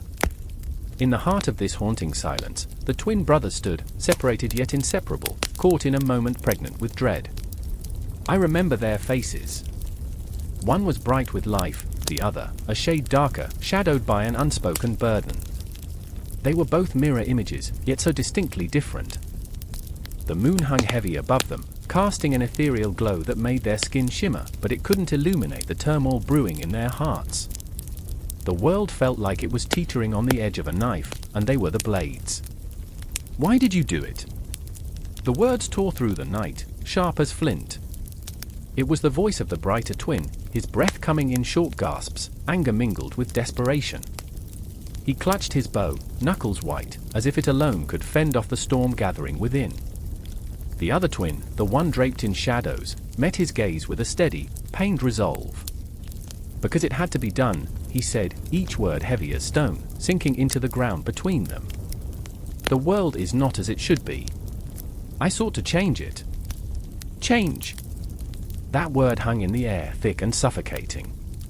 It echoed in the depths of my memory, pulling me back to moments long lost. I could see their village, the smoke curling from fires, the laughter of the children ringing like bells in the crisp morning air, and the elders telling tales under the starlit sky. But those memories were at odds with the growing darkness, the chaos that had begun to infiltrate their lives. "Don't you see?" the bright twin pressed, his voice almost cracking. "You've done more harm than good. The spirits are angry. They're restless." Fear swept through him like a wildfire, consuming everything in its path. The ghostly whispers of the night seemed to swell in agreement, echoing his dread. The darker twin turned, looking over his shoulder as if the very earth bore witness to this internal war. "I did it for them," he said, gesturing to the distant silhouettes of their village, shadows against the horizon. "I wanted to protect them. I wanted to give them a strength they didn't know they had." But even as he spoke, a flicker of doubt shadowed his eyes, an ember of uncertainty that threatened to extinguish the fire of his convictions. I remember the tension in the air, thick enough to taste, bitter and metallic. The ground beneath them, sacred ground, trembled with the weight of their conflict. Every heartbeat seemed to ripple through the cosmos, connecting their fates to something much larger, something ancient and unforgiving. And then came the silence, a silence that screamed, a stillness that pressed against the walls of their hearts like a vice. It was as if time itself had paused, holding its breath, waiting for the inevitable clash. Do you think the spirits care about your intentions? The bright twin spat, rage bubbling beneath his skin like a boiling pot. They only see your actions. They only hear the cries of the innocent.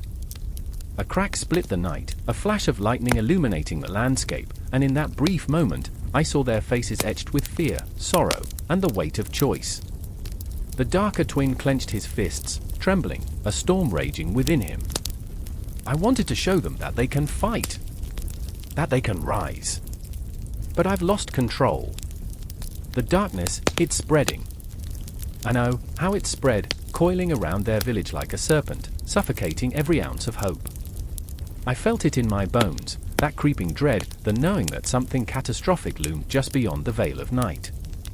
Like a clock ticking down to its last chime, the brothers stood on the precipice of despair, unable to turn back but terrified to move forward. Do you regret it? The question hung, a fragile thread woven into the fabric of their desperation. The moment seemed to stretch infinitely, pulsating with unspoken truths. The darker twin looked away, the weight of the world resting on his shoulders, and I could almost hear the echo of his heart breaking. I don't know, he whispered, and it was the admission of a soul shattered, caught in the web of its own making. I thought I could save them. I thought I could be the hero. But heroes are often made of flesh, not ideals. They bleed. They fall. They break. The wind howled again, carrying their pain into the abyss, and I could almost see the spirit swirling around them, restless and angry, clawing at the edges of the brothers' sanity. The bright twin stepped closer, the desperation in his eyes morphing into something fierce. Then let's fix it. Together. The words fell from his lips like a prayer, echoing against the eternal darkness. Fight with me. We can right this wrong. You're not alone. But the darker twin looked at him then, really looked, and within those depths lay a chasm of sorrow. You don't understand. I started this. It's my burden.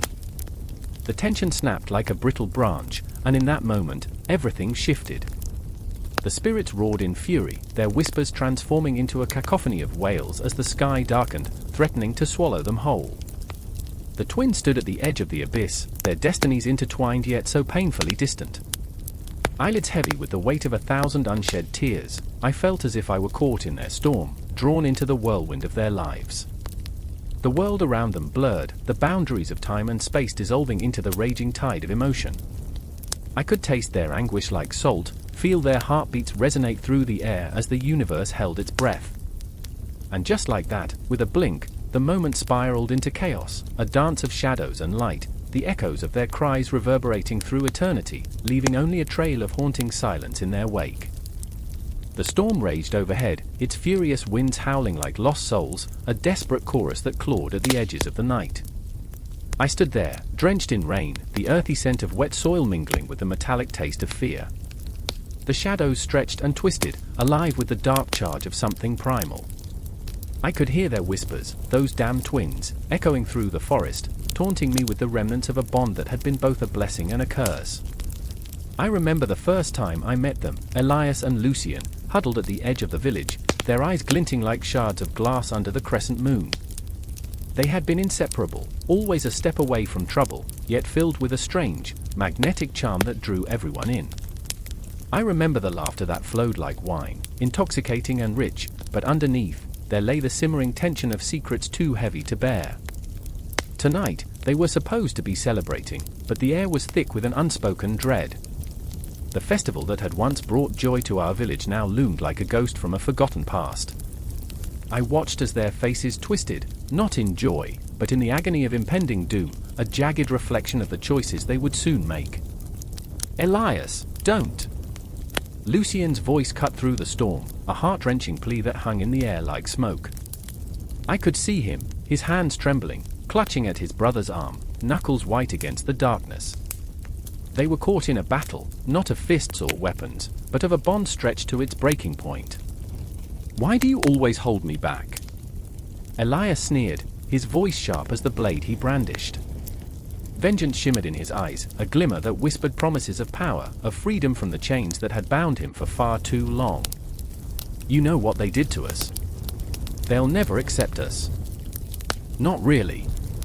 And there it was, the heart of the conflict, raw and throbbing, like the pulse of the storm itself.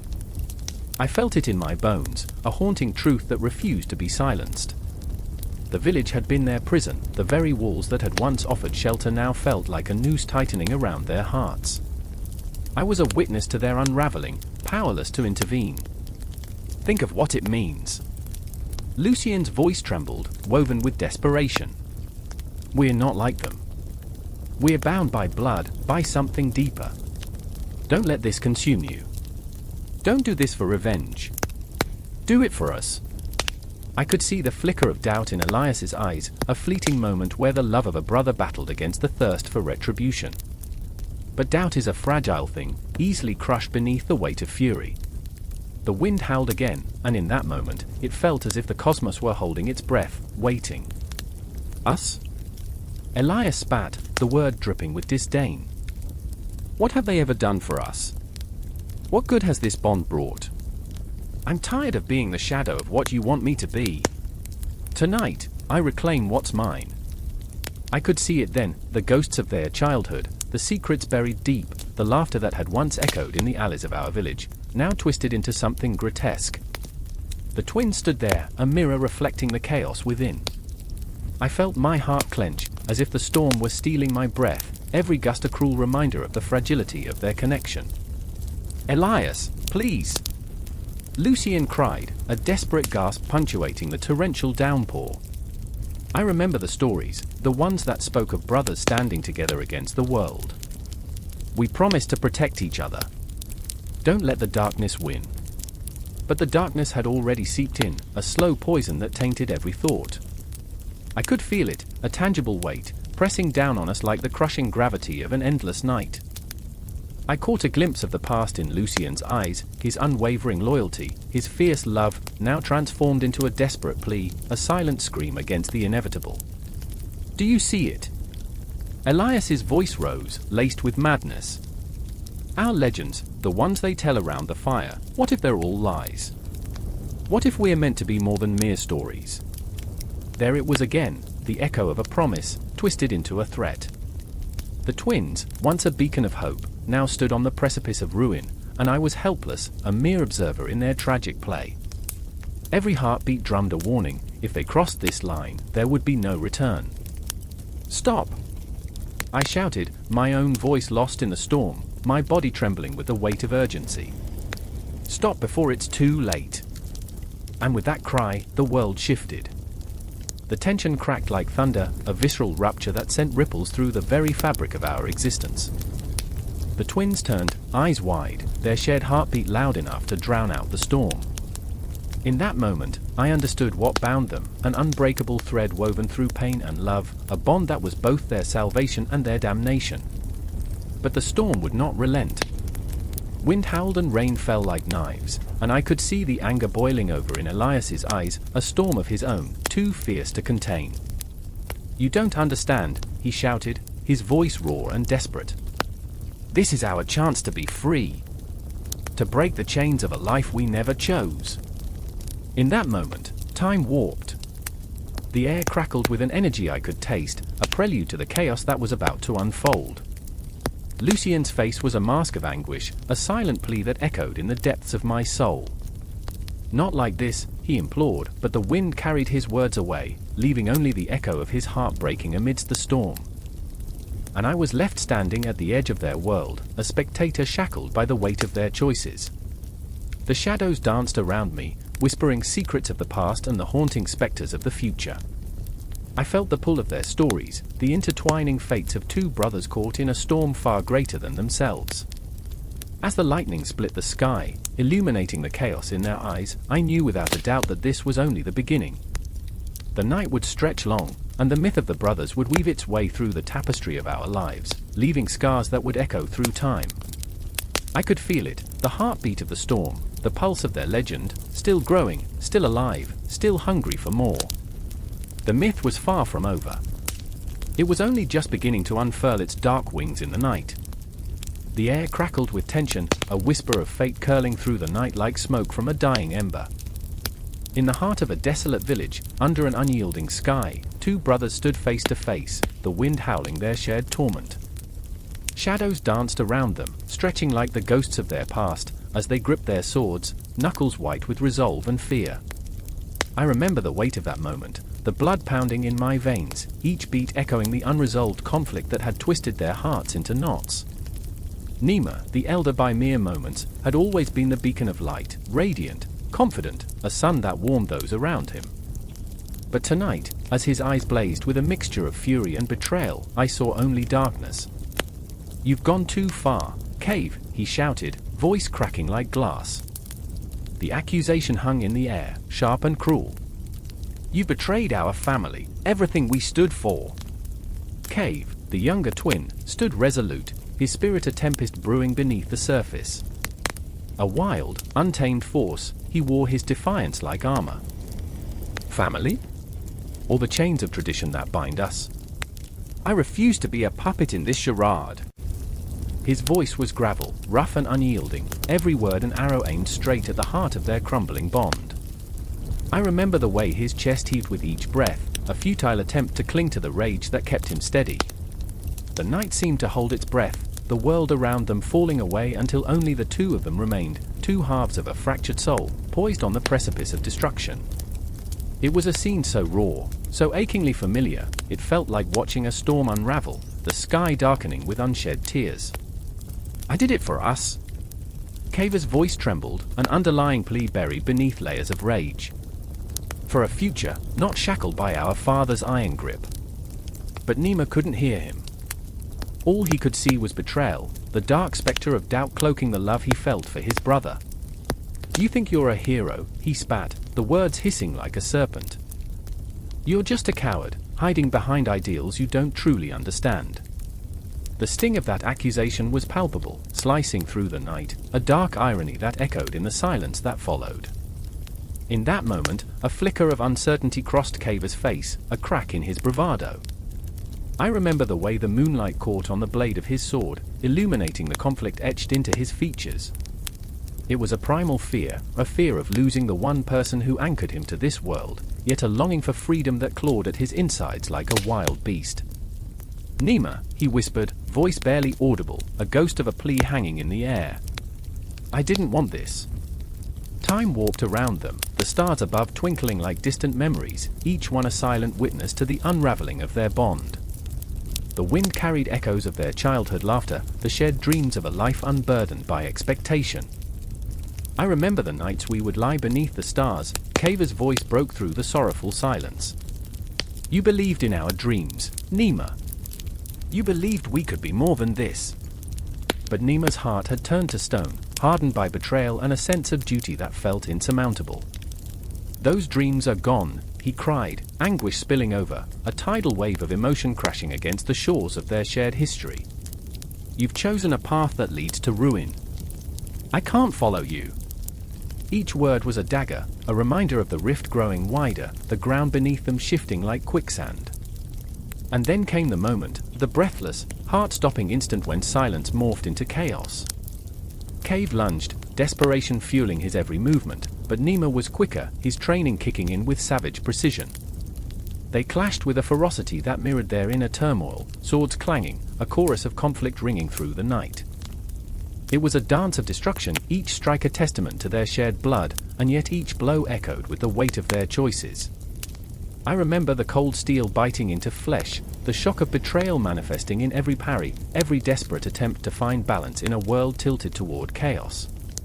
Their mother's lullabies echoed in the background, haunting melodies that faded like whispers in the wind. And as Cave was pinned against the rough bark of an ancient tree, the air heavy with the scent of earth and blood, a moment of clarity surged through him, cutting through the haze of rage. "You don't have to do this, brother," he gasped, breath hitching in his throat, eyes wide with a mixture of fear and understanding. "We can find a way back." But Nima's resolve flickered like a dying flame. He could see the truth in Cave's eyes, the realization that they were two sides of the same coin, spinning wildly in the air as they threatened to fall into darkness. "It's too late," he whispered, the words a ghost that haunted them both, a specter of what could have been. "You've already chosen your path." And in that fragile moment, the world around them seemed to hold its breath, the stars glimmering with the weight of their decisions. I remember the silence that followed, heavy and suffocating, as they stood locked in a tableau of sibling rivalry and love, the bonds of blood tested to their very limits. The night would swallow them whole if they didn't find a way to bridge the chasm between them. But time, relentless and cruel, marched on. Each heartbeat drummed louder, drowning their pleas in a symphony of regret and longing. And above them, the moon watched, an indifferent witness to the tragedy unfolding, as the shadows deepened and the lines between love and hate blurred into something unrecognizable. In that charged stillness, the ghosts of their childhood danced on the edges of memory, whispering truths that danced just beyond their grasp. As tension thickened, hearts pounding like war drums, the inevitable confrontation loomed closer, an unseen specter that would demand its toll. The night was a living thing, alive with their unspoken fears, and as they prepared to face the truths they had buried deep, the universe held its breath, waiting for the moment when love would either conquer all or shatter everything they had ever known. Their story was far from over, a tale of sacrifice, dreams, and the haunting echoes of what it means to be forged in the fires of conflict. And somewhere in the distance, the winds of fate howled, carrying with them the promise of a reckoning that would echo through time and leave them forever changed. The wind howled through the valley, a mournful hiss that echoed the cries of 1,000 souls banded together in despair. Shadows curled around the gnarled roots of the ancient trees, twisting like restless spirits in search of a place to settle. I stood there, breath hitching, heart pounding like the war drums of a long-forgotten battle. The night felt alive and suffocating, as if the very fabric of the earth was tightening around me, whispering secrets I dared not hear. Kuri and Tlandamura, twin brothers, entwined by fate and blood, stood before me, their eyes fierce and wild. Their features were chiseled by the hands of the Dreamtime, every line a story, every scar a testament to their struggles. But behind the bravado, I sensed the rift, a fear of losing the other, a fear that clung to them like the damp mist that wrapped around the trees. They faced the encroaching darkness, a darkness born not of night but of betrayal. "You promised you'd come back for me," Kuri shouted, his voice cracking as the weight of his words hung heavy in the air. The forest fell silent, every creature frozen in the moment, holding its breath. Tlandamura turned, fists clenched at his sides, the muscles in his jaw twitching like a coiled snake ready to strike. "Don't you understand? I have to find the sacred fire," he shot back, his eyes wide with desperation. "If I don't, then everything we love, everything we are, will be lost." The tension between them crackled, palpable, like the moment before the storm when nature holds its breath. I felt the earth shift beneath my feet, the heartbeat of a living world echoing in my chest. The fire they sought flickered in the distance, a beacon of hope but also a harbinger of destruction. In their hearts, they believed that flame could mend the rift between their people and the spirits of the land, but I sensed the truth lurking just beneath the surface, a truth that could tear them apart. I remember, Kuri's voice lowered, trembling with memories. The stories our grandmother told us. The dreaming, the way the stars danced in the sky and the earth breathed beneath us. "We can't let them extinguish that fire."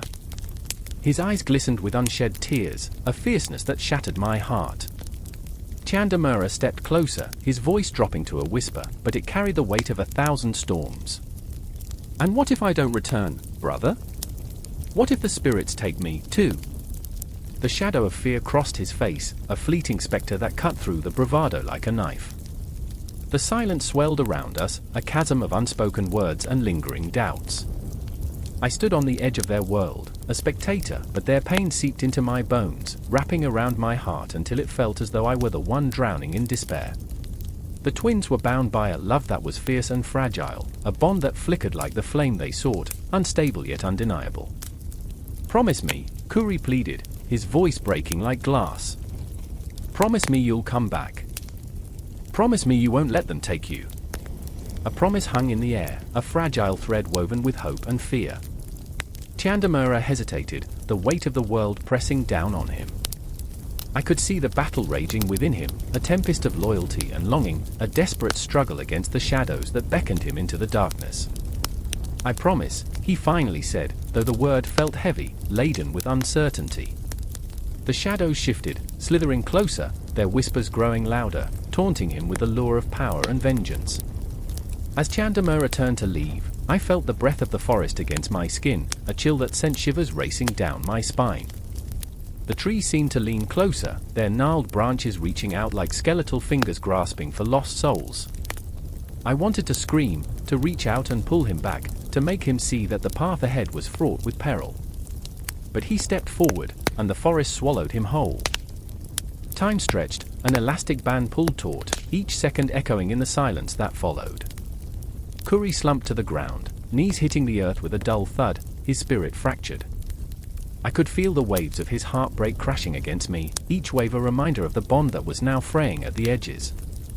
I remember, he whispered, the words barely escaping his lips, thick with sorrow.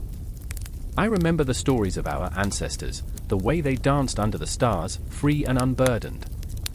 His eyes, once bright with life, dimmed like the dying embers of a fire left unattended.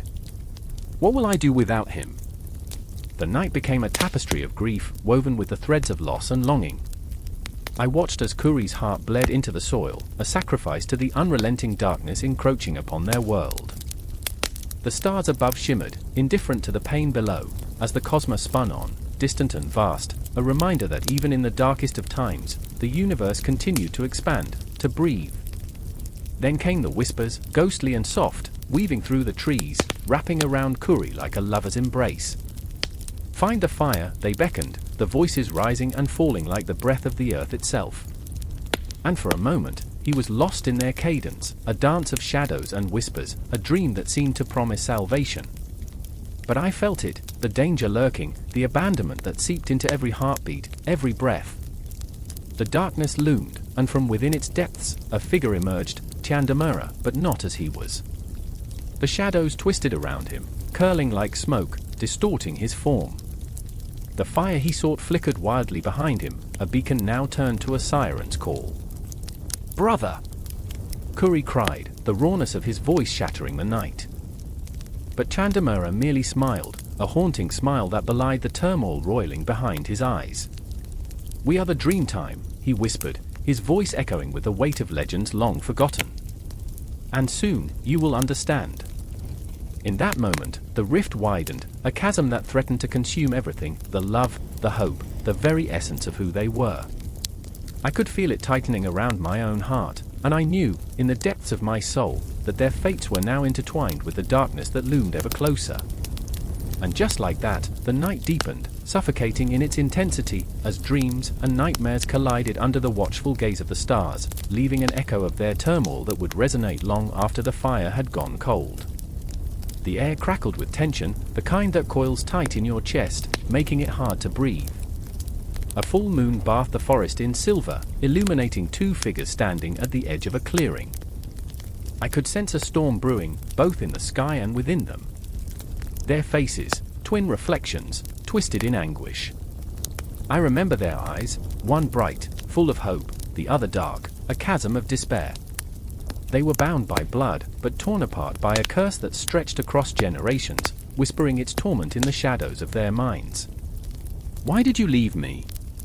The words were sharp, cutting through the night like a knife. The voice belonged to Arya, the sister with a heart that beat loudly, recklessly. I could see the fire in her, blazing against the cool night air. She was searching for answers, for closure, for something, anything, that could bridge the chasm created by loss. Silas stood rigid, his gaze fixed on the horizon, where the sky darkened into an inky void. He wore the weight of secrets like a shroud, heavy and suffocating.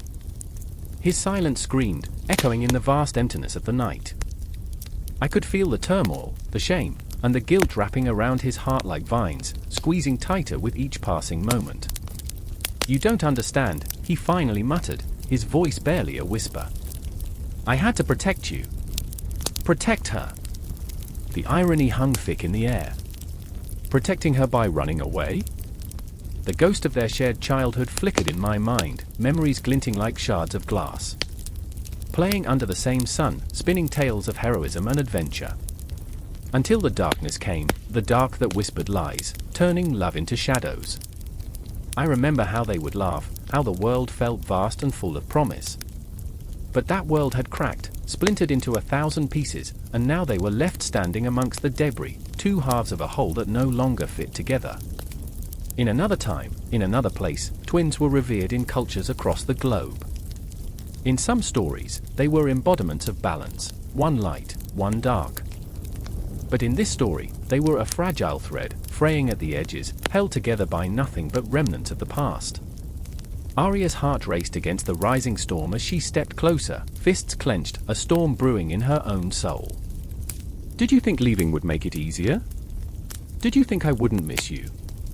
Every syllable dripped with pain, the kind of pain that burrows deep, creating a home in the corners of your heart. And there he stood, her twin, her other half, yet they felt like strangers, caught in a web of mistrust spun by the very hands that once played together. Silas turned to her, the moonlight catching a glimmer of tears in his eyes, flickering and dying like the last embers of a fire. I thought I was saving you from the same fate. Fate.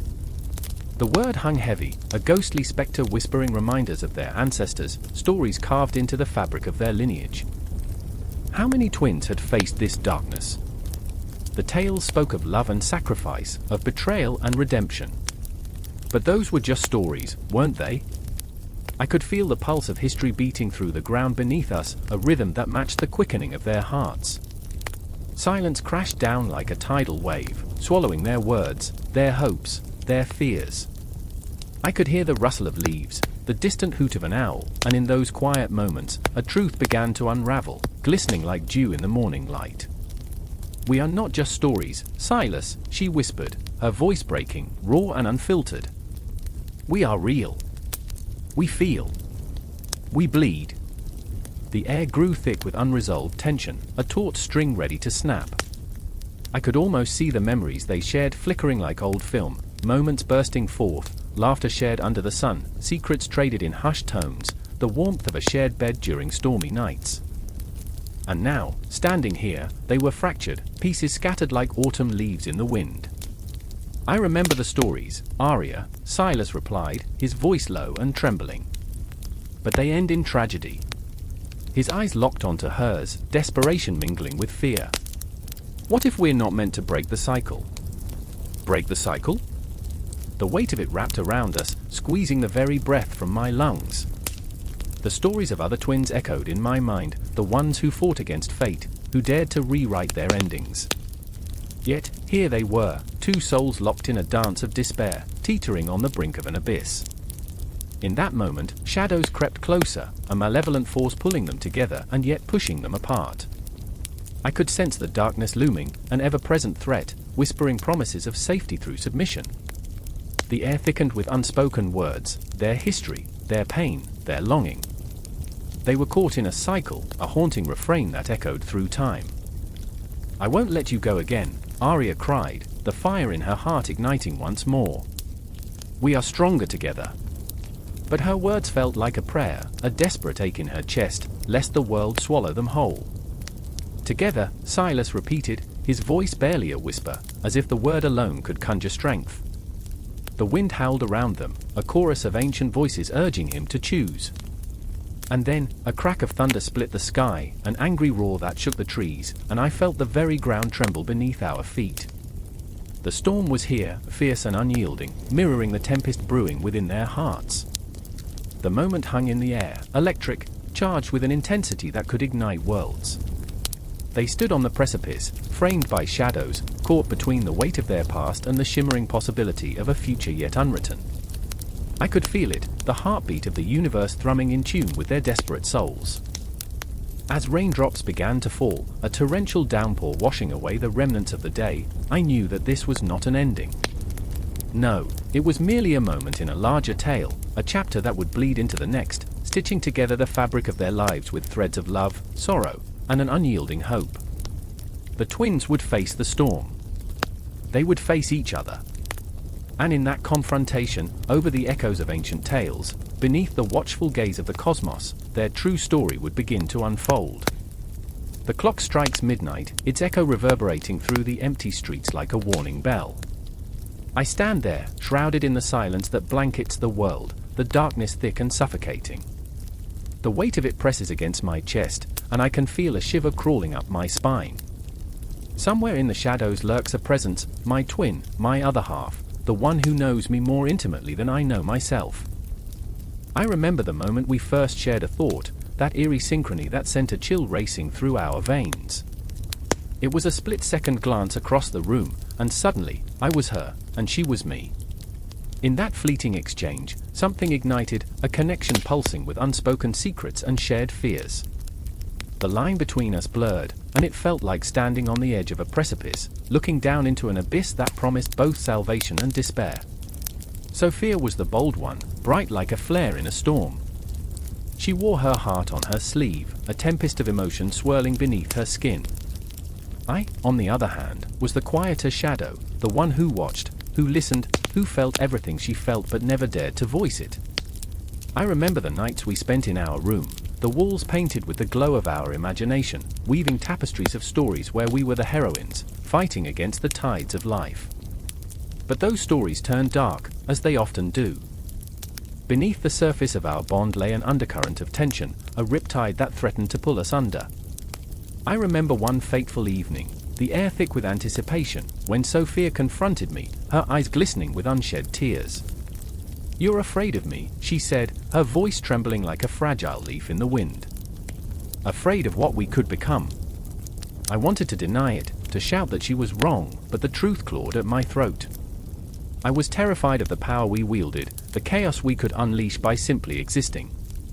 The world around us was a stage, and we were both the stars and the ghosts. Literature, art, culture, they all spun around the idea of twins, the duality of existence, the fracture of identity. We were woven into the very fabric of storytelling, and the weight of that legacy was a crushing burden. Glimpses of our lives flickered like shadows in the corners of my mind, memories both sweet and haunting.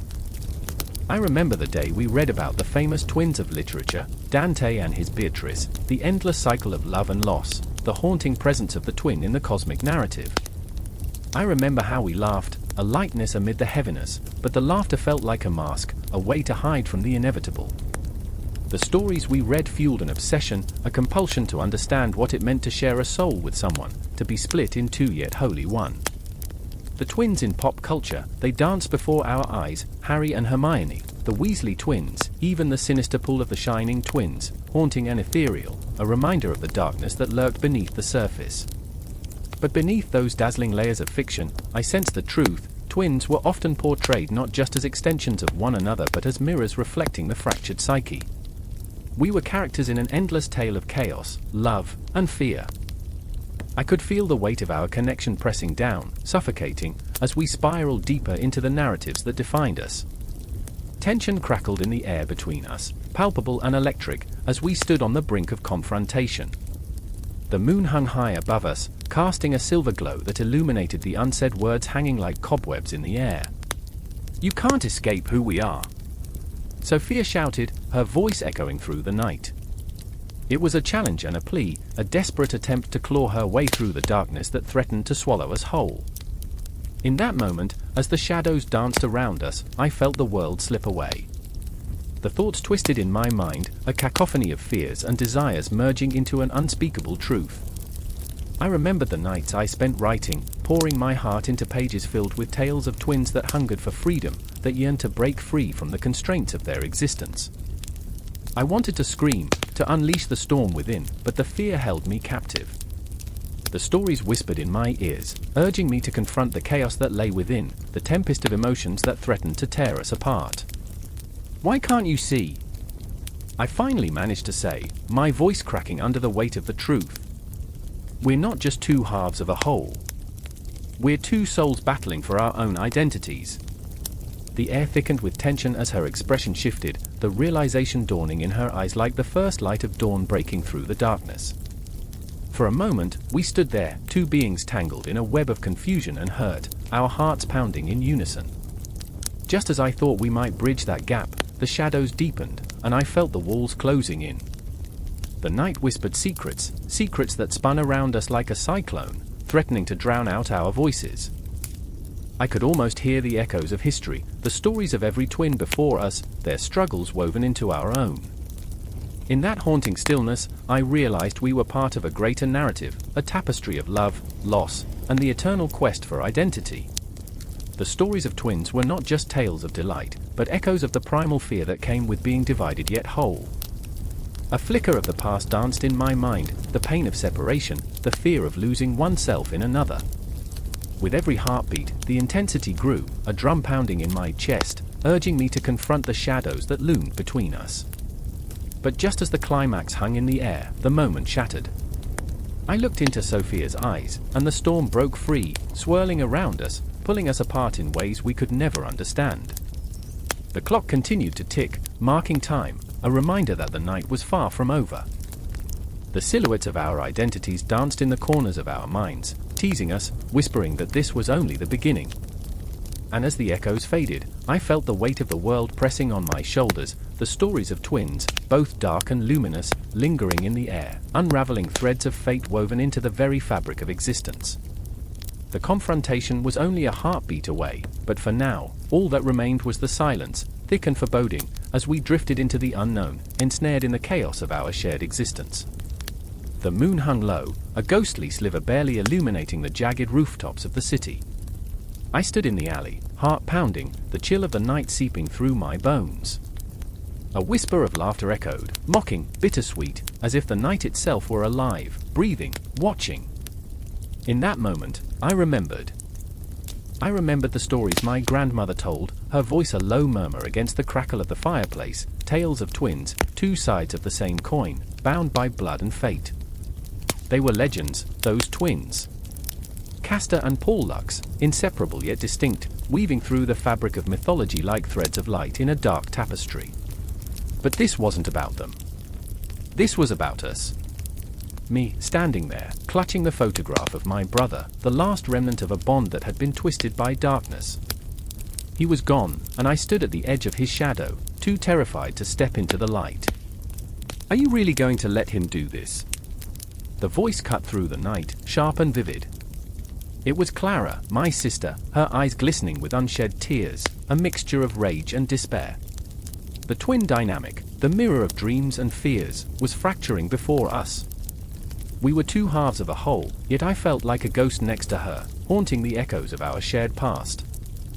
He wouldn't do this," I stammered, the lie trembling on my lips, desperation pooling in my gut like poison. I could almost hear the heartbeat of the city, a rhythmic pulse, throbbing against the silence. But deep inside, I knew. I remembered the promise he made, a dark pact sealed in the shadows of our childhood, the kind of promise that lingers long after the laughter fades. "Your faith in him is misplaced," Clara spat, that fire in her voice igniting something in me I thought I'd buried. "He's not the boy we grew up with. He's a monster now, and you're just what? Just afraid." I shot back, anger boiling over, my heart a clenched fist. In her eyes, I saw the flicker of our childhood, a tether, frayed but unbroken, a bond that had weathered storms. I took a breath, steadying myself against the tempest of emotion swirling between us. "I'm not afraid of him. I'm afraid of what we've lost." The streetlights flickered above, casting long shadows that danced mockingly around us. Shadows of memories, birthday cakes, whispered secrets, and that one summer when everything felt possible. But now, all I could see was the abyss that had opened between us, threatening to swallow the remnants of our shared existence.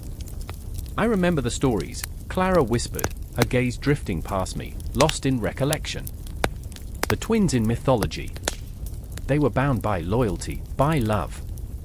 But they were also torn apart, weren't they? Her voice trembled, rich with pain, and I felt the weight of it, pressing down, suffocating. I nodded, feeling the weight of our legacy, the myths coursing through our veins. "But they always found each other in the end," I murmured, grasping for hope, though my soul knew better. "They fought for one another, even against the gods." "Yeah, well, they also died," Clara shot back, her words slicing through the air like a cold wind. "You think that's what we're in for? A glorious ending?" Her laughter was bitter, sharp, and it echoed against the brick walls, mixing with the distant sounds of the city, sirens wailing, the thrum of life continuing, oblivious to our despair. The chill in the air thickened, the haunting silence wrapping around us like a shroud. I glanced at her, really looked, and saw the fight within her, the same fight that lived in me. We were more than twins, we were warriors, even if the battle was against our own flesh and blood. Maybe we're meant to fight, Clara, I said softly, the words spilling out like a prayer. Maybe we have to confront him, confront what he's become. She shook her head, despair clouding her features. And what if he wins? What if we lose each other in the process? The thought struck like lightning, illuminating the dark recesses of my heart. I remember the legends, the sacrifices made for love, the loss that shaped destinies. But the fear of losing her was a chasm too deep to comprehend. The alley echoed with silence.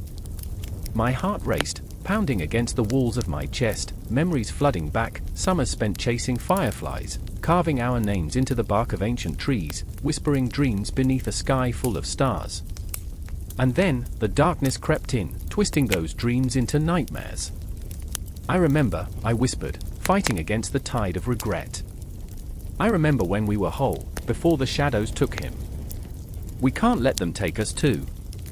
Her eyes locked onto mine, a spark of defiance igniting amidst the despair. Then let's find him. Let's bring him back. The air thickened, charged with a sense of inevitability. The stars blinked above, distant and cold, as if they too were watching, waiting for the moment we would step into the abyss. With a nod, we turned toward the street, the path ahead uncertain, but we moved together, two halves of a broken whole, ready to face the darkness that waited. The shadows stretched long behind us, whispering secrets of what had been, of what could be.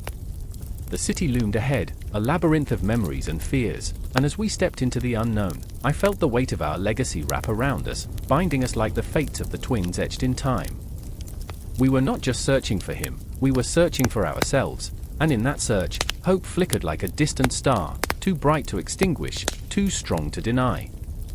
And as the night swallowed us whole, I clung to that light, to the promise that we would fight for each other, no matter the cost, for in the end, the legacy of the twins was more than myth. It was a truth, a haunting echo of love that refused to be silenced, an eternal bond that thrummed through the universe like a heartbeat, alive, relentless, and forever intertwined.